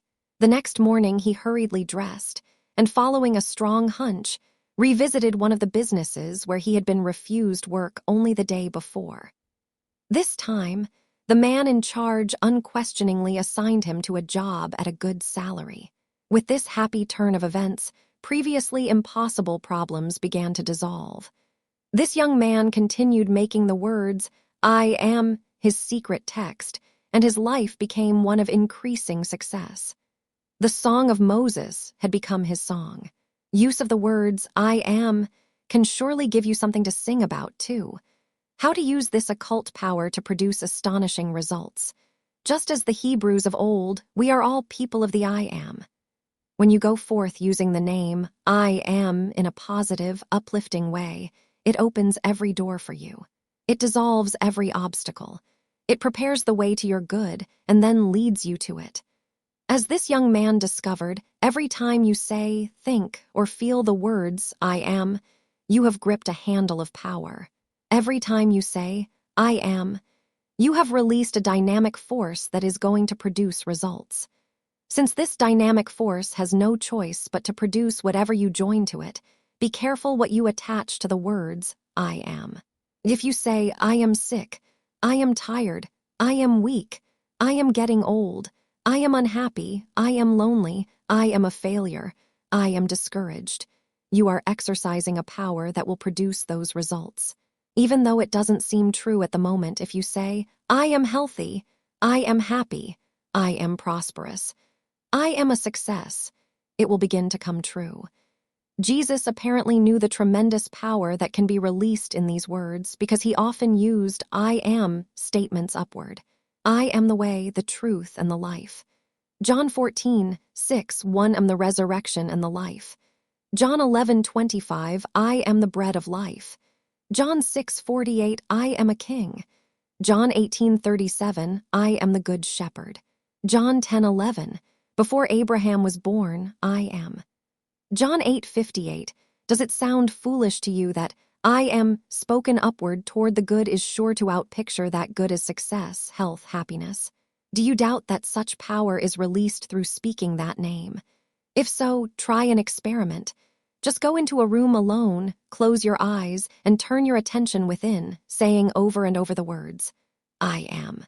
Soon you will find your whole being filled with a sense of power which you never felt before, power to overcome, to accomplish, to stir up health and vitality. Power to do all that needs to be done by you. Just try for 1 week always saying the words, I am upward, toward the good. You will be astonished at the results. Formula for healing, success, and joy. Your I am power is especially effective in healing. When you speak the words I am, every cell and atom of your being springs to attention. Realizing this, the prophet Joel advised, let the weak say, I am strong. Joel 3:10, many people have experienced healings of mind, body, and affairs by using the following simple formula. On retiring at night, just before going to sleep, repeat either mentally or verbally, I am health, strength, peace, happiness, and prosperity. The Spirit of God, which is active in me, flows through my physical body in a purifying, cleansing, healing stream that removes all obstructions and brings peace, health, and harmony to my body. I am well, strong, vital. I am beautiful, peaceful, poised. I am eternally youthful. I am buoyant, happy, free. I shall arise in the morning filled with energy, radiance, and the power to accomplish whatever I find to do.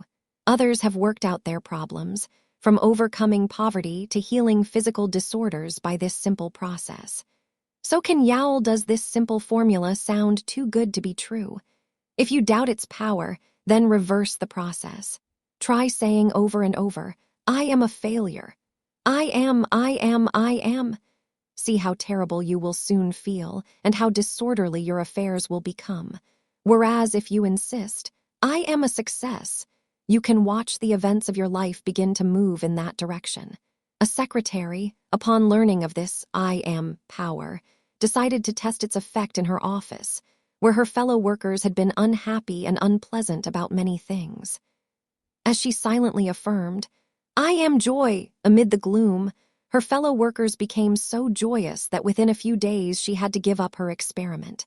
The hilarity was beginning to disrupt their work and interfere with the office schedule. How to surmount all difficulties. A lady with chronic health problems talked incessantly about her troubles. She was also a chronic complainer. Upon learning of the occult law of healing, she realized she had been using her I am power downward, toward disease and lack, and had reaped corresponding results. One day she resolved to change her tune and began saying, I am going to make it, meaning, I am going to get well and solve all my problems. That was the turning point in her health and in her life. As she continued affirming, I am statements upward toward the good, her chronic problems faded away. You make your destiny by the things which you attach to the words I am. If you say, I am afraid, you destroy yourself through fear. If you say, I am one with God and His goodness, you immediately begin to improve your life. Emmett Fox once advised, say to your problems, I am hath sent me, and the way will open for you to surmount all difficulties. 2. A housewife had a toothache which she had been unable to overcome. Finally, remembering the occult law of healing, she began affirming, I am upward. I am the radiant child of God. I am, I am, I am. The pain faded and the swelling subsided. A grandmother watched the fever and infection leave her grandchild, while holding the child in her arms as she affirmed, I am life, I am life, I am life. One metaphysician has predicted that the day will come when people in hospitals will stop saying, I am sick, and will be healed by using their I am powers upward. Of course, when people learn the preventive power in this name, they will no longer find ill health or hospitalization a part of their experience. You can decree peace of mind and body by quietly decreeing, I am peace. The body is wonderfully obedient to the words, I am, and hastens to do their bidding. When that bidding is upward toward the good, the body is renewed, even transformed. Jesus' decree, I am the resurrection and the life, is a powerful prayer for bodily renewal. Continual repetition of the words, I am, sets the mind in order and the body at ease. There once was a businessman who was supposed to be dying of an incurable disease. Hearing of the unlimited power to be found in the words, I am, he affirmed over and over, praise God, I am healed, so long that it finally happened. College dean healed of nervous breakdown. A dean of university women had suffered a nervous breakdown. For several months, she was confined to the home of a relative, receiving constant medical care. Though her condition improved, her complete healing did not come. One day, her relative shared with her some inspirational literature. As she read it, her mind became calm, and for the first time she felt assured of a complete recovery. Thereafter, in consultation with a minister, she was shown that the nature of God is good, that this God-nature was within her as her I am power. It was suggested that she begin calling forth the health and wholeness of mind and body by using bold, deliberate I am health statements. Daily she affirmed, I am the perfect child of God. I am letting the Christ mind express life and wholeness through me now. I am whole, well, perfect. I am. My mind, body, and affairs are now in divine order. I am healed, praise God, I am healed. I am. At first, she hesitated to use such bold statements, but as she did so, even hesitantly at first, she began to feel calm, peaceful, and reassured about her health. Within a couple of weeks, she went back to her responsible, demanding university job, and she continued to use bold I am affirmations for her health, guidance, and success. Thereafter, she enjoyed the best of health. Often those people who accept their I am power and use it in I am affirmations experience healings when nothing else has produced them. Somehow their I am power, when recognized, dissolves the emotional and physical barriers that have held back restoration previously. The success power of this name. Not only did the Hebrews and the ancient Egyptians know there was great power in the name, I am, but other great civilizations of the past used these words as their secret text for success, too. In the 6th century BC, a man from ancient Iran named Zoroaster began to daily meditate upon the words, I am. Not only did he step out of the rank and file of common men into the rulership of his nation, but he also founded the prominent Persian religion, Zoroastrianism, which became the world's first universal religion. Charles Fillmore once described the success power to be found when you make I am your secret text. Every time you send out a thought of wholehearted faith in the I am part of yourself, you set in motion a chain of causes that must bring the results you seek. Ask whatsoever you will in the name of the 1 a.m., the divine within, and your demands will be fulfilled. Both heaven and earth will hasten to do your bidding. The I am consciousness will lead you out of the desert of negation and into the promised land of plenty that flows with milk and honey. There once was a young servant girl who proved the success power to be found in this name. She strongly desired to become a foreign missionary for a certain religious group, but she had not the required training. Nevertheless, she kept affirming, I am going to be a missionary because with God all things are possible. As she kept using her 1 a.m. power upward, a group of delegates representing another denomination invited her to go abroad as one of their missionaries. They decided that her great desire and zeal to spread the truth was far more important to their cause than any amount of education could be. The author's experiences with the lost word of power. Early in my ministry, I decided to experiment in prayer with I am statements, just to test their power. The results astounded me. At that time, a member of my prayer ministry met with me each weekday morning at 11 o'clock in the church prayer room for an hour of affirmative prayer and meditation. This prayer partner happened to be a very busy businessman, a member of the church board, who took an hour daily from the pressure of his work to pray with me about church business, the names in the prayer ministry, and other matters. Realizing that the early Christians considered the name Jesus Christ to be the lost word of power, whereas the people of the Old Testament considered the name I am to be the lost word of power, it occurred to me that combining the two names might have special effectiveness. For a number of months, among the other affirmations used, my prayer partner and I daily affirmed, I am the Christ mind. I am. I am letting the Christ mind think truth through me. I am, I am letting the Christ mind reveal the truth to me. I am. I am letting the Christ mind express the truth through me. Placing our hands on our prayer lists, we affirmed. 1. I am letting the Christ mind heal through me. I am. I am letting the Christ mind prosper through me. I am. I am letting the Christ mind produce perfect results through me. I am. As we daily met and affirmed these words over and over quietly, we could feel a powerful presence in our midst. It was as though a cool breeze came into that prayer room, a healing balm, which might be described as the Holy Spirit or as the whole spirit of good. Continued affirmation caused a power deep within to awaken, a warm, soothing feeling of life, then spiritually fed and renewed us. It also inspired us concerning anything we needed to know for our personal welfare and for the good of the church.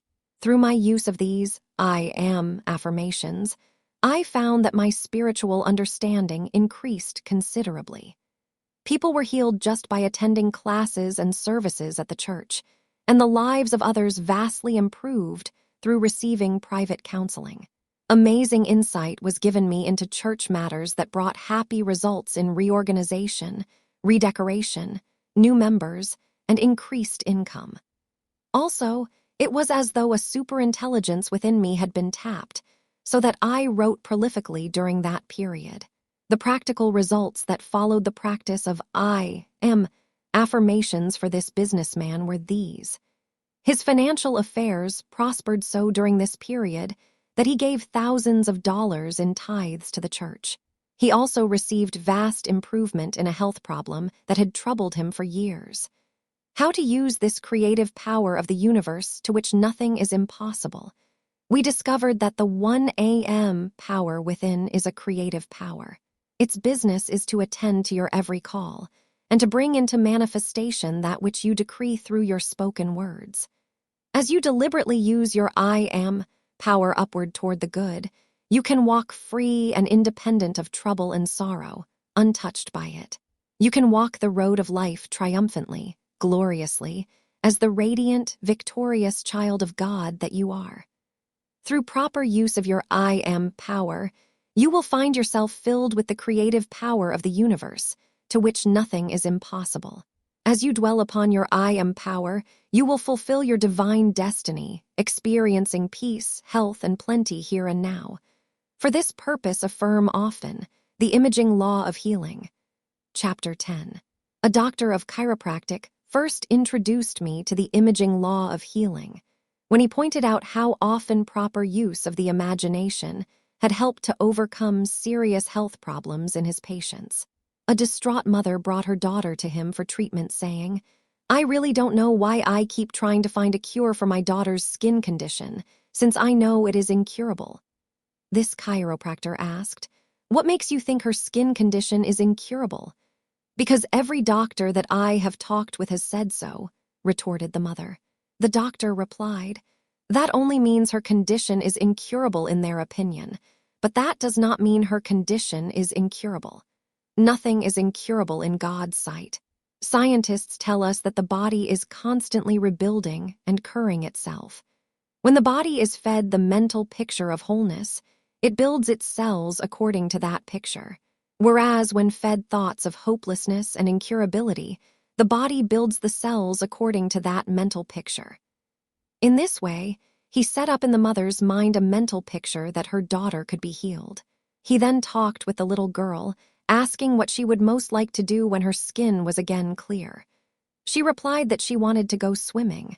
Taking some money from his wallet, the doctor said, "See this money. It will be yours for that swim the day you come for final each time she returned for a chiropractic adjustment." He spoke of the day she would be completely well again and would head for the swimming pool. In this way, the mental image of healing was stimulated and accepted. It took a number of weeks of steady treatment and mental imagery, but this child's condition cleared up completely. On the day she came in for that final treatment and claimed the money for her swim, this doctor's nurse shook her head and said to him privately, "I just do not understand how you did it, because we both know that her condition was incurable." Quipped the doctor, "To be the picture of health, one must get into a good frame of mind." How true! The imagination's fantastic power. The imaging faculty of the mind is one of man's most important for his health, wealth, and happiness. Yet it has often been misunderstood and belittled. Because of ignorance of its fantastic power, most of us have been victims of our imagination. A noted doctor at Harvard Medical School once pointed this out to his medical students. Lecturing on the fantastic power of the imagination, he warned them against imagining that they personally had the diseases they were studying. He stated that medical history is full of examples of people who have made themselves sick through destructive use of the imagination. This noted medical specialist then cited how misuse of his imagination had made him sick early in his medical career with what he thought was Bright's disease. At that time, he had vividly described every phase of this disease in great detail while lecturing on the subject. The more he thought about and talked about this disease, the more convinced he became that he was developing it. The conviction grew so strong that he did not even dare to undergo a physical examination. Instead, he lost his appetite, color, energy, weight, and finally was unable to work. Hearing of his condition, a medical friend visited him and was so alarmed at this man's appearance that he offered to examine him. But this doctor replied it would do no good, because he already knew that he had this dreaded disease. Only after a great deal of persuasion did he finally submit to an examination, which revealed there was not the slightest evidence of disease of any kind. The patient then rallied quickly as his appetite, color, energy, and weight returned. Few of us realize the almost superhuman power that the imagination has upon the body. I know of a fine young doctor who became so engrossed in the study of arthritis that at an early age he was severely afflicted with that disease. Medical history shows that people have actually died because they wrongly used the imagination. These conscientious folks were convinced they had diseases which, in reality, they never had. Their trouble lay not in the body but in the mind. As the 16th century physician, Paracelsus, pointed out, imagination is the cause of man's diseases. Just as the imagination has a fantastic destructive power, so has it a fantastic constructive power, too. A physician on a fishing trip was summoned to attend another fisherman who was in pain. The doctor had no medicine case or drugs with him. But knowing of the healing power of the imagination, he made some powders out of ordinary flour and gave careful instructions as to the exact time and manner in which they were to be taken. The patient was also assured by the other fishermen in his party that he was being treated by a noted physician and would feel better shortly.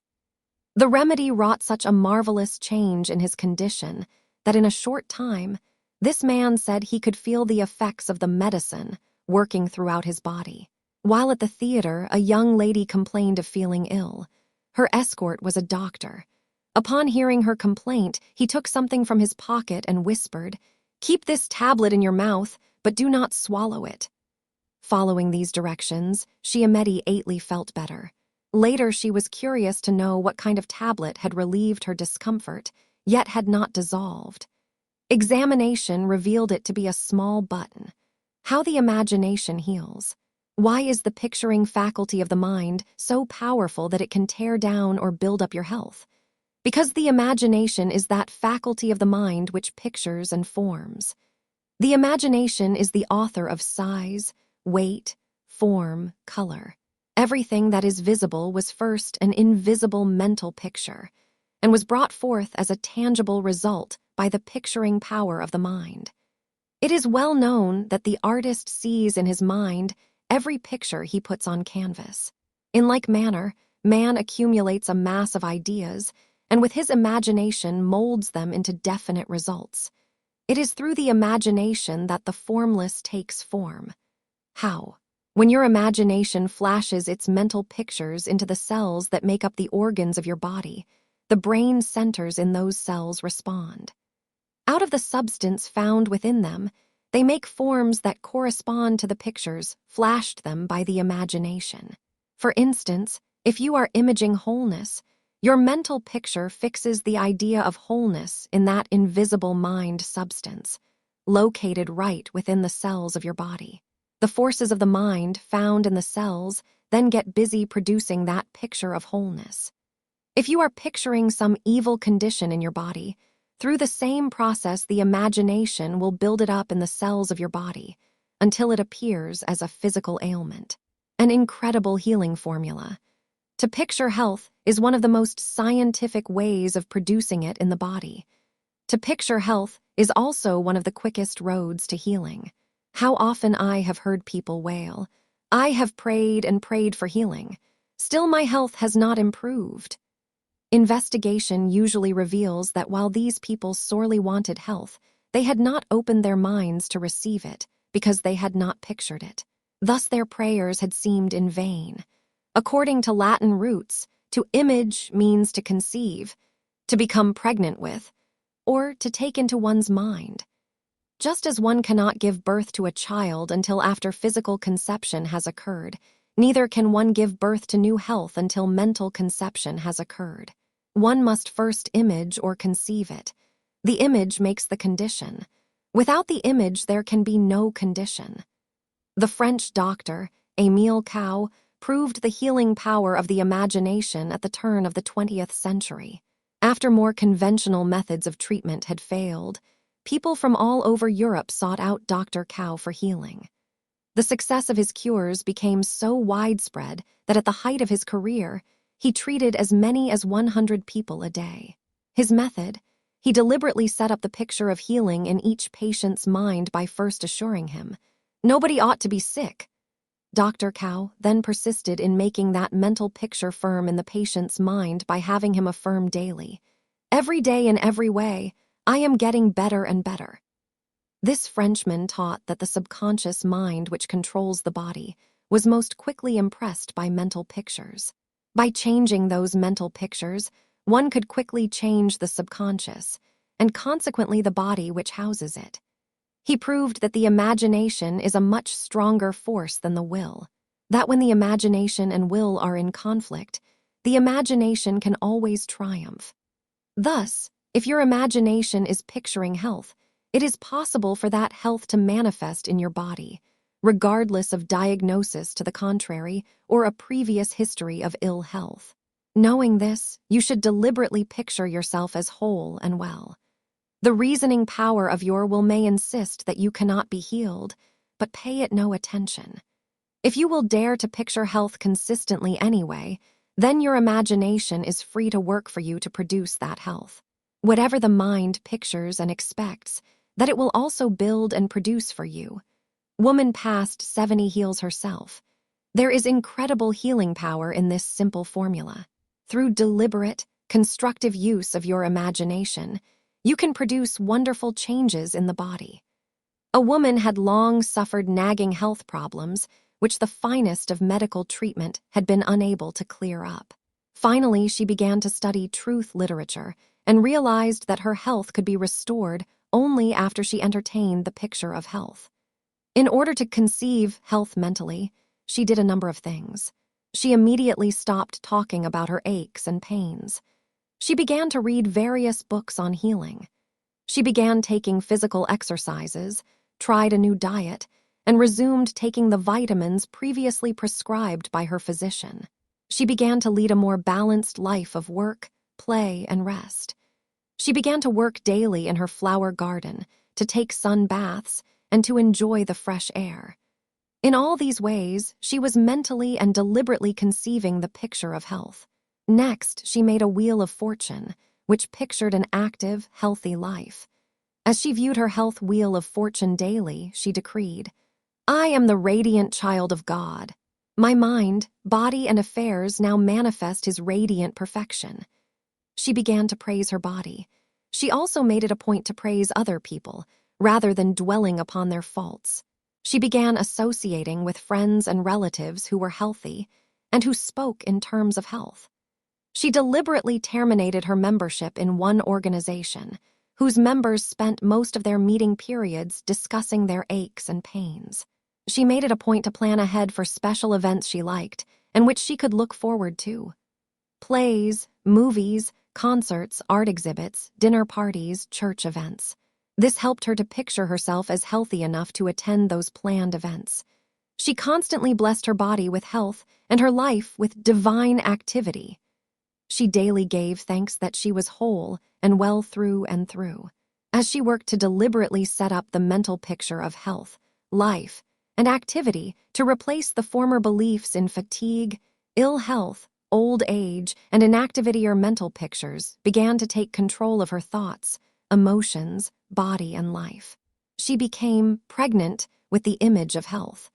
In only a matter of weeks, her life began to reflect the beautiful pictures of health and happiness pictured on her wheel of fortune. Later, she went on to a new career, though this lady was more than 70 years young. When she began picturing a healthy way of life, she proved that through deliberate, constructive use of your imagination, you can produce wonderful changes in your body and in your life. Nothing new about this technique. There is nothing new about this theory. Mankind has long known that in order to receive, you must first conceive or picture your desires. Prehistoric man carved pictures of the food he desired on the walls of his cave. He believed that as he looked often at those pictures, an unseen power would attract the food near him in the form of game, fish, fowl. It happened repeatedly. 2,500 years ago, during the Golden Age of Greece, the cultured Grecians took advantage of this mental law and surrounded their prospective mothers with beautiful pictures and statuary, in order that the unborn children might receive pictures of health and beauty from each mother's mind. How a prince's crooked back became straight. An old fable has taught the imaging law of healing for many centuries. Once upon a time, there was a prince with a crooked back who could not stand up straight. One day, he summoned the most skillful sculptor in his kingdom, requesting that he make a statue of the prince, true to his likeness in every detail, with one exception. This statue would have a straight back. Explained the prince to the sculptor, "I wish to see myself as I might have been." When the statue was completed, the prince ordered that it be placed in a secret nook in his palace garden where only he could view it. Daily he stole away from his duties to look longingly upon this statue, paying great attention to the straight back, the uplifted head, and the noble brow. The days passed into weeks, the weeks into months, and the months into years. Then a strange rumor spread throughout the land. "The prince's back is no longer crooked. Our prince now has the look of a mighty man." When these rumors reached the prince, with a strange smile, he went out into the garden where the statue stood. And behold, it was true. His back was as straight as the statue's. His head displayed the same noble bearing. He had become the healthy man his statue had long before pictured him to be. The Bible contains stories showing how the imaging power of the mind can be used to heal. Among the most familiar is that of Jesus healing the man blind from birth, John 9, and that of Peter healing the beggar, who had been lame from birth. Acts 3, how the imagination helped to heal them is explained in my book, The Dynamic Laws of Prosperity. Intensity is the secret. Imagination is the power to gather thoughts together in new, different arrangements, and to hold so firmly to those new mental pictures that they actually manifest in the body.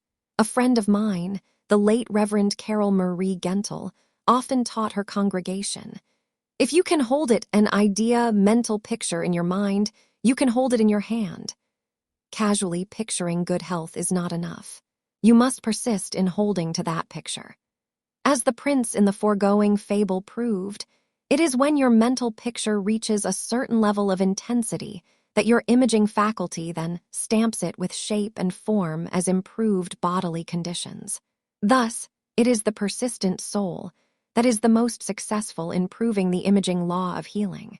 A famed mathematician once said that ideas are vague, nebulous, formless, and often remain so, not fulfilling their destiny, unless given definite shape, color, and form by the imaging faculty, which has been described as the scissors of the mind.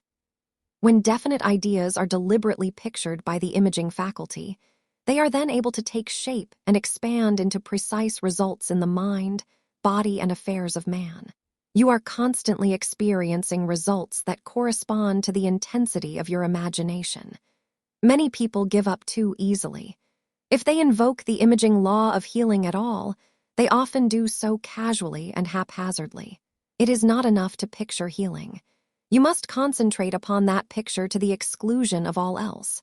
To concentrate means to become one-pointed or to rest your mind on an idea. There is no strain connected with it. You simply call your mind back again and again to the picture of health you desire. In this way, you constantly feed the mental picture of health to the brain centers in the cells of your body. Since they have a clear, definite picture to work with, they are able to produce marvelous results for you. Whereas lukewarm, half-hearted mental pictures have no intensity and their power for manifestation is limited. Infection, smoking, weight problems resolved. In the dynamic laws of prosperity is the story of a housewife who proved that intensity is the secret of success in invoking the imaging law of healing. This housewife had suffered a severe knee infection which, after many weeks, continued to be swollen, infected, and very painful. Unable to gain assurance from others as to its permanent healing, this woman decided to invoke the imaging law of healing. Every day she began sitting quietly for a time and directing her attention not to the swollen knee, but to the one that was healthy. She would place her hand on the healthy knee, give thanks for its wholeness, and get a strong mental picture of that perfect knee. Daily she continued this mental exercise. When anyone asked about her ailing knee, she conveyed the image of healing to them by always replying that her knee was healing nicely, though at this point her statement was strictly one of faith. At first there seemed no change in the infected knee, but she persisted in seeing it well. One morning, after weeks of pain and swelling, she awakened to find that overnight the swelling had disappeared. The knee had lost all appearance of abnormality and was again its proper size. Upon closer inspection, it looked as though the skin in that area had been pricked in many places, and the infected substance had simply escaped. Her husband, a successful businessman, substantiated her experience to me. They both spoke of how delighted her physician was when he examined her knee and realized that an unusual healing had taken place. The imaging law of healing can be used to meet all types of problems successfully. 3 businessmen used this method to stop smoking. A woman overcame paralysis. A businessman lost 40 excess pounds, and a housewife helped her husband get a healing from alcoholism. There are also countless stories relating financial success acquired through this technique.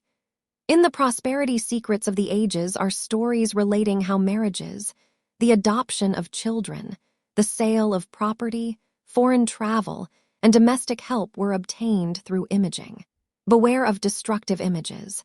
You should watch your deep, inner, secret thoughts. Through them, you are setting up intense images that will mold your life in destructive or constructive ways. There once was a frustrated housewife who did not get along with her husband. Having learned of the imaging power of the mind, she secretly decided that the best way out of her predicament was to picture her husband as dead. In the deep recesses of her mind, she went to work with great intensity on this mental picture. As she began using her mind in this destructive way, what she pictured for her husband began to happen to her. It was only after she got critically ill that she realized what she had done. Thereafter, she silently asked her husband's forgiveness and began to entertain healthy thoughts again. She regained her health and learned a valuable lesson. You can draw to yourself anything you picture. But if you misuse your imaging powers and picture destruction for another, you are personally inviting that destruction into your own life. What you image for another can happen to you, so be careful. Man's image-making ability came under the early admonitions of the lawgivers of Israel. Many punishments were devised for the workers of iniquity who deliberately set up false images. Erasure of disease images brings healing. Perhaps you wonder how, at times, you have developed diseases you had not consciously pictured for yourself. When you connect your thinking with a disease atmosphere of any kind, you become susceptible to the effects of that atmosphere, the consciousness of which may contain a number of diseases that you are not aware of. This is why it is not wise to listen to other people's descriptions of disease, or in other ways to fill your mind with disease ideas, even in an impersonal way. Your imagination takes you seriously and gets busy producing those diseases within you.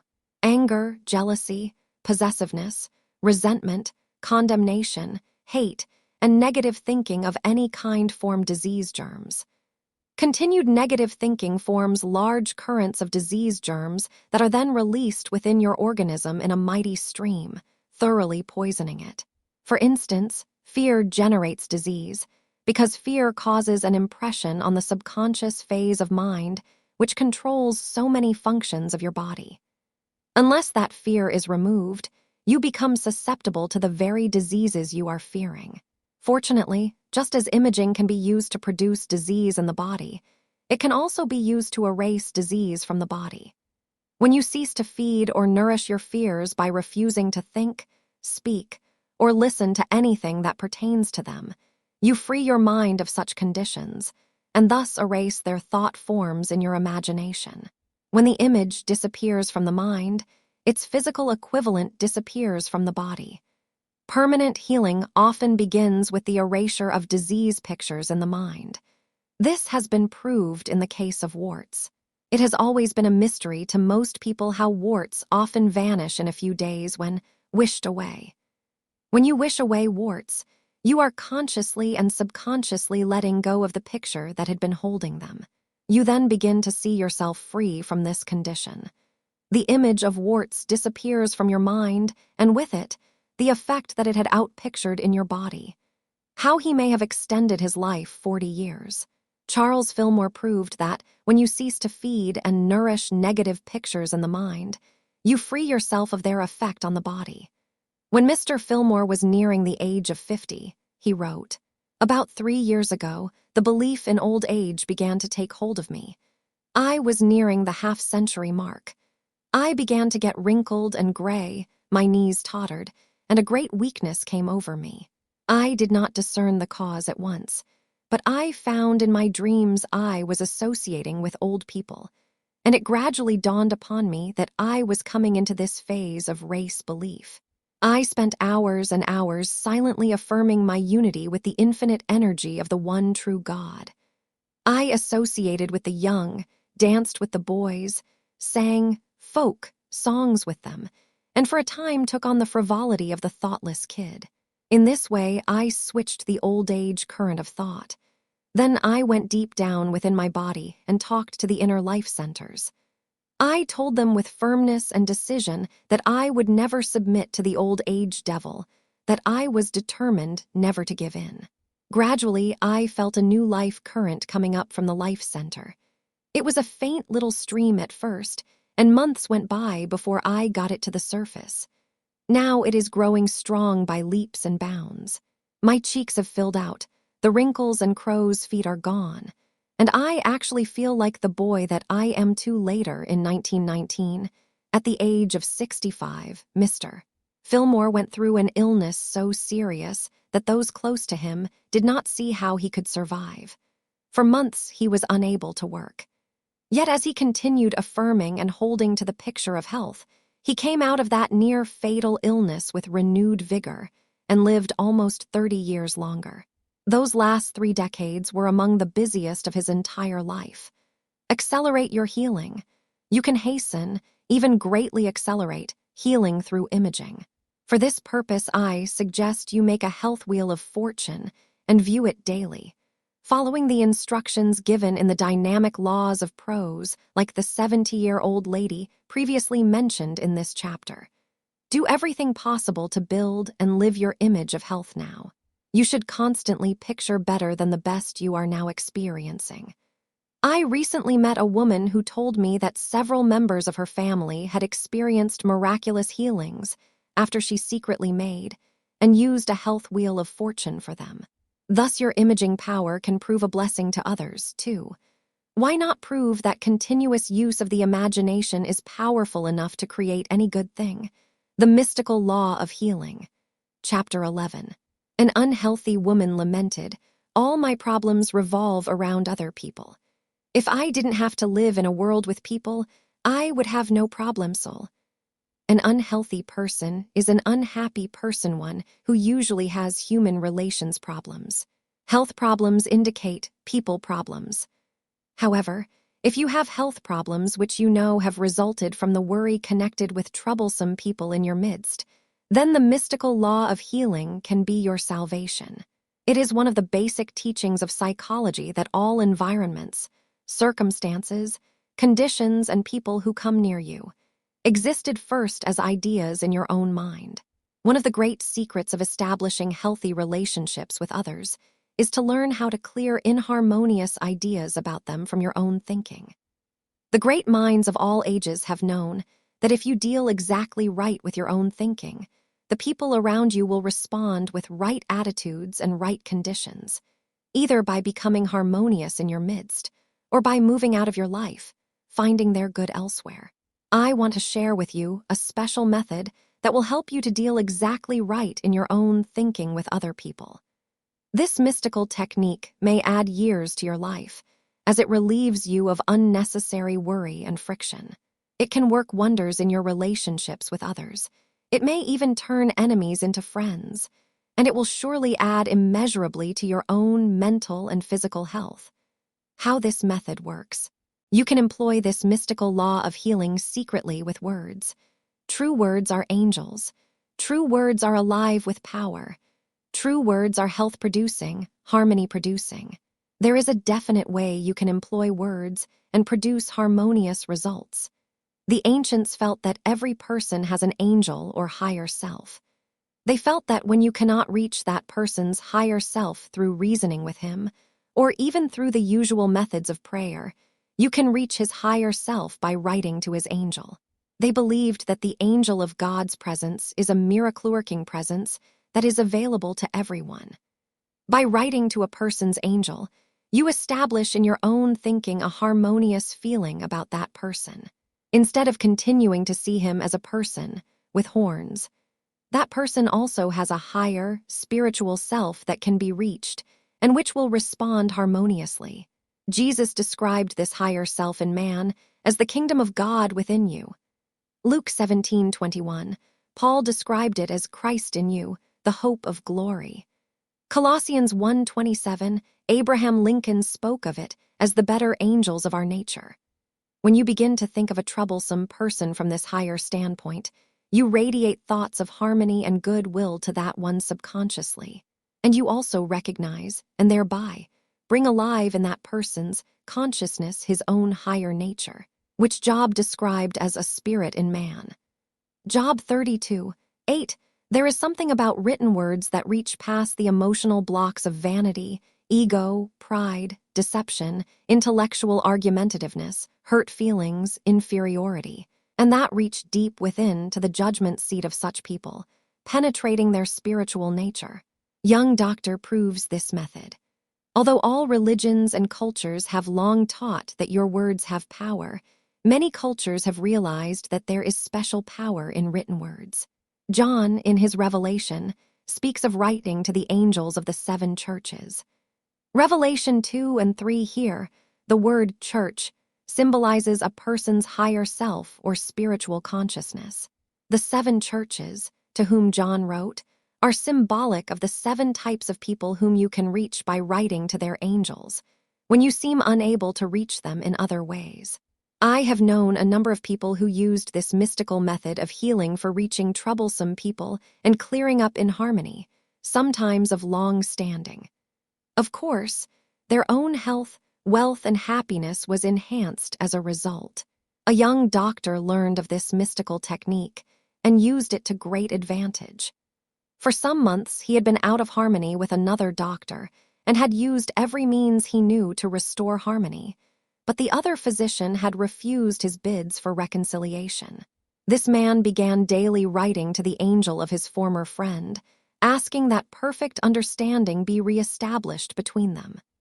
Several weeks later, he met this doctor friend on the street and, to his surprise, was greeted graciously and invited to lunch. Their friendship was reestablished and has continued unhindered since that time. The word write means to engrave, to form, to make a deep and permanent impression. Written words do just that. They make a deep, permanent impression upon the ethers of the universe, thereby forming definite results from the ethers. Written words are an excellent method of healing, because written words also make a deep impression upon the consciousness of those to whom they are written. Many a case of sickness and inharmony would be quietly resolved if someone would write out good words about the people and situations involved. After only briefly mentioning this angel writing technique in the dynamic laws of prosperity, I was amazed at the amount of mail I received from many readers who had tested this technique and had proved its power for achieving harmony with others. They were so impressed with the results of their efforts that they requested more detailed instructions that would enable them to employ this mystical law of healing with even greater wisdom. The 7 types of people you can most easily reach by writing to their angels are these. First, how to reach the excitable type unto the angel of the church in Ephesus write. Revelation 2:1, the word Ephesus means desirable, appealing. You know appealing people who are hard to reach. Their outward life is full of excitement. They are emotional, lovers of amusement, theatrical in their tastes, and dramatic in everything they do. Paul spent 3 years preaching truth in Ephesus because he realized this type was hard to reach and help. This type makes a fine appearance. They often live beyond their means and have financial as well as health problems. Their health problems usually occur in the ganglionic center, at the pit of the stomach, which controls and directs all the organs pertaining to digestion and assimilation. Philosophers like Darwin and Spencer have said that desire is the root of all bodybuilding. They claimed that desire draws together the protoplasmic cells that make the stomach of the most primitive life forms. Desire is another name for constructive thought. When that desire is constructive, it forms healthy cells in the stomach and abdominal region. When that desire is destructive and filled with negative emotion, it causes all kinds of health problems in that region. Thus, when you write to the angel of an Ephesian who has health problems, be sure to bless him with divine desire. Write out affirmations such as these. 1. I bless you with divine desire and with divine fulfillment. You are satisfied with divine love now. Health and harmony are now established in your mind, body, and affairs. The wonderful thing to remember about the people you are trying to help in this category is that they have an intense desire for greater good in their lives, and they will unconsciously respond to the thought of divine desire and divine fulfillment, since that is what they truly want. Though they seem unsettled, they are easy to know, having a pleasant, agreeable personality, and they are interested in the finer things of life. By writing to their higher self, stating the truth about them, you easily reach that deeper phase of their nature, and they happily respond. In fact, there is no emotional block with this type. They are almost too receptive. That is one of their problems. They are receptive to too many things, situations, people, thereby scattering their spiritual forces and accomplishing nothing. How the author collected a debt. While still in the business world many years ago, I once knew a person of this type. His outer life was exhilarating. He was emotional and had a flair for the dramatic. He owed me for some work I had done for his firm. Several months had passed, and I had not been paid. My affirmations about the immediate, complete payment of this account had not brought satisfactory results.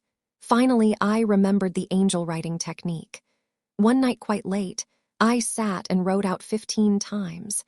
To the angel of John Brown, let us say, I bless you and give thanks that you are handling this fine and scion matter promptly, and that I am immediately and completely paid.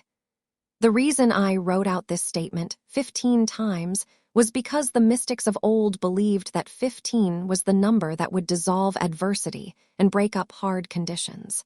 After writing out this statement, I felt much better about the situation and was able to completely release it from my mind.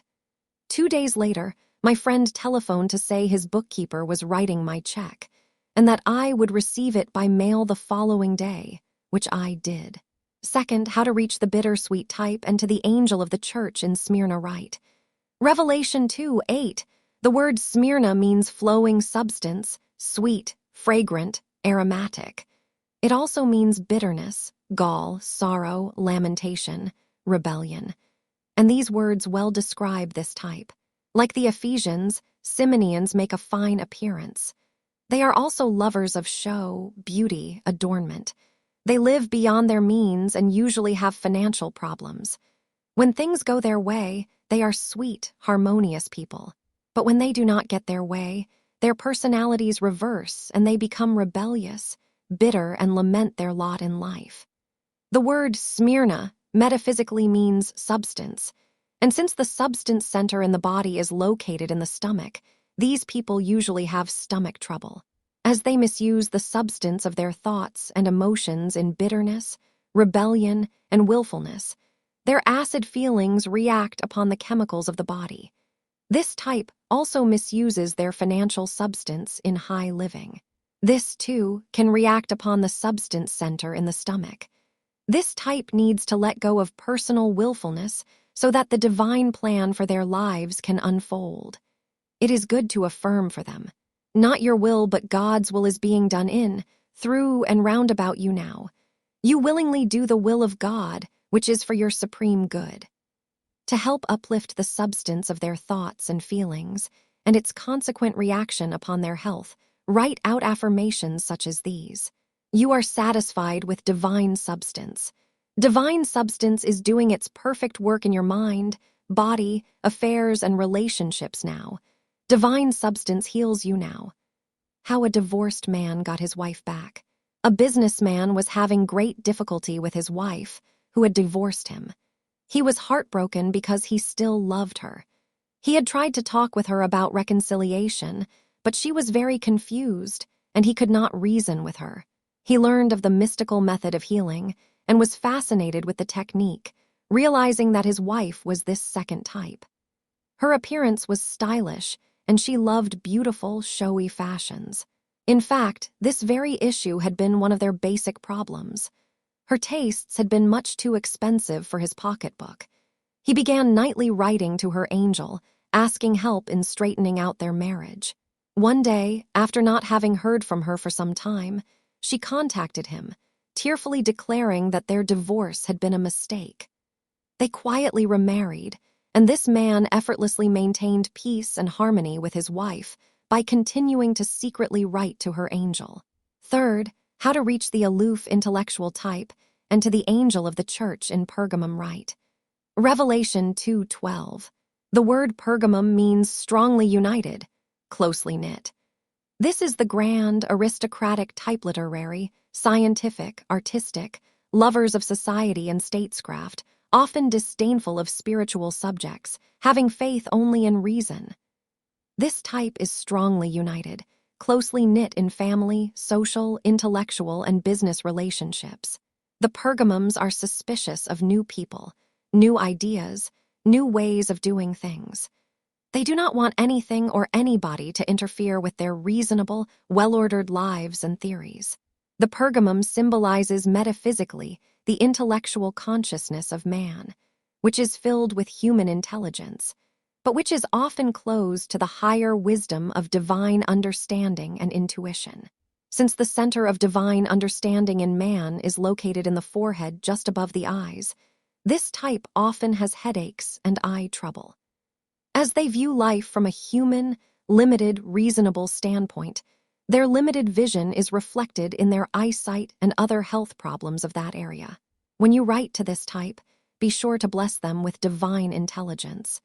You are letting divine intelligence express perfectly through you now. You see with the eyes of spirit. You have unlimited vision for seeing and experiencing the good. You are open and receptive to your highest good now in the form of new ideas, new understanding, new experiences. How he successfully married into a close-knit family. A young man fell in love and wanted to marry, but the girl of his choice was from a close-knit family that did not want to release her emotionally. This family group was suspicious of new people and new ways of doing things. In fact, they strongly united against the invasion of anything new in their lives. The young man realized that from a human standpoint, it appeared hopeless to try to win this girl, even though she was in love with him, too. It was at this point that he learned of the mystical law of healing. He immediately wrote to her angel and to the angel of her family, decreeing for her emotional freedom, a happy marriage between them, and asking that her family would divinely adjust to this change graciously. For some months, he continued nightly this angel writing technique with no visible results. Then, suddenly, everything changed. He could sense a freedom that had not previously existed. He proposed, and they quickly married.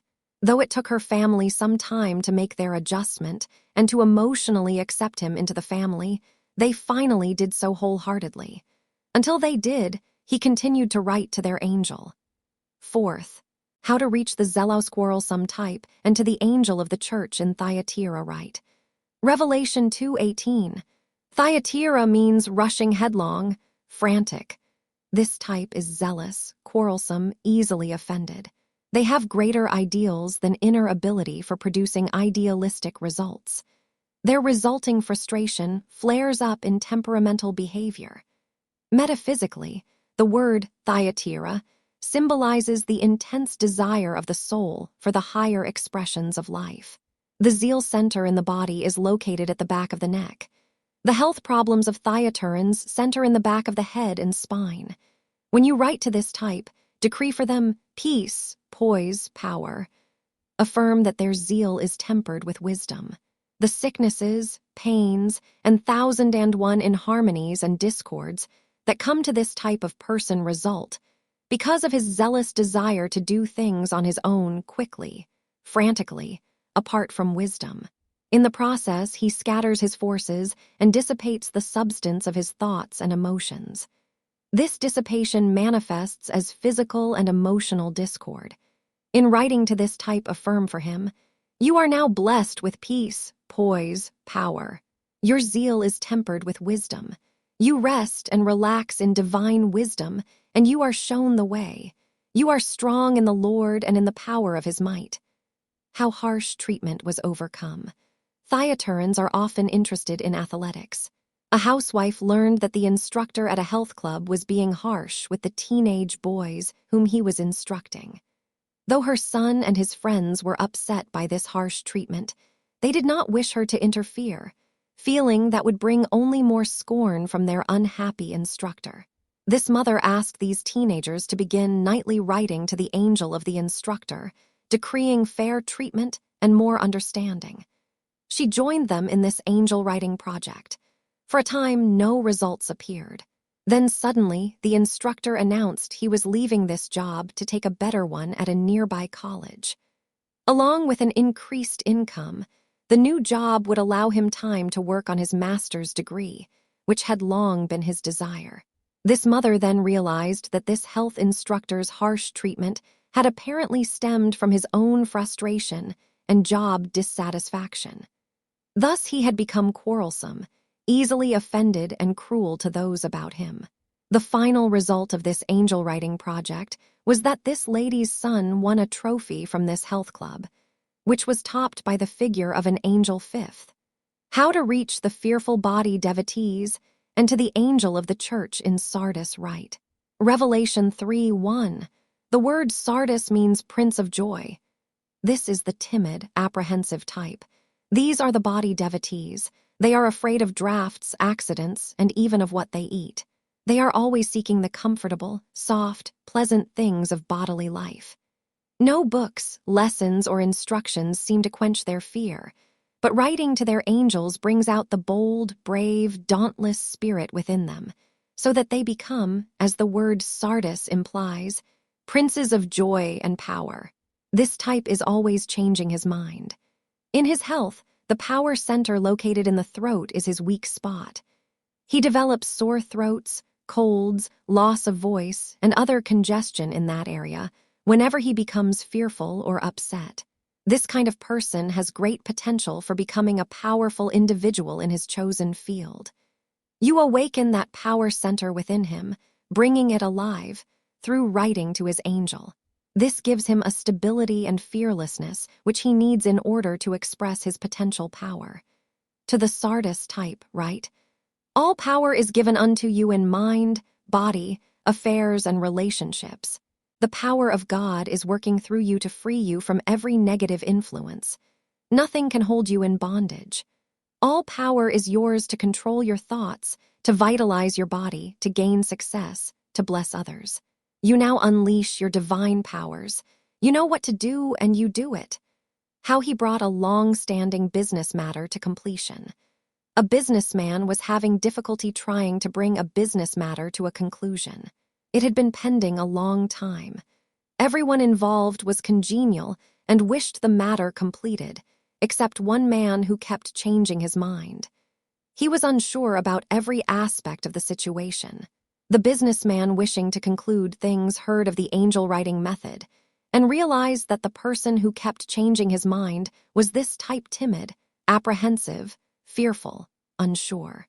He wrote to this man's angel, asking that the business matter be brought to an early, appropriate conclusion in which all involved would be satisfied and blessed. A few days later, the man who had stalled for so long visited this businessman and said, "Come down to my office tomorrow morning, and the papers will be ready to sign." Then he added, as though it was his own idea, "This situation has been delayed long enough, and I am anxious to conclude it." Sixth, how to reach the loving works type and to the angel of the church in Philadelphia write. Revelation 3:7. The word Philadelphia means brotherly love, fraternal love, universal love. This type talks much about the brotherhood of man, but love to them means outer works alone, rather than an inner consciousness of love and peace. These are the philanthropists of human existence. Community organizations, clubs, fraternal groups, civic groups, churches are all filled with people seeking to give and receive brotherly love. Philadelphians are inclined to express love from the personal level alone, often exhausting themselves in loving works. They work to be seen of men, which Jesus warned against. Their type of love is usually dominated by selfishness, rather than by selflessness. When they feel their efforts are unappreciated, they become unloving in their thoughts and actions. Strife, hatred, and warring emotions then take over, and the love center in the body, located in the heart, is affected. This is why heart trouble often occurs in the busy, loving works type. In writing to the Philadelphians, decree that they become loving in their thoughts, since that is the place where all true love begins. You are the perfect expression of divine love. Divine love transforms you. Divine love fills your heart with harmony and your mind with peace. You are loved and appreciated by God and man. If you find yourself in a group or organization where the loving works do not seem balanced by an inner consciousness of love, you can write to the angel of that organization, asking that divine love come alive in the thoughts, as well as in the actions, of that group. As you do this, those people who are not in tune with divine love will fade harmoniously out of the group. and those who are lovingly in tune with its aims and purposes will appear. In this quiet, secret way, both inner and outer harmony can be established and maintained for the good of all concerned. How he dissolved organizational inharmony. An executive found himself in the midst of organizational inharmony. He was not sure just who was responsible for the unrest and critical attitudes found in this group. He tried various methods for reestablishing harmony, but the group remained aloof, critical, inharmonious. In desperation, he began to daily write to the angel of that organization, asking for help in reestablishing a consciousness of love. Then he wrote, "I cast this burden on the angel of divine love. The angel of divine love now comes alive in this situation and in all persons connected with this organization. The angel of divine love now reigns supreme." Soon, several volunteer workers resigned their jobs and left the organization, while new workers appeared who were eager to contribute to the progress of the organization in a harmonious way. Thereafter, peace and progress were established and maintained. Seventh, how to reach the unstable wanderers and to the angel of the church in Laodicea write. Revelation 3:14. The word Laodicea means justice and judgment. This type often has an injustice complex. They are unstable, unsettled, changeable. They are the wanderers seeking new doctrines and new places. They change their religious beliefs and political views often. They are restless, critical, temperamental. They often lament that they have been wronged and misused. You find this type of person going from one job to another, from one club to another, from one church to another, and sometimes from one marriage to another. They are the joiners who do not remain with anything long enough to discover whether it will benefit them or not. The health problems of the Laodiceans are usually found in the stomach and solar plexus region, because the judgment center in the body is located there. Since dominant memory cells are located in the stomach, and since Laodiceans are constantly remembering unjust experiences, their memorable, wronged attitudes play havoc in the stomach area. This is why people with an injustice complex usually suffer from stomach trouble. When you write to this type, decree that the divine law of justice is doing its perfect work in their lives, and that they are being divinely guided into their right place. Your justice comes from God, and you trust Him to regulate all your affairs. Divine justice now adjusts every function of your body and every detail of your life. You are now guided into your right place, where you are divinely secure. The Laodicean will unconsciously respond to your high vision of rightness and stability for him, since he is of a highly sensitive and receptive nature. The importance of patience and secrecy. In writing to another's angel, at times it will look as though this method is not working. Then suddenly everything will shift, changes will come, and matters that had seemed destined for failure will clear up very quickly. You should write to another's angel as often as you feel inclined to until results appear. It is good to address your notes to the angel of John Brown. Then, ask his help concerning that person. It is also good to write out affirmations directly to the person whom you wish to reach. Be very quiet about what you are doing, however, since this is a secret technique that has power only if you keep it a secret. After writing your notes, either burn them or seal them, putting them away in a safe place, while you secretly await results. Be sure to eventually destroy them so that secrecy shall be preserved. The results of calling on one's guardian angel. The word angel means messenger of God. When it seems that your life is filled with defeat or that you are tempted to condemn yourself, do not overlook writing to your own angel. The office of the angels is to guard, guide, and direct you. Allow them that high and holy privilege.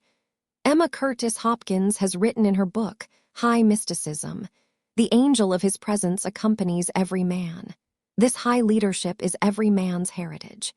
He need not fear dangerous days or vicious circumstances while he is aware that his angel goes before him, pleads his cause, and defends him when challenges arise. Say to yourself, I have nothing to fear.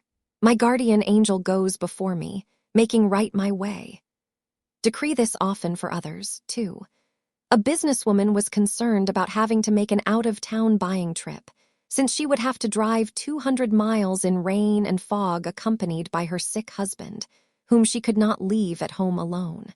A friend said, "You have nothing to fear, because your guardian angel will be with you." Upon returning from the buying trip, this businesswoman reported, "I did seem to be accompanied by an angel. As I drove out of town, the sky cleared of fog, the rain stopped, and the sun shone through. There was no more bad weather on the entire trip. The drive helped my husband's spirits and he suffered no ill effects from it. Financially, this proved to be the most profitable buying trip I have made in a long time." Never expect your angel or that of another to honor any requests that might hurt or harm. Be willing that something infinitely better than that which you have in mind comes forth as you use the angel writing technique. You then open the way for your highest good, as well as for the highest good of all involved, to manifest in an unlimited way. Other specific angels who can help you. The Hebrews of old felt that Raphael was the angel of healing. At times you may wish to decree, "Angel of health, come forth here and now." Or you may wish to call on the angel of prosperity or the angel of love and harmony in the same way. For a powerful way to invoke the mystical law of healing is to meditate often upon the promise of the psalmist, who companion the angels. "There shall no evil befall thee, neither shall any plague come nigh thy tent, for he will give his angels charge over thee, to keep thee in all thy ways." Psalms 91:10-11, Chemicalization, a Healing Process. Chapter 12. A civil service employee in a distant city once said, "I have your book, The Dynamic Laws of Prosperity, and it is the best book on the subject I have ever read. For a time, I worked with the laws you described, and they brought dynamic good into my life. But suddenly, I am frightened and discouraged. The last few weeks, everything seems to have gone in reverse. What has happened?" That lady was relieved to learn that another dynamic law was working for her, the healing law of chemicalization. You've heard it said that things have to get worse sometimes before they can get better. The getting worse process is actually a part of the improvement process, and what seems failure is actually success being born in the situation. That's chemicalizational. Right thought produces chemical change. A doctor once told me that he often explained this healing law to his patients. He would point out to them that after beginning treatment, they would probably feel worse before they felt permanently better, that such an experience was nothing to fear, that they could actually rejoice if they did begin to feel worse, because they could then know it was a sign of healing taking place. Did you ever put soda in an acid fluid and witness the agitation or excited action that took place? One of the substances neutralized the other, and something better resulted from the action, didn't it? This is often what happens in the minds and bodies of people when they begin to deliberately practice the dynamics of right thought. A chemical change literally takes place in their thoughts and feelings, which is then reflected in their bodies and affairs. They may feel nervous, frightened, agitated. If they have ever been sick, their old diseases may flare up again. If they have been morally bad, the old desires and habits may take possession of them again. If they have had previous financial problems, all at once things may seem darker and more hopeless than ever. In their human relationships, it may seem that everybody has turned against them and that inharmony is the order of the day. What has happened? Simply this. These people, for years, have lived in wrong thought and molded these negative notions into their bodies and affairs. Now they have begun to do an about-face, thinking in terms of love, praise, forgiveness, release. Such reversed thoughts are a big dose for their system to take. And so there is a clash between their old and new ways of thinking. This sets up a chemical reaction in mind, body, and affairs. At such times, the good thing to remember is that one positive thought is more powerful than 1,000 rowdy negative thoughts. The old way of thinking is on its way out, no matter how much noise it makes in the process. It has to go, but having been in control for so long, it doesn't give up without a fight. Even while it is flaring up for the last time, you can know that it is actually unconditionally surrendering and will soon be gone completely. Meanwhile, there seems to be a lot of excitement as it takes its last stand. How to meet chemicalization victoriously. Chemicalization sounds like a negative process, but is actually a very positive and natural one. Though it is uncomfortable, it is worth going through because it is a sign that cleansing is taking place. Something higher and better always results from this experience. When these periods come, remind yourself, this is nothing to fear. This is not evil. There is only good at work in this experience. Healing is now taking place. In my world, I rest, relax, and let it. As you non-resistantly meet chemicalization in this way, very soon brighter conditions will appear. Emmett Fox has described the healing process of chemicalization. It seems as though everything begins to go wrong at once. This may be disconcerting, but it is really a good sign. Suppose your whole world seems to rock on its foundation. Hold on steadily and let it rock, and when the rocking is over, the picture will have reassembled itself into something much nearer to your heart's desire. Chemicalization means that things are working out better than ever before. Regardless of what seems to be happening, it never means anything else. When a physical or mental disturbance arises after your deliberate use of right thinking, it is always a sign that your right thinking is at work clearing out the negative, so that the positive power of good can gain complete dominion of your world. As you practice the prosperity laws given my books, the dynamic laws of prosperity, and the prosperity secrets of the ages, faithfully writing out your desires, making a wheel of fortune, commanding your good to appear, creating a master plan for success, tithing, and as you practice the healing laws given in this book, faithfully invoking denial, forgiveness, release, and affirmations of love, praise, etc., don't be surprised if your world begins to rock. When it does, say to yourself, this is good. Those laws are working for me in a dynamic way. Only dynamic good shall come from this cleansing experience. You are having a mental, emotional, and perhaps even a physical spring cleaning.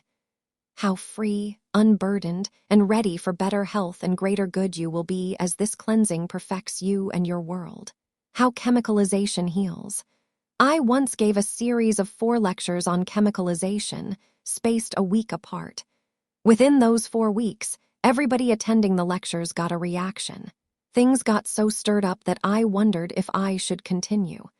But I'm glad I did, because deep-seated situations of long standing came to the surface of the lives of those attending. Those deep-seated conditions flared up, then faded away completely. More things got straightened out for more people in that short length of time than in any other comparable period of lectures that I can recall. But there was a lot of excitement in the process. The cleansing seemed to work furiously, fast, and then completely. A lady who was attending that series had long had trouble with her teeth and gums. She was trying to get a spiritual healing. She feared going to a dentist because she knew he would insist on removing all her teeth, and she wanted to save them, if possible. Off and on her teeth and gums had bothered her, but as she had learned to affirm health, they had gotten better. Then she attended the chemicalization lectures. Soon she had to go to bed because the pain, swelling, and fever had again appeared. Her husband wanted to call in their doctor. She refused, saying, "This is nothing to fear. I am chemicalizing. I am getting a complete healing in my mouth. I am letting the words of my mouth and the meditations of my heart become acceptable in God's sight." From the 51st Psalm, this lady had been very critical of other people and felt that her strong words of criticism had something to do with her bad teeth. She was in and out of bed for several weeks, but she came through the experience victoriously. Her mouth and gums healed completely, and she did not lose her teeth. A businessman once described chemicalization in this way. When you have been going in reverse, it is hard to shift into forward gear without getting a grinding of the gears and a lurching of the vehicle. When that grinding lurching process starts, after you have shifted forward in your thinking, Remind yourself that deep-seated, hard, fixed states of mind filled with strong fears, prejudices, willfulness, jealousy, resentment, unforgiveness, and hate have gotten stirred up as you have begun to think in a higher and better way. Those hard states of mind do not like to be broken up and dissolved, though, of course, they will be as you persist in shifting forward in your thinking, and then remain in that forward mental gear. The surprises of chemicalization. Chemicalization is a sign that things are working out for you better than ever before, but chemicalization has other surprises, too. You may start working mentally to change your thinking about one department of your life, and you may get a chemicalization in another area without realizing there is a mental correspondence. A fine businessman had worked long, hard hours for years in work that was rather negative and very demanding. He had long wanted to leave that field, but having a family to support, he did not know how to make the break. For a time, as he prayed about it and worked mentally for freedom from that job and for his right place in life, nothing happened. Then one day, his health broke completely. He had to be hospitalized. Then followed a long period of convalescence. He knew that somehow this experience was good, that it was trying to lead him into greater good. After his recovery, his doctor assured him that return to his old job would probably kill him. He was then forced into a new line of work, which is seasonal.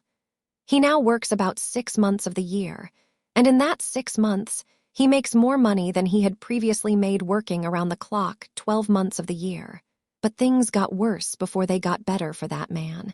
And though the chemicalization worked first in his health, it also brought forth a better job, more prosperity and greater freedom in every phase of his life.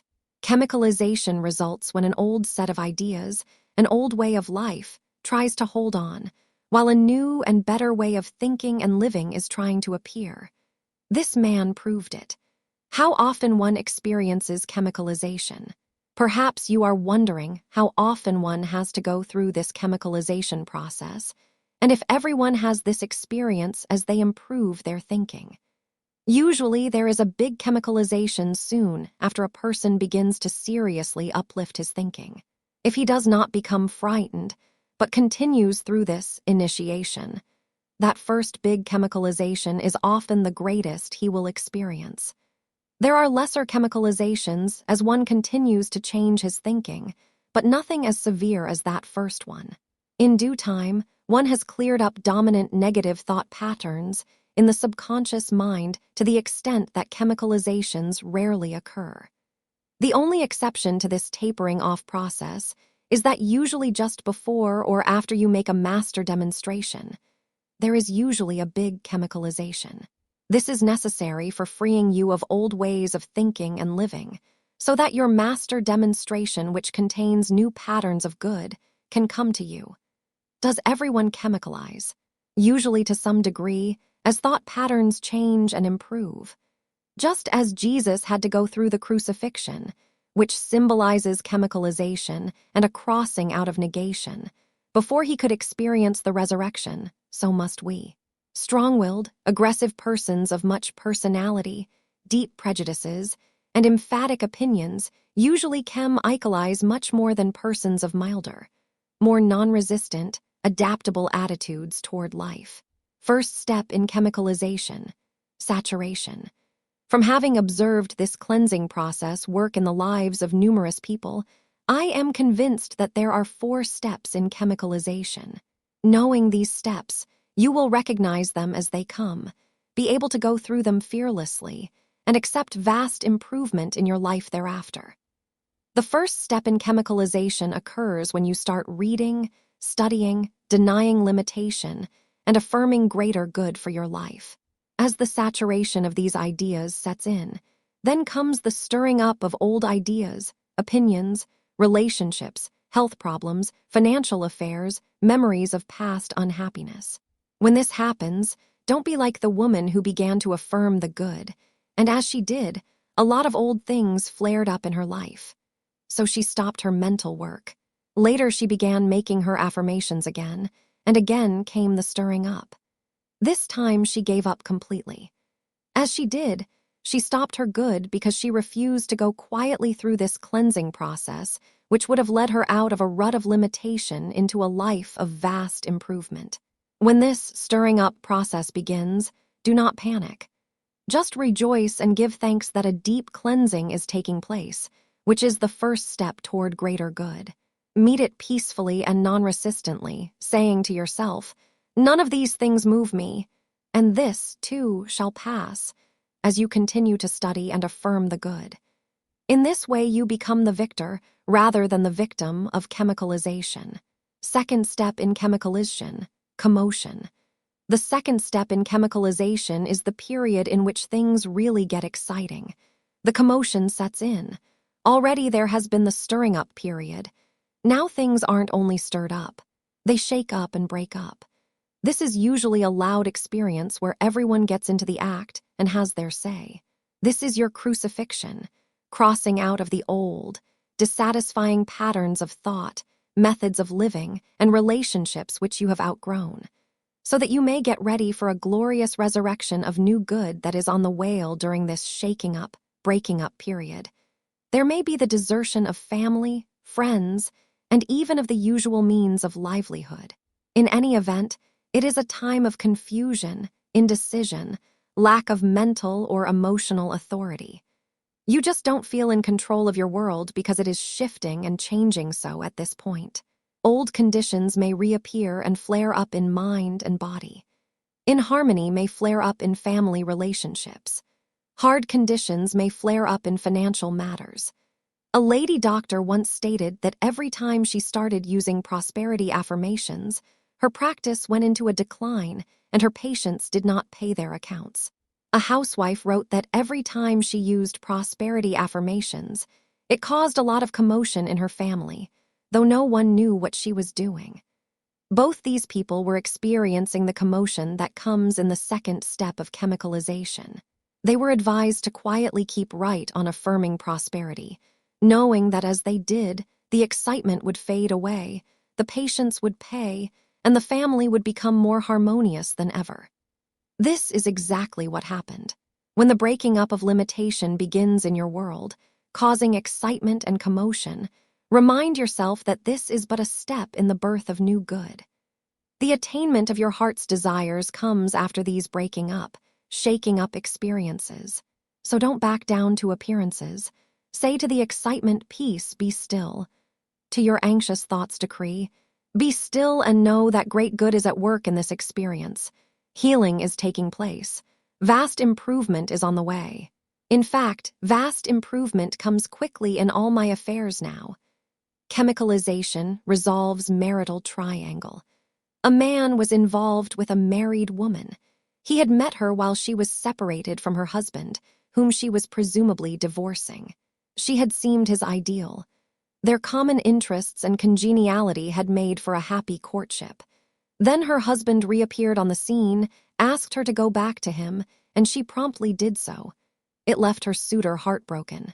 Since her marriage was not happy after she returned to her husband, she got her kicks emotionally by continuing to see this other man.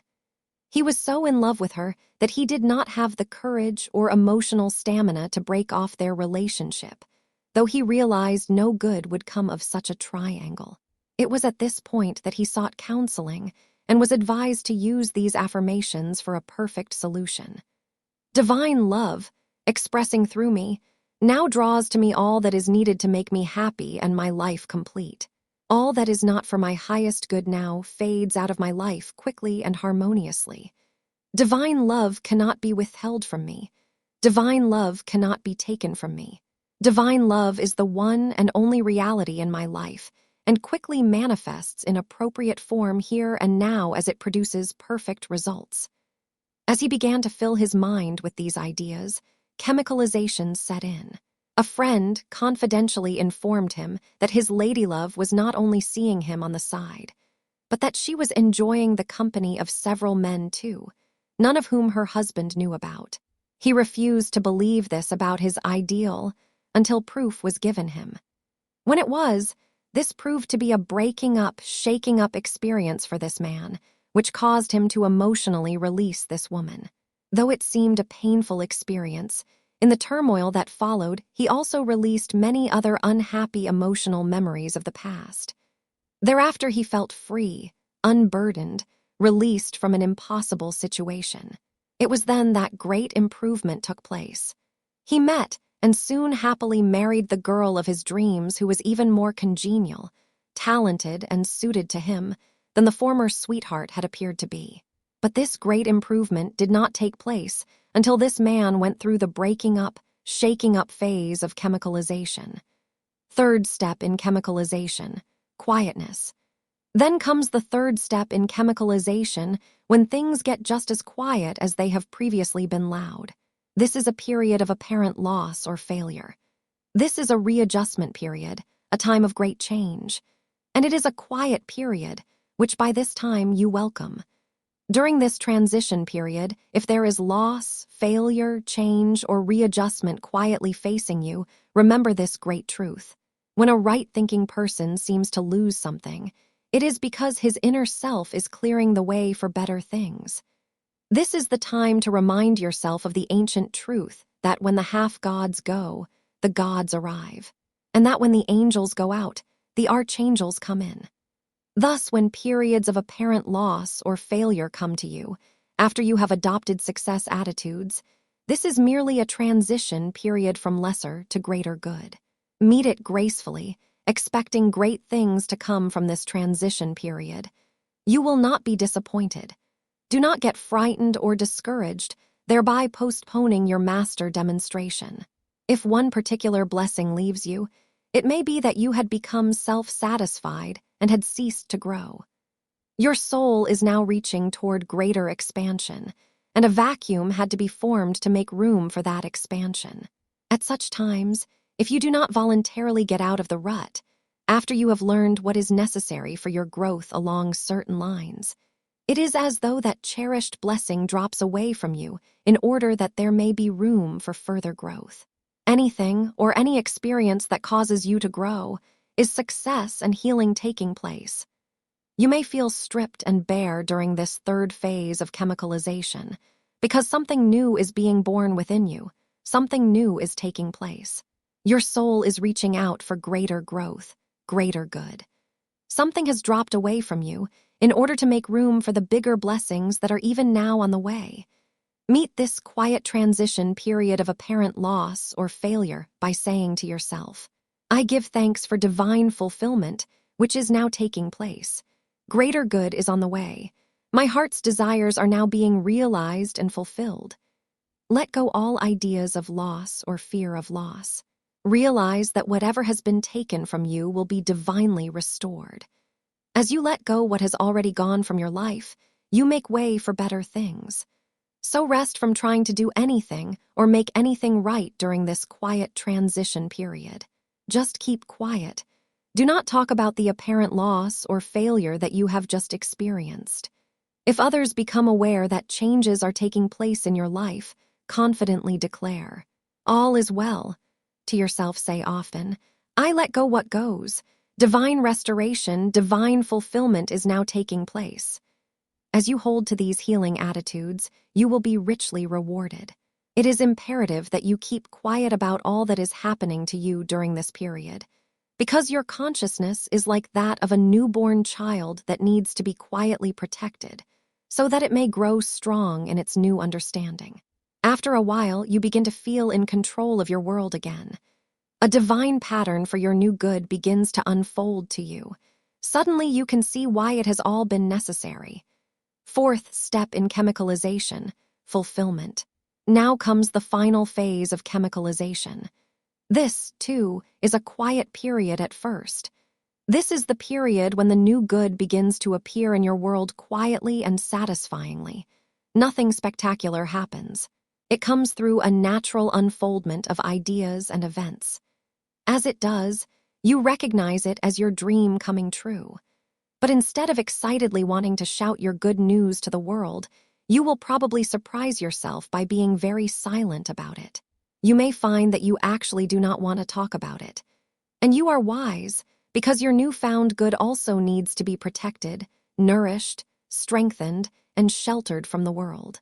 As you quietly nourish it, It waxes strong, grows, expands, and increases.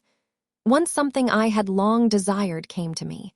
Its appearance in my life was truly a master demonstration. But I found that, when this demonstration actually arrived, instead of being profoundly excited, I could not even talk about it. I was grateful and thankful, but somehow discussion of it just didn't seem appropriate. In this last phase of chemicalization, as your new good appears, if you talk about it to others, it may dissipate and dissolve. You may lose it completely. So keep quiet and let it grow and expand. As it does, there will be no need for you to show it off to the world. Its appearance in your life will be obvious enough. As this fourth phase of chemicalization appears, it is good to make firm and permanent your new blessings by decreeing often. Divine fulfillment has now manifested in my life and affairs, and all is well. Divine fulfillment is mine now. This nails down and secures your demonstration. You will realize how worthwhile it was, going through the other 3 steps of chemicalization, to reach this point of supreme new good. In fact, as you reflect upon all that happened to bring you to this point, you will admit that you would not have missed it for anything, that it has been worthwhile. Chemicalization, for you, has proved a healing process as well as a blessing. Your giving can heal you. Chapter 13. Emerson has said, "It is impossible for a man to be cheated by anyone but himself." If you are in ill health, you have unwittingly cheated yourself in some way. The word give in its root means to have or to cause to have. The basic law of life is that you must first give before you can have or receive. This law applies to your health as well as to your pocketbook. Giving can make you rich. Giving can also heal yowl when you give. You release the dammed-up substance within your thoughts, feelings, and body temple. If you are in ill health, there is a block somewhere that is damming up the life force within you. Giving releases that block. Your flesh, blood, bones, as well as your thoughts and feelings which interpenetrate them, are filled with the vibrant substance of the universe. Substance is a vital essence, pulsating with life and the desire to express. The substance that comprises your mind, body, and affairs constantly seeks to express its life as activity in you and in your world. When allowed to do so consistently through the rhythmic law of giving and receiving, order fills your mind, harmony fills your body and affairs, abundant good fills your world. If you do not allow the substance of the universe to flow through your mind, body, and affairs systematically, you get out of balance with the pulsating rhythm of the universe. Congestion and imbalance follow. Congestion in the body is always the result of congestion elsewhere, in other departments of your life. By withholding substance, that substance becomes dammed up within you, where it stagnates, spoils, and literally poisons your body with ill health. The remedy, you have heard it said, when things get tight, something has to give. When things get tight, someone has to give. If you have problems of any sort, especially health problems, the someone that has to give is you. People with health problems are always people who need to give. One authority has estimated that 80% of the people who are under the care of physicians, or who are in hospitals, are people who do not know how to give. These people are trying to receive increased health. But people who do not know how to give are also people who do not know how to receive. That there is a definite connection between illness and poverty has been medically substantiated. Statistics show that the poor get sick more frequently than the well-to-do. They also die younger. People with health problems are people out of balance. They may have been trying to get more out of life than they have been willing to give to it. They may have been trying to get something for nothing, and are having to pay the high price of ill health. People with health problems are sometimes people who have money or other material possessions, which they are clutching rather than using. You cannot get something for nothing. You don't have room for it. Unless you give, you have no room to receive. Withholding affects health. When a person allows his thoughts about money to become stiff, hard, set, unyielding, then his arteries also become stiff, hard, set, unyielding. He is told that he has hardening of the arteries. The arteries that hardened first were the main arteries leading to and from his seldom-opened pocketbook. People who suffer from problems of constipation are usually people who have a constipated mind and pocketbook. They are holding on to negative memories, as well as to money and other material possessions, which they should be releasing. People with weight problems are people who should be giving. Man often blames his health problems on age, the climate, or heredity, when, in reality, his health problems are the result of his holding on to substance which he should be releasing. This is a giving universe, as evidenced by the ebb and flow of the tides, by the seasons of the year, by night following day. You cannot cheat this basic law of giving and receiving, which quietly works throughout the universe. It works regardless of your misworking it. You can only cheat yourself out of much health, wealth, and happiness when you foolishly try to bypass it. When you withhold, something is withheld from you. When you do not give, something is taken from you, and that something is often your health, the source of your health. Perhaps you are indignantly thinking, yes, but I do give and still I am in ill health. I give every cent I can get to pay doctors, druggists, and hospital bills. Don't talk to me about giving. Giving can heal you if you give voluntarily and consistently, before there is a need, to the constructive experiences of life, rather than giving involuntarily and resentfully, after there is a need, to the destructive experiences of life. When you give to pay hospital bills, doctors, and meet other pressing expenses, you are not giving voluntarily and consistently to the happy things of life.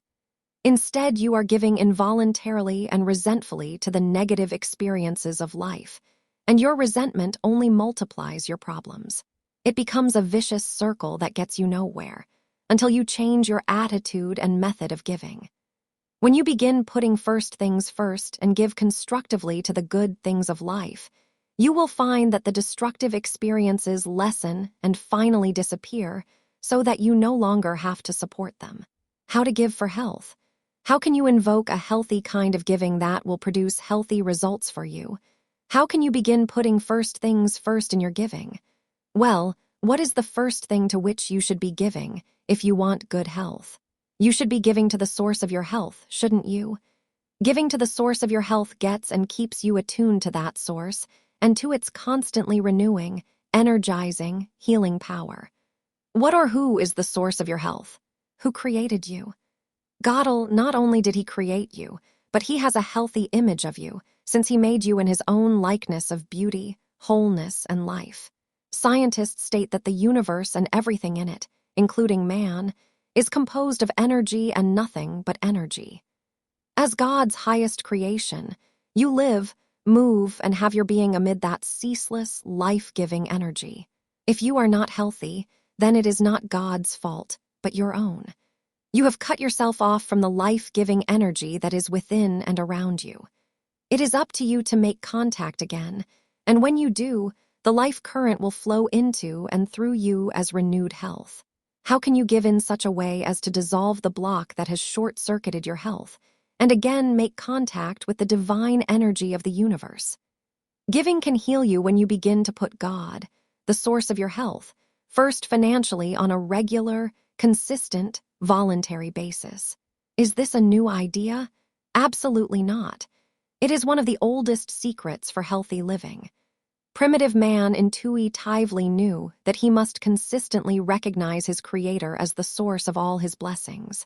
And primitive man did this by regularly offering sacrifices to his gods in the form of tithes of his crops, cattle, and other financial supply. Long before biblical times, the ancient civilizations including the Egyptians, Babylonians, Persians, Arabians, and Chinese knew and practiced tithing a tenth or more of their gross income to their Creator as a form of recognition and appreciation for their blessings. Why did they give a tithe, 10%? Because the number 10 has always been considered the magic number of increase. The first literal instance of tithing in the Bible occurred in the time of Abraham, when he gave a tithe offering to the high priest of Salem. In return, Jehovah promised him not only riches, but also protection from the negative experiences of life. Fear not, I am thy shield and thy exceeding great reward.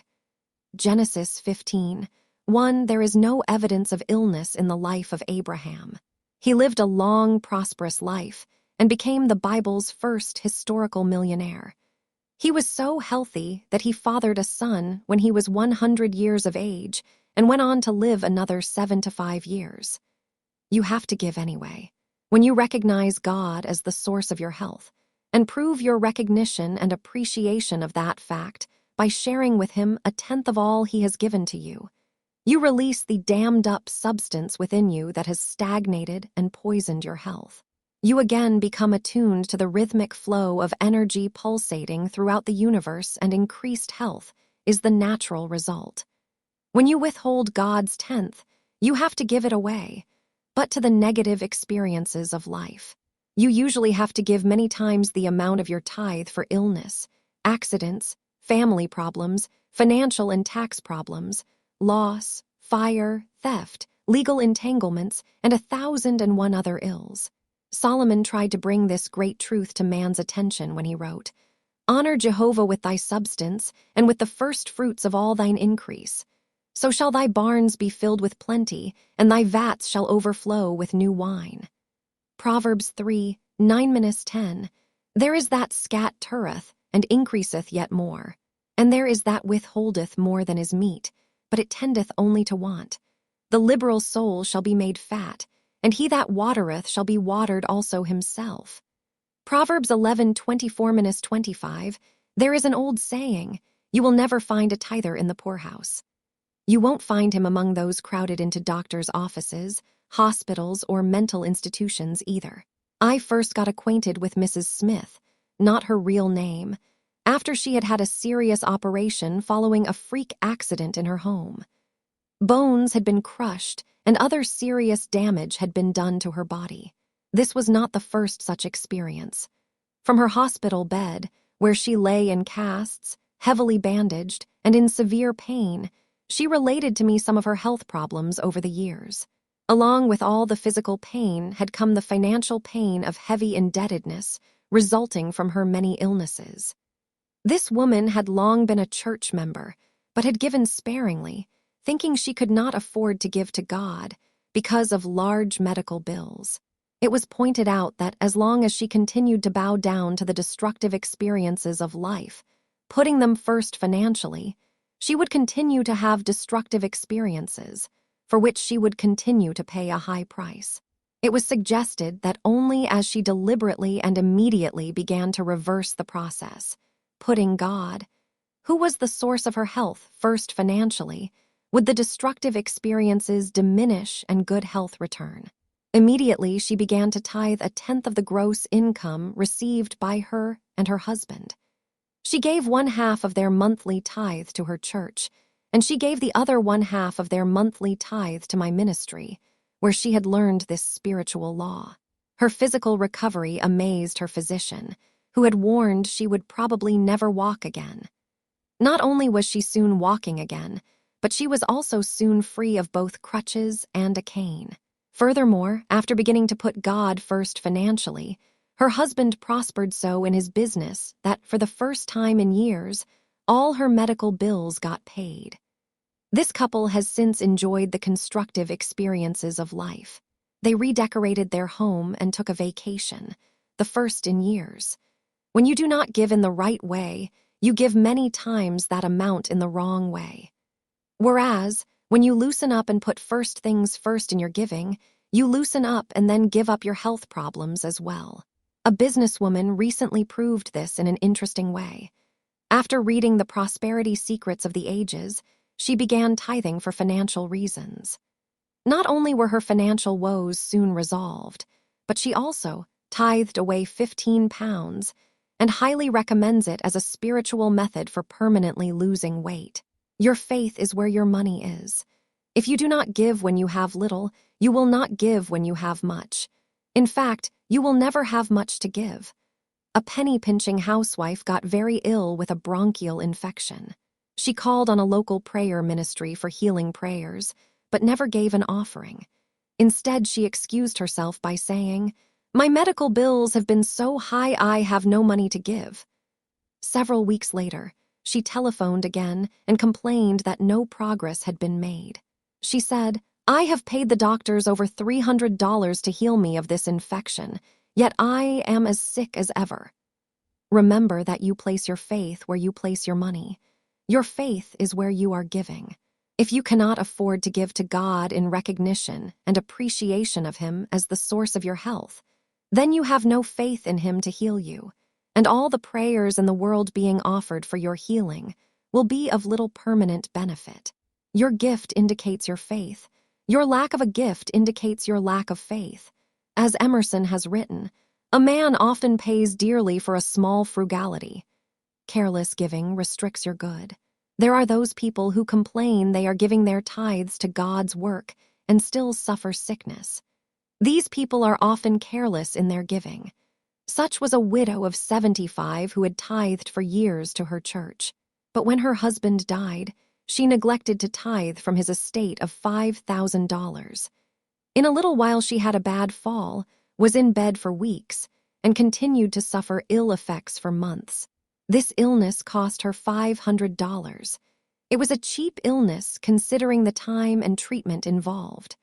Only after she heard a lecture on following the biblical command to tithe a tenth of all channels of income, Leviticus 27:30-32, did she realize the cause of her illness.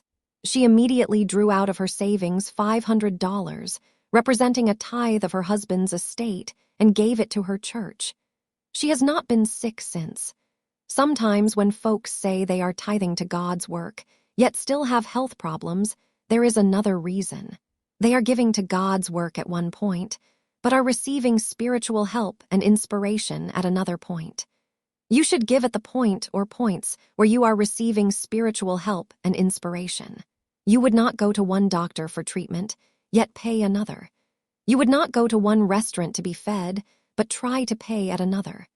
So often a person tithes to a certain church or religious organization simply through habit, yet is turning to some spiritual counselor, practitioner, truth teacher, or minister elsewhere for help, often giving nothing or practically nothing in appreciation. This blocks his channel to answered prayer. Remember that gratitude takes 3 forms: a feeling in the heart, an expression in words, and a giving in return. Beware of indiscriminate giving. Where you give of your tithes and offerings to God's work is very important. It may not necessarily be the largest spiritual organization, but rather is that particular individual or organization where you are receiving spiritual help and inspiration. Many people have the mistaken idea that giving to a needy person is tithing, but it is not. To tithe is to give directly to God's work or workers. The greatest thing you can give a needy person is to introduce him to the spiritual and mental laws of prosperity, which include the act of tithing, as he is taught to look to God as the source of his supply, rather than looking to people and conditions, and as he proves his faith by putting God first financially through tithing of his widow's mite. The way always opens for that mite to multiply and for him to become permanently prosperous. Many people have the mistaken idea that giving to relatives is tithing. Often by giving indiscriminately to a relative, you are keeping him from developing his own talents and abilities, which would lead to his prosperity. The one being helped financially comes to resent such help, since he feels obligated.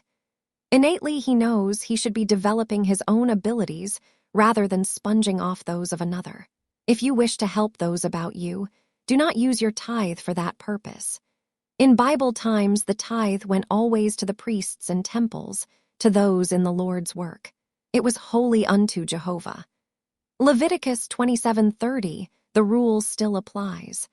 A businessman had been debating whether to tithe or to use that money to pay for his daughter's psychiatric treatment. When he realized that tithing to God's work had nothing to do with his daughter's financial affairs, he stopped paying her bills and began tithing a tenth of his gross income to the organization where he had learned about the tithing law.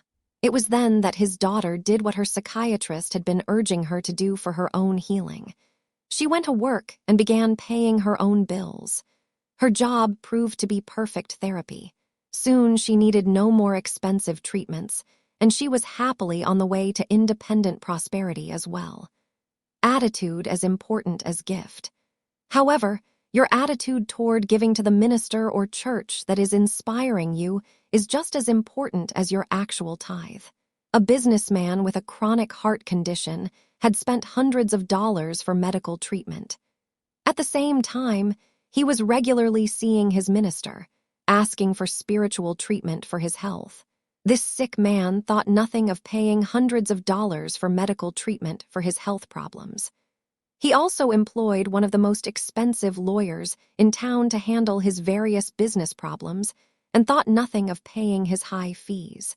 Yet this same businessman bitterly complained because his minister, whose prayers he hoped could heal him, was paid a good salary and was provided with a car and house by his congregation.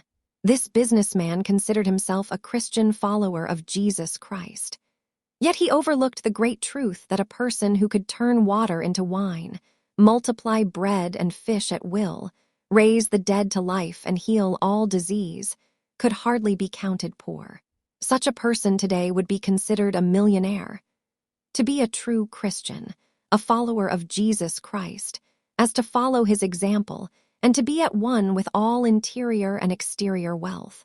You do not honor the rich creator of this lavish universe through poverty, and neither does your minister. It is your spiritual duty to do all that you can to prosper the minister, counselor, practitioner, or truth teacher who is inspiring you and praying for your healing. If for no other reason than to safeguard your own best interests, you should make your chosen channel of spiritual inspiration as prosperous as possible. However, there are other reasons for doing so. The world in these times wants and needs ministers, spiritual counselors and teachers of truth who can not only tell you how to be prosperous and healthy, but who through their own lives are proving that they know spiritual laws, just as Jesus proved them. The world loves, respects, and listens to those in spiritual work who have proved the spiritual laws of prosperity and healing. Such ministers and teachers have a hypward spiritual consciousness that draws and inspires a large and loyal following, just as Jesus drew and inspired a large following. You open the way for the improvement of your own health when you support financially, as well as spiritually, such a minister, counselor, or truth teacher. Not only do your gifts help free that one from material worries, so that he or she is freer to minister more fully on the spiritual plane, but by giving to such a one, you tune in on his healthy, prosperous spiritual consciousness, and you receive a blessing of expanded good in your own life. Perhaps you say, I do not give money to those who spiritually inspire me, but I do show my appreciation with gifts. Would you take your doctor or lawyer a gift instead of paying him properly for services rendered?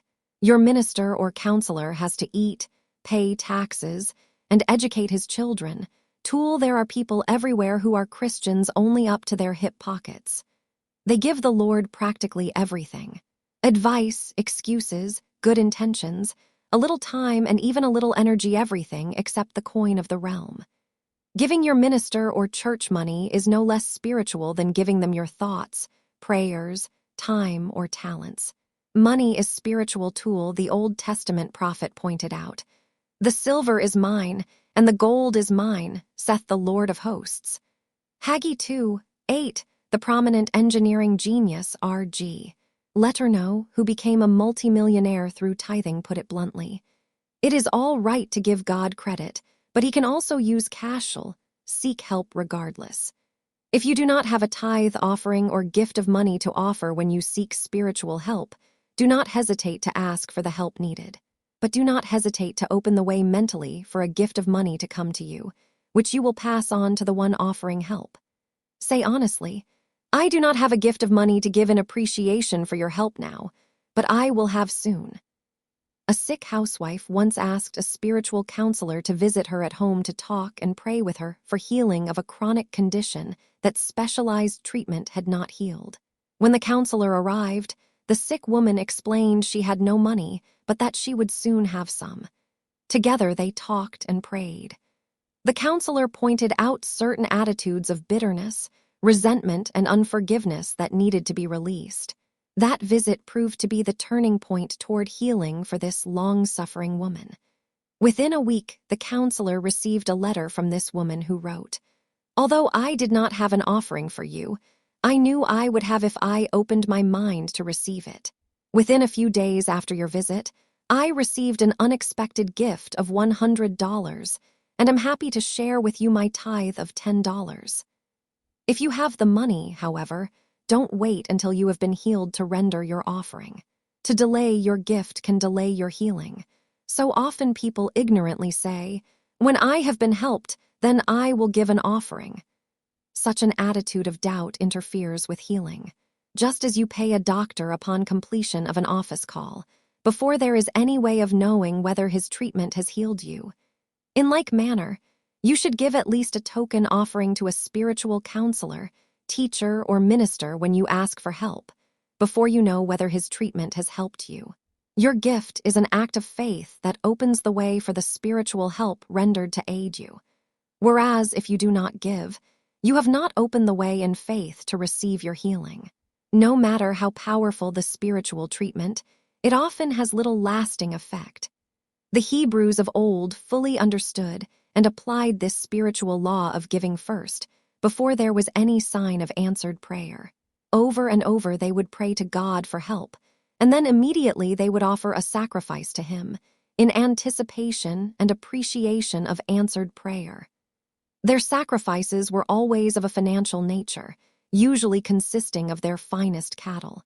It is still an Eastern custom that, when people ask the help of a healer or prophet, an offering is always given. The people of the East would not think of visiting a holy man or shrine without taking along an offering. They consider it an act of faith, as well as an act of spiritual worship to give. Also, they always return with thank offerings when a life has been saved, a healing has occurred, a prosperity demonstration manifested, or when in some other way a prayer has been answered. The act of giving both before and after answered prayer is a practice that has predominated in the East since ancient times. Gift with strings is unhealthy. However, in this matter of giving, beware of giving unless you can give freely. A gift that is given with strings attached is an unhealthy gift.